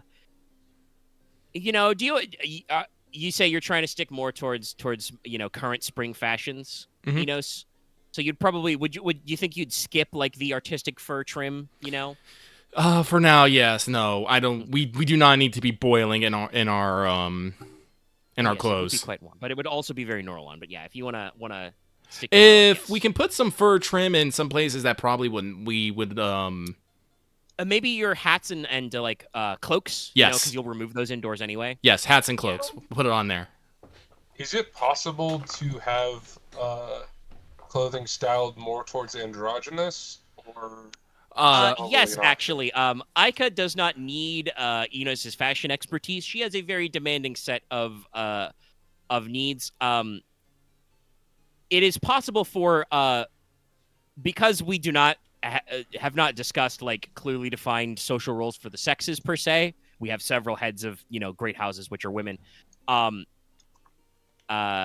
think it varies because of other factors. Yeah, there's a few different things going on, but the style of like for a female equestrian or magistrate, like a woman soldier, the like doublet style of coat is technically unisex, and there's like riding breeches or boots. So like similarly, there are some forms of like men's coat which would arguably be kind of like even what we would think of as more feminine. And you guys are from the north, you can wear a kilt. Yeah. Nicola would definitely go more feminine. Yeah, honestly, I was about to say Inos is also probably dressing in the feminine men's clothing. I guess I would say something that probably clings a bit more to his body than Yeah, What? unisex doublets, maybe a female coat cut of like a breech. Mhm. Maybe like your coat's a little like shorter in the tail, but a little slinkier, maybe a little extra frill at like the collar or the Yes. the Like I cuffs. said, Instead of wearing like manly Eno- cufflinks. Enos is very androgynous, so Nicola is less androgynous and more straight feminine. yes. But yeah, like Aika talks about her plan is to accent her like jacket waistcoat with like a shawl, which would be traditionally feminine. So you guys might go that direction as well. Like I said, I'm not gonna let her get away, but I will definitely, not put her in a dress. So, Like I I still said, want to wear a scarf. this is kind of like you can that like I said, a long evening scarf of some nice clear material. You probably wouldn't have been wearing a silken scarf on the boat. You would probably want to upgrade to silk for formal wear. Oh yeah, makes sense. Yeah, something nice and clean, breathable, very high class. But yeah, this would be the style, like I said, you would expect from like female equestrians, magistrates, soldiers, etc. You can probably expect, for instance, to see Lady Espada dressed very similarly in a style to how Aika is Lady Wayland. That's that sort of thing. But yes, you can find Lucy a fashionable evening gown. Mhm. She would probably prefer like a light pink, but you might go for more of a orange if you want to keep it more towards house colors. And like I said, so much tinsel, my guys, you don't even understand. Like, if Inos is down to foot the bill and down to climb with this, the tailors will put silver every accent they can. Oh no! If I don't have to go over wealth too, fuck it. No, I don't think so with this role. You probably will not need to exceed your wealth with some silver accessories. I think you picked it out very, very smartly. Where's our buying tab? Like, how much is it? Master Smooth talk the people there. Well, it's more of like I spend money where I need to, and and other times I'm all like, wait a minute, I see that was gonna be sold to someone else, but they canceled, so give me that for discount. It's like, oh, Yep, seems about right. The what?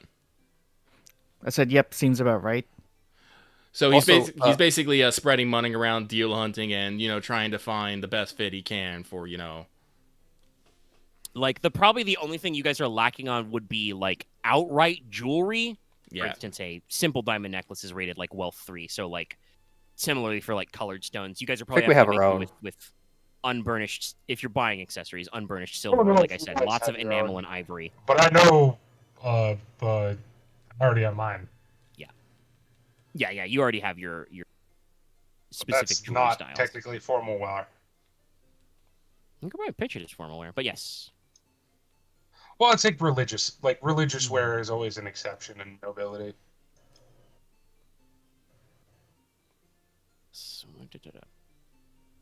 Oh yeah. Also, I was typing my thoughts out during this process of just something I wanted Leslok to talk to Enos about. What is it, cuz?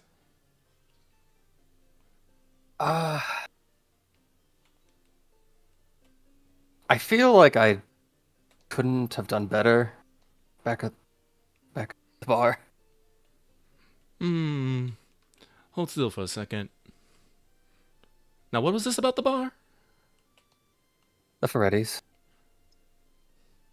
Ah, Ferretti's. Well, I feel like you wanted to talk to them about something, even if I don't know what. But sometimes that's what it is. It wasn't the cleanest feeling, but I had a feeling about one or two of them, and I just wanted to, I guess. Oh, wonder what what their feeling, life- you say? What kind of feeling? The odd kind, so there could have been more. I'm not sure right now. It's a bit kind of Oh buried. my goodness, cuz, have your balls finally dropped?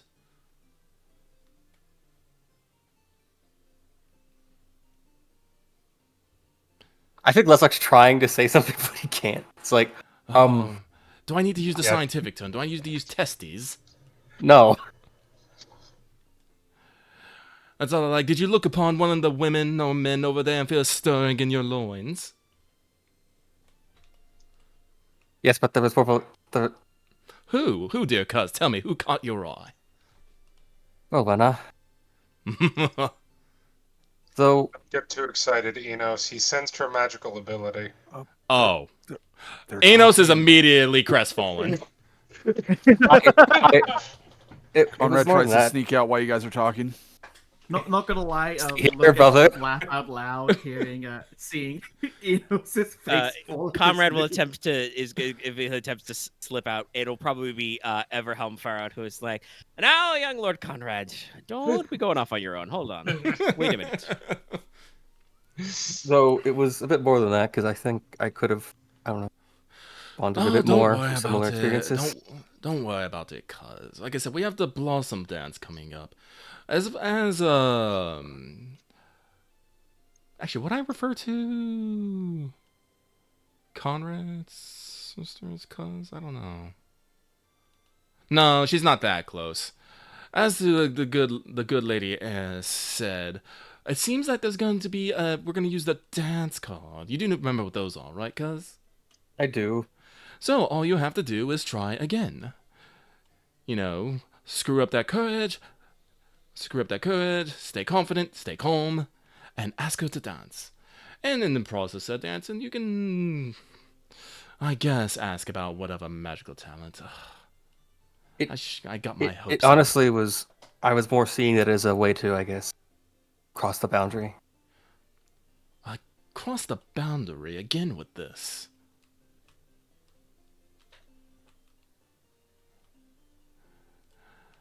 It's like, I swear, if we weren't holding you down right now, I swear you float off somewhere with all these silly ideas in your head. I'm a mess, Oh, Renee, our aren't brother I? is a dreamer. I'm dreaming of getting this over with. I promise on the way back we'll hit up a smithy and we'll see we can look at all the shiny swords you want. Ugh. But like I said, the reflection upon House Logi reflects on me as well, and while I might not give you as much side eye as the lady of the house, I will not have us be embarrassed. Not in fashion, in the very least. And that, I think you have accomplished your mission. Yes.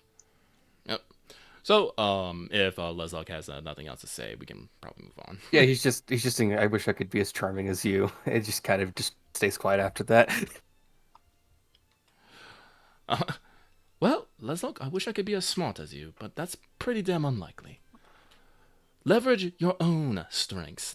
Don't envy others. Or advice, I should take it better. My old man says, my Lord Father says, every tool has a shape.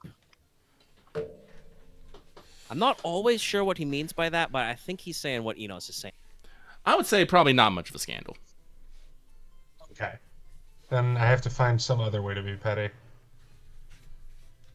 Oh, you were trying to be This petty? is also another thing we have discussed. I don't know if there's any like cultural barriers about same-sex relations. Obviously, as members of a major household, a certain amount of siring or fostering of heirs is expected. Yeah.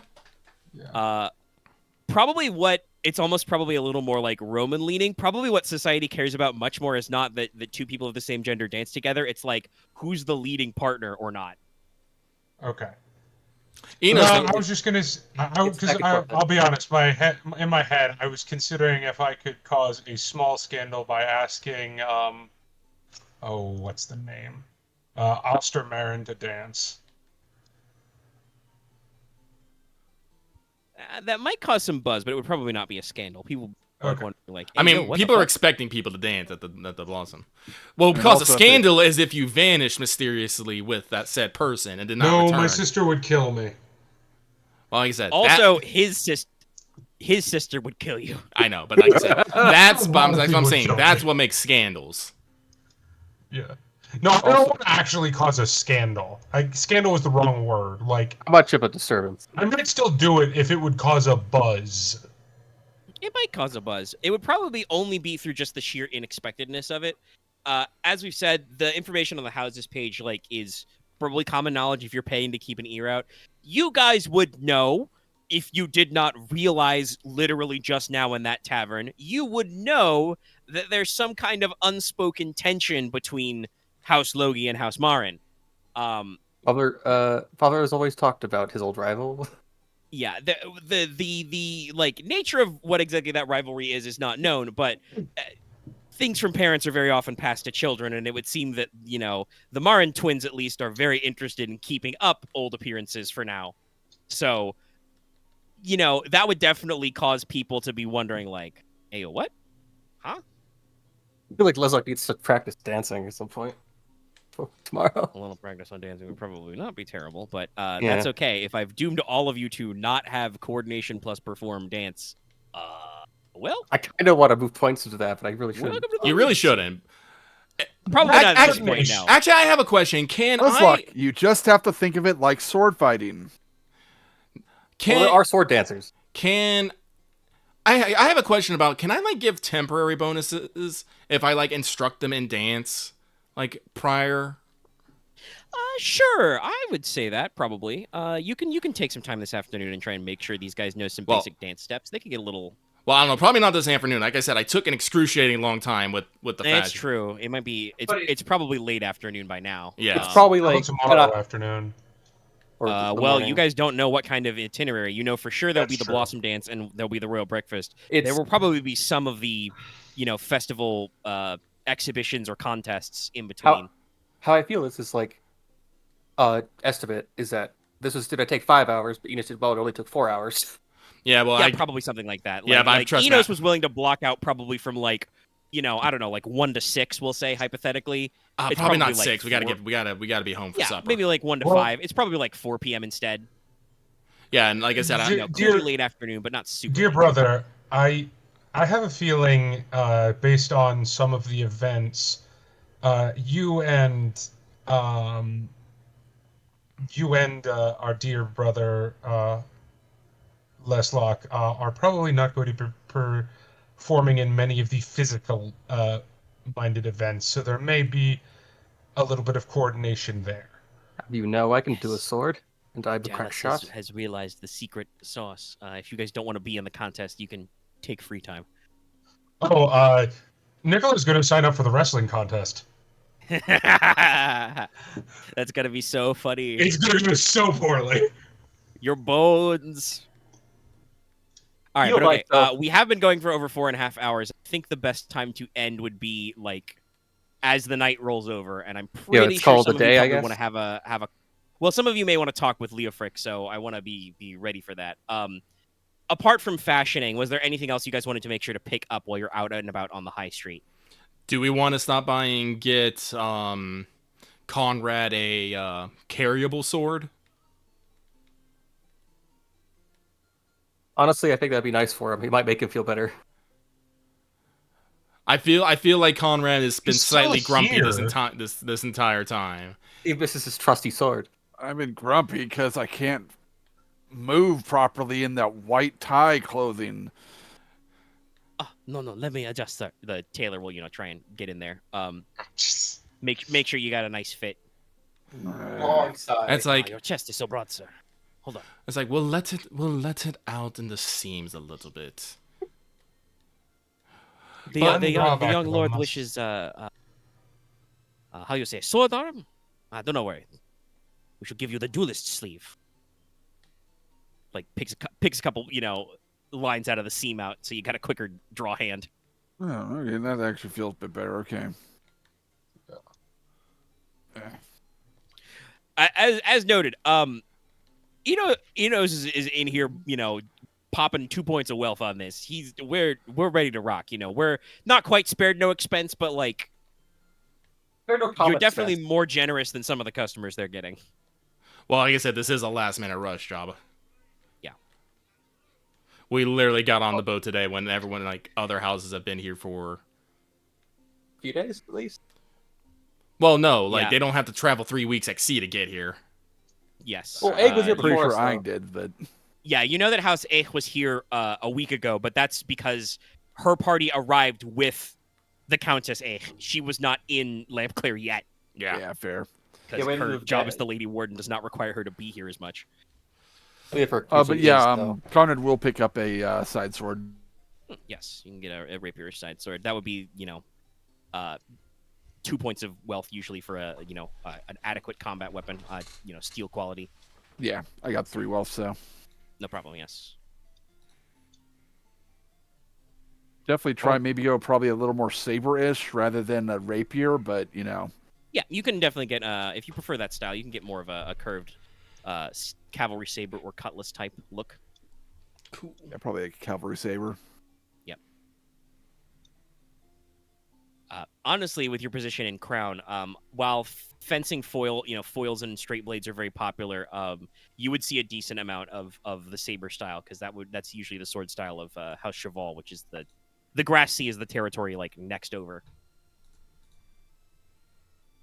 Okay. I feel like on the Yes. way back, I'm curious if this. What? But Sorry. You cut out. Yeah, sorry, Discord dropped. I'm not sure if this is I'm not sure if this is doable. But on the way back, is there a sense of like? Actually, this might take longer. But what would be the rumors about us? Like before, I guess you knew we're here. Like what is usually said about us specific? Look, I'm going to be kind to you, Leslok. We probably don't want to hear any rumors about you recently. Well, before that, I mean like the older ones because I don't feel like that's a time for that rumor to spread. I don't know if we have any rumors here. This is That's our curious first time because here. there's just Yeah, Yes. you guys are fresh in town. Probably even the story at the bar hasn't really had time to spread. I was 'cause just the curious people because in the bar would not be there. there's stuff we role knew about the for others. that- Well, yeah, that's because you had an informant on the inside. Gotcha. The role for that would probably be, I think, sense plus hearing to like pick up gossip. Makes I want sense to me. try because I'm just curious what like. I mean, I guess can tell if- you now, there would not be any gossip. Okay, Like I- you're not going to hear anybody talking about House Logi yet. fair enough. I was just curious of being like, what would people? Is there any assumptions based on us beforehand or not? Oh yes, but that would not necessarily be Rumors. Rumors, like I said, Rumors and there's stuff, already like stereotypes about North. I mean, you have to understand. Which, by the way, I we're- do want to say, I'm pretty sure. Sorry to cut you off, Dallas. I'm pretty sure Leslok actually fits the stereotype of House Logi of like Fucking diligent, technological nerd. studious, a little reserved, but sometimes a little bit of an airhead. Looking at the fanciful, the futuristic. Oh god, I am picturesque, House Logi. You are a walking stereotype, cousin. Congratulations. I'm not sure to be proud or not. I think he says that sarcastically. But yes, keep that in mind for later. But like I said, we probably would not have any rumors yet. Any other Okay. things you wish to pick up in town? Sounds like no. No. I'm gonna grab No. a bone for Ignis to give him when I get back. Yeah, Probably get a treat should for the be boy. Be fun, real easy. Yeah. Wait, would there be any where to purchase medical supplies? You probably would have brought a kit with you. Yeah, There might okay. be some herbalists Yeah, in I don't town. really need because normally I'd ask about like there's not really a place to do anything else like that. So no, I don't really need anything. I don't think I need bullets. I probably brought Nope. like I a have bag of those. bathed. I have ate. We stopped at bar fight, and I got to do shopping. And everyone, I think, finds you beautiful. Well, at least everyone in that bar. I went back to hiding as soon as we were done. Yes. I mean, Oh, that's no, all people that probably would be care. a rumor that's probably spreading of people are like, yo, there's a literal handsome devil in town. What the fuck? But that probably hasn't caught up to the rest of you yet. All right, okay. So, you return to Torchlight Hall. You find, this late in the afternoon that Leofric is actually back in. He's happy to see you all. He'll probably ask what you did in town, check over your purchases, that sort of thing.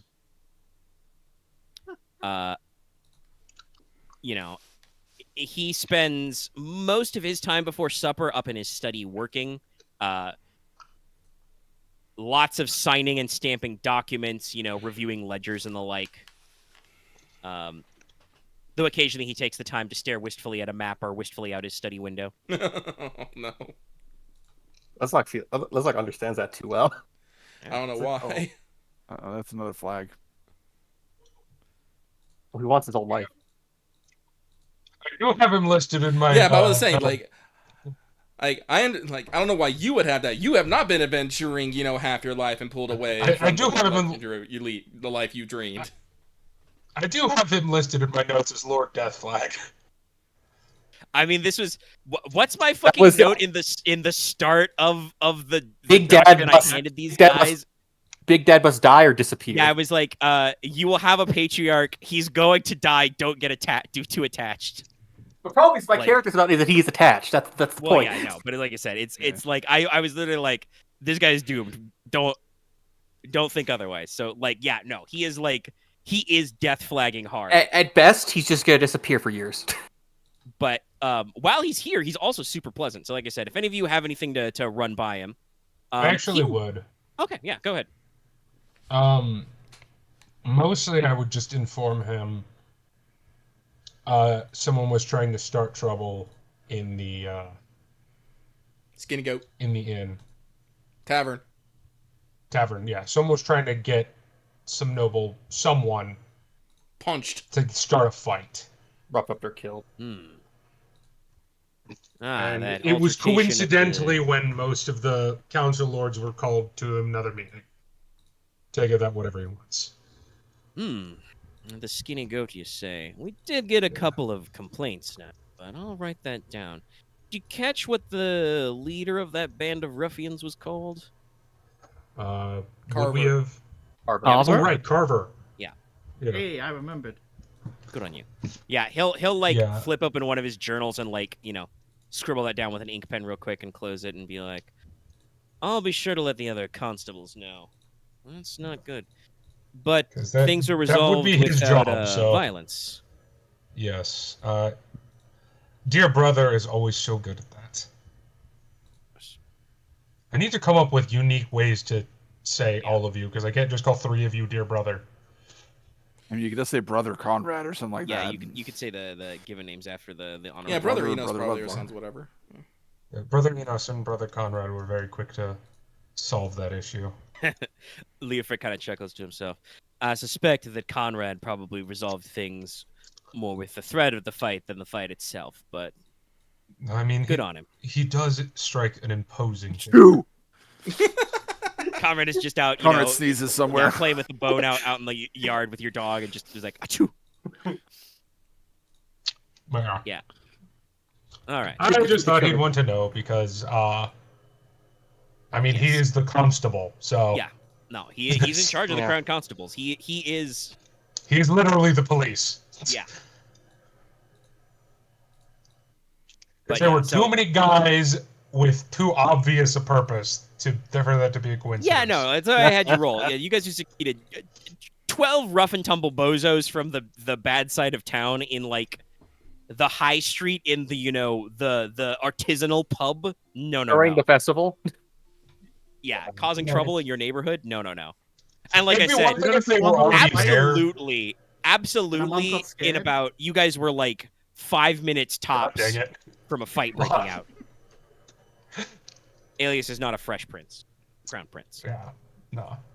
His ability to rap unknown. And then that scary lady looked like she wanted to eat both of my brothers. Good for them. You can take them on. Are you telling this to Leofric? No, I didn't say that. God, I think it's the turtle bottle. No, Nicola has tact. That exists, I guess. Yeah, this is what Nicola writes down in his diary later. When we publish it as the Dear diary, I have concerns over my brothers. I think they might get et. This is what he writes to his sister. Oh, yes. In the letter. If I write I do, in fact, tell my sister everything. Okay. Good to know. I have put this note down. I'm extremely protective of my sister. Fair enough. All right. It's probably the only person I'd get into a fight with one of you over. I will keep that in mind. Leofric would probably, after this, important note. I don't know, but the GM says that. Welcome to my Noble Houses game. You say something, I'm like, yes. Check that out. Double check that. Put a little mark there. What am I writing down, Omega? Put a little smiley face next to that one. Put a frowny face next to this one.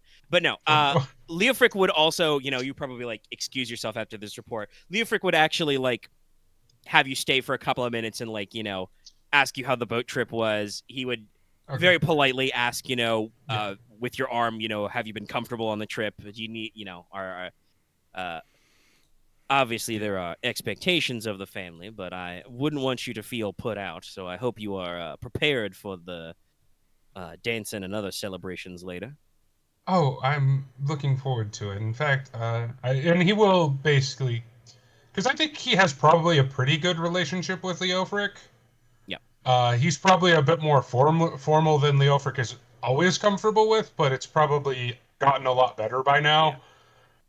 Yeah. He will basically explain how he's kind of taken up an interest in wrestling from Lord Mateus. Leofric definitely likes it. I kind of chuckle. Well, it's always good to have a hobby. And I've heard from some people that a sturdy body makes for a sturdy mind.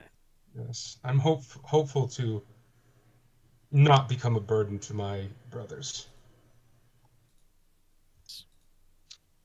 And do be aware that at the royal breakfast we can expect a full guest list of all my fellow High Council members. He gives you kind of a knowing nod. He will try not to squeal. He will squeal internally, though. Yeah. Of course. Anybody else got anything to? Yes. Yeah, I figured. Right.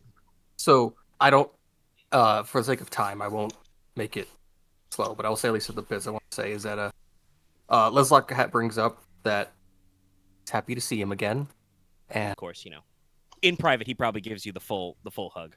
Full dad hug. Leslok probably tried to start that actually immediately. Yeah, he's down for it. But yeah, it's he's been practicing a bit more of Mother. He has been trying to write, it wouldn't be a thesis. It would probably be like, I guess, a letter. I guess what's the opposite of a letter of acceptance? It's like if he's like to inquire to like I'd like to join kind of thing. There is a word for this. Yeah, I don't remember. Like a letter of inquiry? Letter of admittance? No, not admittance. You're writing a request to, I assume, the chemical college. Yeah. Yeah, and it's like I'm trying to write it like at least I'm on my 4th draft now, and I wanted to at least give you them to at least see them if any of them fit what you were proud of, and also Mother misses you and would like to join you in the pool again, whatever that means. Mm-hmm. She did not say that. Don't you dare. I don't know. Cressida might be that flirty. I don't know if she'd communicate that through Leslok. Yeah, she want to communicate that through her son, though. She might be able to give a message. You might have a letter to give. Yeah, I'm about to say a letter. Yeah. Mother gave me this letter. It's probably in that letter. Okay. Yeah. Yes. Okay. That's. That's all. Like, parents don't let their kids find out that they're having sex. Are you kidding me? That's entirely fair. Well, some parents do, but they're weird. They're weird. Yeah, okay, but it's entirely fair. But like when you mentioned the stuff about something in the letters you're proud of, Lifford kind of pats you on the shoulder and says, "Leslok, my boy, let the legend your come talent alive. with words is good enough to make me proud already. You have a natural gift with them, and I am sure will be of much use for administrating the lands of the Force." Damn it, Loth. And I do say I will look at them though, because I think a semester. Loth, that's on the recording. Good. It's fine. It's my shame. It's like I've been getting shamed as normal for this series. Somebody snipped it out. I saw the message and then I saw it go away. No further comment. That's gonna be we won't say what it was. That's gonna be a real vibe check to see if people caught it in the video. You have to watch the video for that. You have to watch the video for that, guys. Though please support us on Patreon for the audio. I will have cut out some of the awkward. You won't get like a flashbang by weird things. Anyway, Leofric continues, but I do believe that a semester at the Alchemical College. He kind of looks very pointedly at the map at where Keltacy is, and is like, perhaps a winter semester. You and young Nicola could probably go. I think that would be a good fit, don't you think? I think he'd be quite flattered, and maybe a bit able to keep his mouth check. Well, we all must get our little pleasures in life. But apart from that, do you have any plans for the festival period, my son? I had a few of like the other heirs I wanted to meet.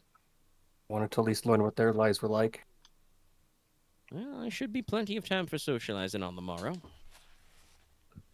And if you are not participating in certain events, much like I suspect you will not follow in Nicola's footsteps and apply to the wrestling and pugilism contests. No, I come I tested myself for that, and I found myself lacking.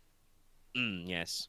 He kind of, sheepishly rubs his chin and says, well, I was never that much good at pugilism either myself. That was always Wulfric's area of expertise.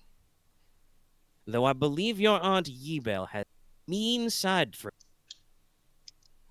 But in such times, it would be possible and even polite to call on other manners in the district. So keep your ears out. Just remember, formal calling cards, the works. Everything here is done very differently than our life in Stonehearth. Everything is very regimented. But you will find, I'm sure, many of your fellow peers are just as kind and friendly as all. Though, as I'm sure, since you were at the Skinny Goat, you have met some who are not so welcoming. A lot of them were very waiting for a chance to show off. Yes, don't take it personal, none. These are all your future peers. One day you will rise to the same position of me as heir to House Logi, though I do dare say I find it unlikely that even a young future king alias would think of you as the type for Lord Marshal. Enforcing the law takes much more than administration of the works, my son. But perhaps the Lord Magister or the Royal Librarian would suit your talents just fine. It'd be an honor, though I would I come once I get a chance to experience the world like you did. We can but hope, my son. Pats you on the shoulder. Like I said, I'm sure, some of the members of House Oro will be in attendance at the breakfast. Perhaps that semester can come sooner than you think. I'll have to think on it. It would be. I will have to, he pats the letter you gave him from Cressida. I will have to send a raven back to your mother, of course. I hope she will not mind. Perhaps we can even make a trip of it. I do know she does not always care for our northern winters. Perhaps yourself, young Nicola. How is Aurelia of late? Do you think she would be fine for a long boat trip? It is almost twice as long by boat to Kiltesea from the North Port. They should just be happy to see you again. Well, that's true, but that may be waiting, unfortunately, until fall at this rate. I swear, every day he gestures to his writing desk. There is a pile of open letters, all of which look like they're from his inbox today. I say, every time I look away, I believe that the Lord Chamberlain or the Lord Chancellor has sent me another note. Sometimes you would think that I am acting in my capacity as the commander of His Highness, His Majesty's armies, not just his constables. Are things getting that tense? He kind of gives you a look and kind of like pats you on the shoulder and says, no, my son, sorry. A bad analogy. While indeed I do believe that after the winter there were a few harvests short and there are some ruffians in the hills, nothing is formally problematic. Kind of gives you an eye line and, you're 16, you're almost an adult. He will say, though, and as kind of, he gives you a tight pull on the shoulders and says, though, cherish your relationships with your brothers and cousins. I fear that there are some houses who will not take their transition to the next generation as cleanly as ours might. Kind of gives you a I did knowing just nod. realize we embarrassed ourselves in front of the Lord Chamberlain's kids. But we also did impress them by stopping a whole thing from going a fight. Yeah, but the Lord Chancellor's cool daughter thought some of you were cool. Wait, I thought the Lord Chamberlain was House Ferretti. Yes, but the Chamberlain is Lord Ferretti. Chancellor, Chancellor okay. is a spot. Yeah, Sorry. the person So that's it's in kind charge. of 6'1", Right. half a dozen of these. You know, Evened out. but yeah, so yeah, he gives you kind of that knowing nod, and then pat you on the shoulder again and said, "Well, you shouldn't spend all day in here cooped up with your old man. I suspect we could get some bowling going before dark, and if not, well, I'm sure we can find something for supper." That'd be nice. Spend time with Big Dad. Kind of notes that you've got the pepper box with you. I assume you have been making sure to keep clean and oil your piece of Yes. machinery. Good. Yes, I even. It'd be a temperamental piece of technology. Sorry, technology. Technology. I Good. All right. I made sure the mechanisms always worked fine. I've taken it apart a few times, put it back together, make sure it still works. Budding skill. I dare say myself, I often need to clean mine after a trip on the boat. The salt, it gets everywhere. Now it's probably Nicola's turn to sneeze somewhere. So much salt. I feel like I should make this clear. Leslok has been smiling the whole time, getting to talk to his dad. I feel like the kind of more flat and kind of muted response he's had, or I guess the muted and kind of embarrassed response he's had most of the day. Yeah, you said earlier you'd initiate the hug. Everybody. I think it's fair to say that where everybody seems to have, not really an antagonistic, but sometimes a standoffish relationship with Lady Maja, I think everybody likes Leofric. Everybody likes Big Dad. We probably also like Lady Presidia. I think Nicola likes Lady Maja. He's just highly intimidated by her. Mm-hmm. Leofric's such a good guy. Even Maja likes him a lot. So like, she puts up with everything because of him, kind of. I don't think Maja's that bad. I don't think she is. I think it's just. Honestly, the Queen scared me more than Maja did. Honestly, she's the kinda- motherfucking Well, that's queen. probably a good. Also, Yeah. she's Lord Espada's full sister, so she could fucking kick your ass too. She's the leader of like the Blood Guard. No, that's No, she's a commander in the she's the commander of the Queen's Guard, but she's not ranked that way. Before she was married to the king, she was ranked a Blood Shield, though. Yes. Yes, the Princess of Steel has as a colonel in the Blood Shield right now. Has a company under her. Yeah. Right. The Queen, I think, commands the Queen's Guard. Wait, is Princess of Steel going to the Blossom Dance, or she already had hers? Oh yeah, she'll be there. Oh, Actually, do you want to discuss this with the Big Father? Leslok will part away. I think after grabbing I think like a book of navigation. I think maps from the shelf. You'll notice all of the alchemy books are missing. Leofric's study probably didn't have too many, but yeah, there's some empty slots. Yeah, but yes, Inos, do you want to have a conversation with Big Father? If he has the time, yes. Of course, young Inos, I have the time. So thank you, Lord Uncle. What are your questions and concerns, Sirrah? Kind of making a joke of being formal with you. Just kind of, grins jauntily and is like, well,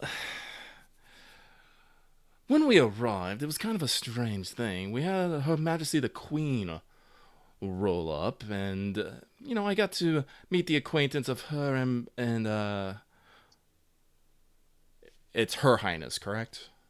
Yes. Her Highness Princess of Steel, and I was using my usual charming self, but I was curious. Will she be at the Blossom Dance? With the dance card in hand. Forward thinker. Well, yes, I do expect that at least the Princess Estelle and perhaps her brother, the second Prince Menos, will be there as well. I am sure that the Lord Cursor will, being of a more distinguished age, will find an excuse to avoid it. But the Dance of Blossoms is traditionally hosted by the High Queen and her ladies-in-waiting, and you should expect the princess to be in attendance. And do not worry, it is your humble Lord Marshal's official position to announce the guests. So everyone shall be arriving promptly and hopefully well-dressed. Kind of gives you a knowing look. And so, I did my best. I had to... Oh, what's the term that they use? Herd cats? A little? Yes. I've heard that one. I believe that is a House saying, but herding cats is much harder than herding sheep. Indeed. You don't start getting threats of violence when they don't want to fit into a stuffy shirt. Well, I do believe most sleeves he owns when he left Konrad, but I see what you mean. No, but I have procured enough outfits for the breakfast, the dance, the feast, and maybe a few clothes in between. So yes, everyone will be well dressed at the very least. My accent is going fucking everywhere. That's okay. Luckily, we haven't playing for a while, so definitely doing Leofric is very easy at least because I just have to be like Welsh. I just have to think to myself. I'm like Swedish Ocelot, cowboy. Ocelot. Ocelot. Go. Let the legend come back to life. MGS 5 Ocelot. Yeah. Yes, but Ocelot. Inos, turns to look out. I'm assuming the study has big windows as well. Yeah, no. This like everywhere else in the second floor, the study has a big bay window, which Leofric probably has open to let the sun in. It's like, he'll turn and just turn and look outside. It's like, I heard everyone in the hotel say how big the city was, but I never actually understood. And the queen said that there hasn't been one of my kind here in generations. That is likely. I know a few of your kin, obviously working with us so closely. I do not say I have ever known one off the back of my hand who would be willing to get on a boat. Oh, that's all like, it's unsurprising. Don't remind me of the boat. It's unsurprising. Us protectors. He says protectors in deep speak, by the way. Yeah. Thrive on our connection to our humble queen. To be on a boat for that long makes us feel uneasy. He shivers at it. But yes, I believe that it's funny, but I believe that the desert kith of the Golden Desert and Celticy feel very similarly. They do not trust boats, Very suspicious of the ocean. Well, I definitely wouldn't try to swim across it. Honestly, if I would not recommend that. I once heard of an ancestor who could swim the channel from the far southern tip of Tyne to the shores of Tron, but that was many years ago. Well, he probably saved on sailing fees. I believe he only did it the once, and if I remember that poem correct, he may have dropped dead after. But back to it. I am a bit concerned. I've been taking care to hide myself here among the men, but once we start getting into the festivities, I do not believe I'll be able to hide myself as well, not to mention incidents which may pop up here and there. I'm just wondering your advice on how I should handle these things. Should I just be my usual self and just try to win them over with charm and wit, or should I hang back in the shadows more and let things ride? I'm not quite When you sure. say your usual self, he kind of gives you a little bit of a knowing, slightly pointed look. But as you continue, he kind of changes his expression. He says, "Well, now, young Master Inos, obviously you should do as you feel comfortable. The point of the festival is to present yourself to the wider world. And while obviously some houses would encourage you to present a mask, a feature, and I know your talent for acting, you could surely come up with a character. I believe it is better to let them see us for who we truly are, for fire and for steel. But I would say that delicateness is applied. Obviously, if you are to be going about at night, I must warn you to be cautious, as Her Majesty, the Queen herself, did note, the people here will not be accustomed to the sight of you. They will not be as used to your charms as the local lads and lasses back in Stonehearth are. So I would recommend you be, kind of adjusts, the collar of his coat a little, respectful. And I must say that I would be cautious traveling in certain districts at night. I have obviously no need to involve you personally, but I have fielded several slightly rude notes from one, the Inquisitorius, as to your coming. Obviously, if anybody asks, you are a guest not only of myself, of House Logi, but also I have extended this invitation on behalf of His Majesty the High King, Roderick Hartroy. So there is no to be impugning your guest status in this city, but some of the more superstitious people may... He makes a gesture like, hitting you over the head with a poker. Strike first and ask questions later. So be careful where you stick your horns, my good lad. Inos looks, has a very serious face on his and is like, I understand, Lord Uncle. Thank you for your advice. I shall heed it. And if you're going to be causing anybody to feel like their honor is impugned, do make sure Logesh, your comrade, is to hand. Your Lord Father would be very disappointed if I allowed a surfacer to strike your face with a rapier.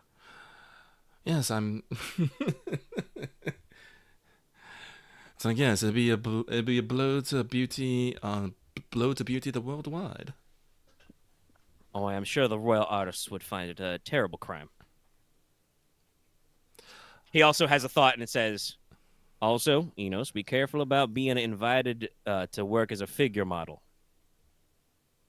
I suspect some artists may try it, but do note that that would mean that your portraiture will be the only memory people have of your people for quite some time. Make sure you do the proper presentation. I suggest a tactful bowl of fruit. And maybe multiple people around you. No, he's talking about like nude artistry and stuff. I mean, yes. Yes, he's warning you. By the way, you're hot. The artists are probably gonna, if you run into an artist, because there are, royally and noble patroned artists here, one of them may try to get you to sit for a painting. Be cool, man. Maybe don't make sure every visitor to Lampeclair can study your junk. Maybe from behind. Yes. This, once again, Inos has this telltale smirk and it's like, of course, Lord Uncle. But he'll exchange a few more pleasantries and, exit gracefully and plan to sneak out for the night. Of course. Anybody else have anything they want to discuss with Leofric tonight? You will have other opportunities, obviously. No, I did want to actually get that out because it is something Inos is a little worried about. Well, like I said, some members of the Inquisitorius have apparently been fielding some questions. Yeah, like, no, hey, that demon kid coming. I was like, you couldn't see it, but I generally kind of stood up straighter and like leaned back, like, oh shit. Yeah, but obviously, no. Leofric has said that he's written back in no uncertain terms that you are a guest of both himself and the king. So there is no to be questioning if you are supposed to be here. It's also, I guess always I look at it is that I guess it's just the Inquisitorius don't have like the best thing over the Silver Tower either. So well, no, it's because we're Iron Demons and we look like devils. One of the calamities. True. Yes, it is common that peasant folk may mistake you for not a demon but a devil, and certainly we're not necessarily here to hate on the fake-ass religion we have created in our setting. We have several religious characters, but I'm going to assume that the Inquisitorius is like most organizations designed to investigate things. They have not always investigated things correctly. Yep. They have probably taken some eyewitness accounts that were fucking wrong. So they only know what's written down, so... It reminds me of... It reminds me of Temenos from Octopeptu, who is an inquisitor for the church, and his whole thing is about I question everyone, even my own faith. My job is to question everything. Some of them will probably be like that. Mm-hmm. Some of them are unfortunately probably the inquisitorial equivalent of pencil pushers and would be less open-minded. Nicola has complicated feelings about the Inquisitorius. Yeah. I mean, they're a complicated group. Whenever your church has like an internal policing unit, it's like some of these guys you meet would probably be the most like hardline faithful, following all their priestly oaths, which means they are opposed to violence, but are also, very opposed to heresy. Some of them are probably just bullies and thugs, Everybody needs their leg breakers. Like, not to bring this to fantasy, but it really does remind me of the Templars from Dragon Age. It's like, some of them are nice people, like Alistair, and then you get the second game where one of them turns into a giant fucking demon halfway through the game because she goes crazy. Well, it's more like the last, 90% of the game. Well, But yeah, she does lose her fucking mind. It's a thing of... I assume the Inquisitors came out because of stuff involving the Lost. Actually, no, the Inquisitors was probably handled around the Great Reform, because that's when you got a really strong split between the Crown and the Church. So basically, the Church needed an arm to be like, hey, if we're separate from the government, how do we, make sure everything is working correctly on our end? Because, we're not united anymore. We can't trust you to tell us. So they're, a post-reform element. Okay, gotcha. Yeah, the king's couriers, the cursors, have probably existed since the era of the Lost, because they stole the arts of the Frumentati. Because the Lost Empire were very Roman. Anyway, sorry, we're prevaricating. We've been recording for 5 hours. It's 1 a.m. I'm not really tired, but we do need to end the session at some point. Yes. I'm not tired either. I would love to keep going, but if you guys... I would, but Yeah, we should, because I have work tomorrow. So. Yeah, we've got time stuff. 5 hours is a very good session, and it has been very fun. Diving?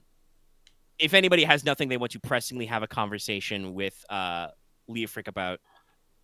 Nah. Because he would make sure to check in with each of you individually and be like, hey, how you doing? You doing okay? But if you don't have anything to super discuss with him, he'll bring up his various plans and things at a later date. So you guys have supper.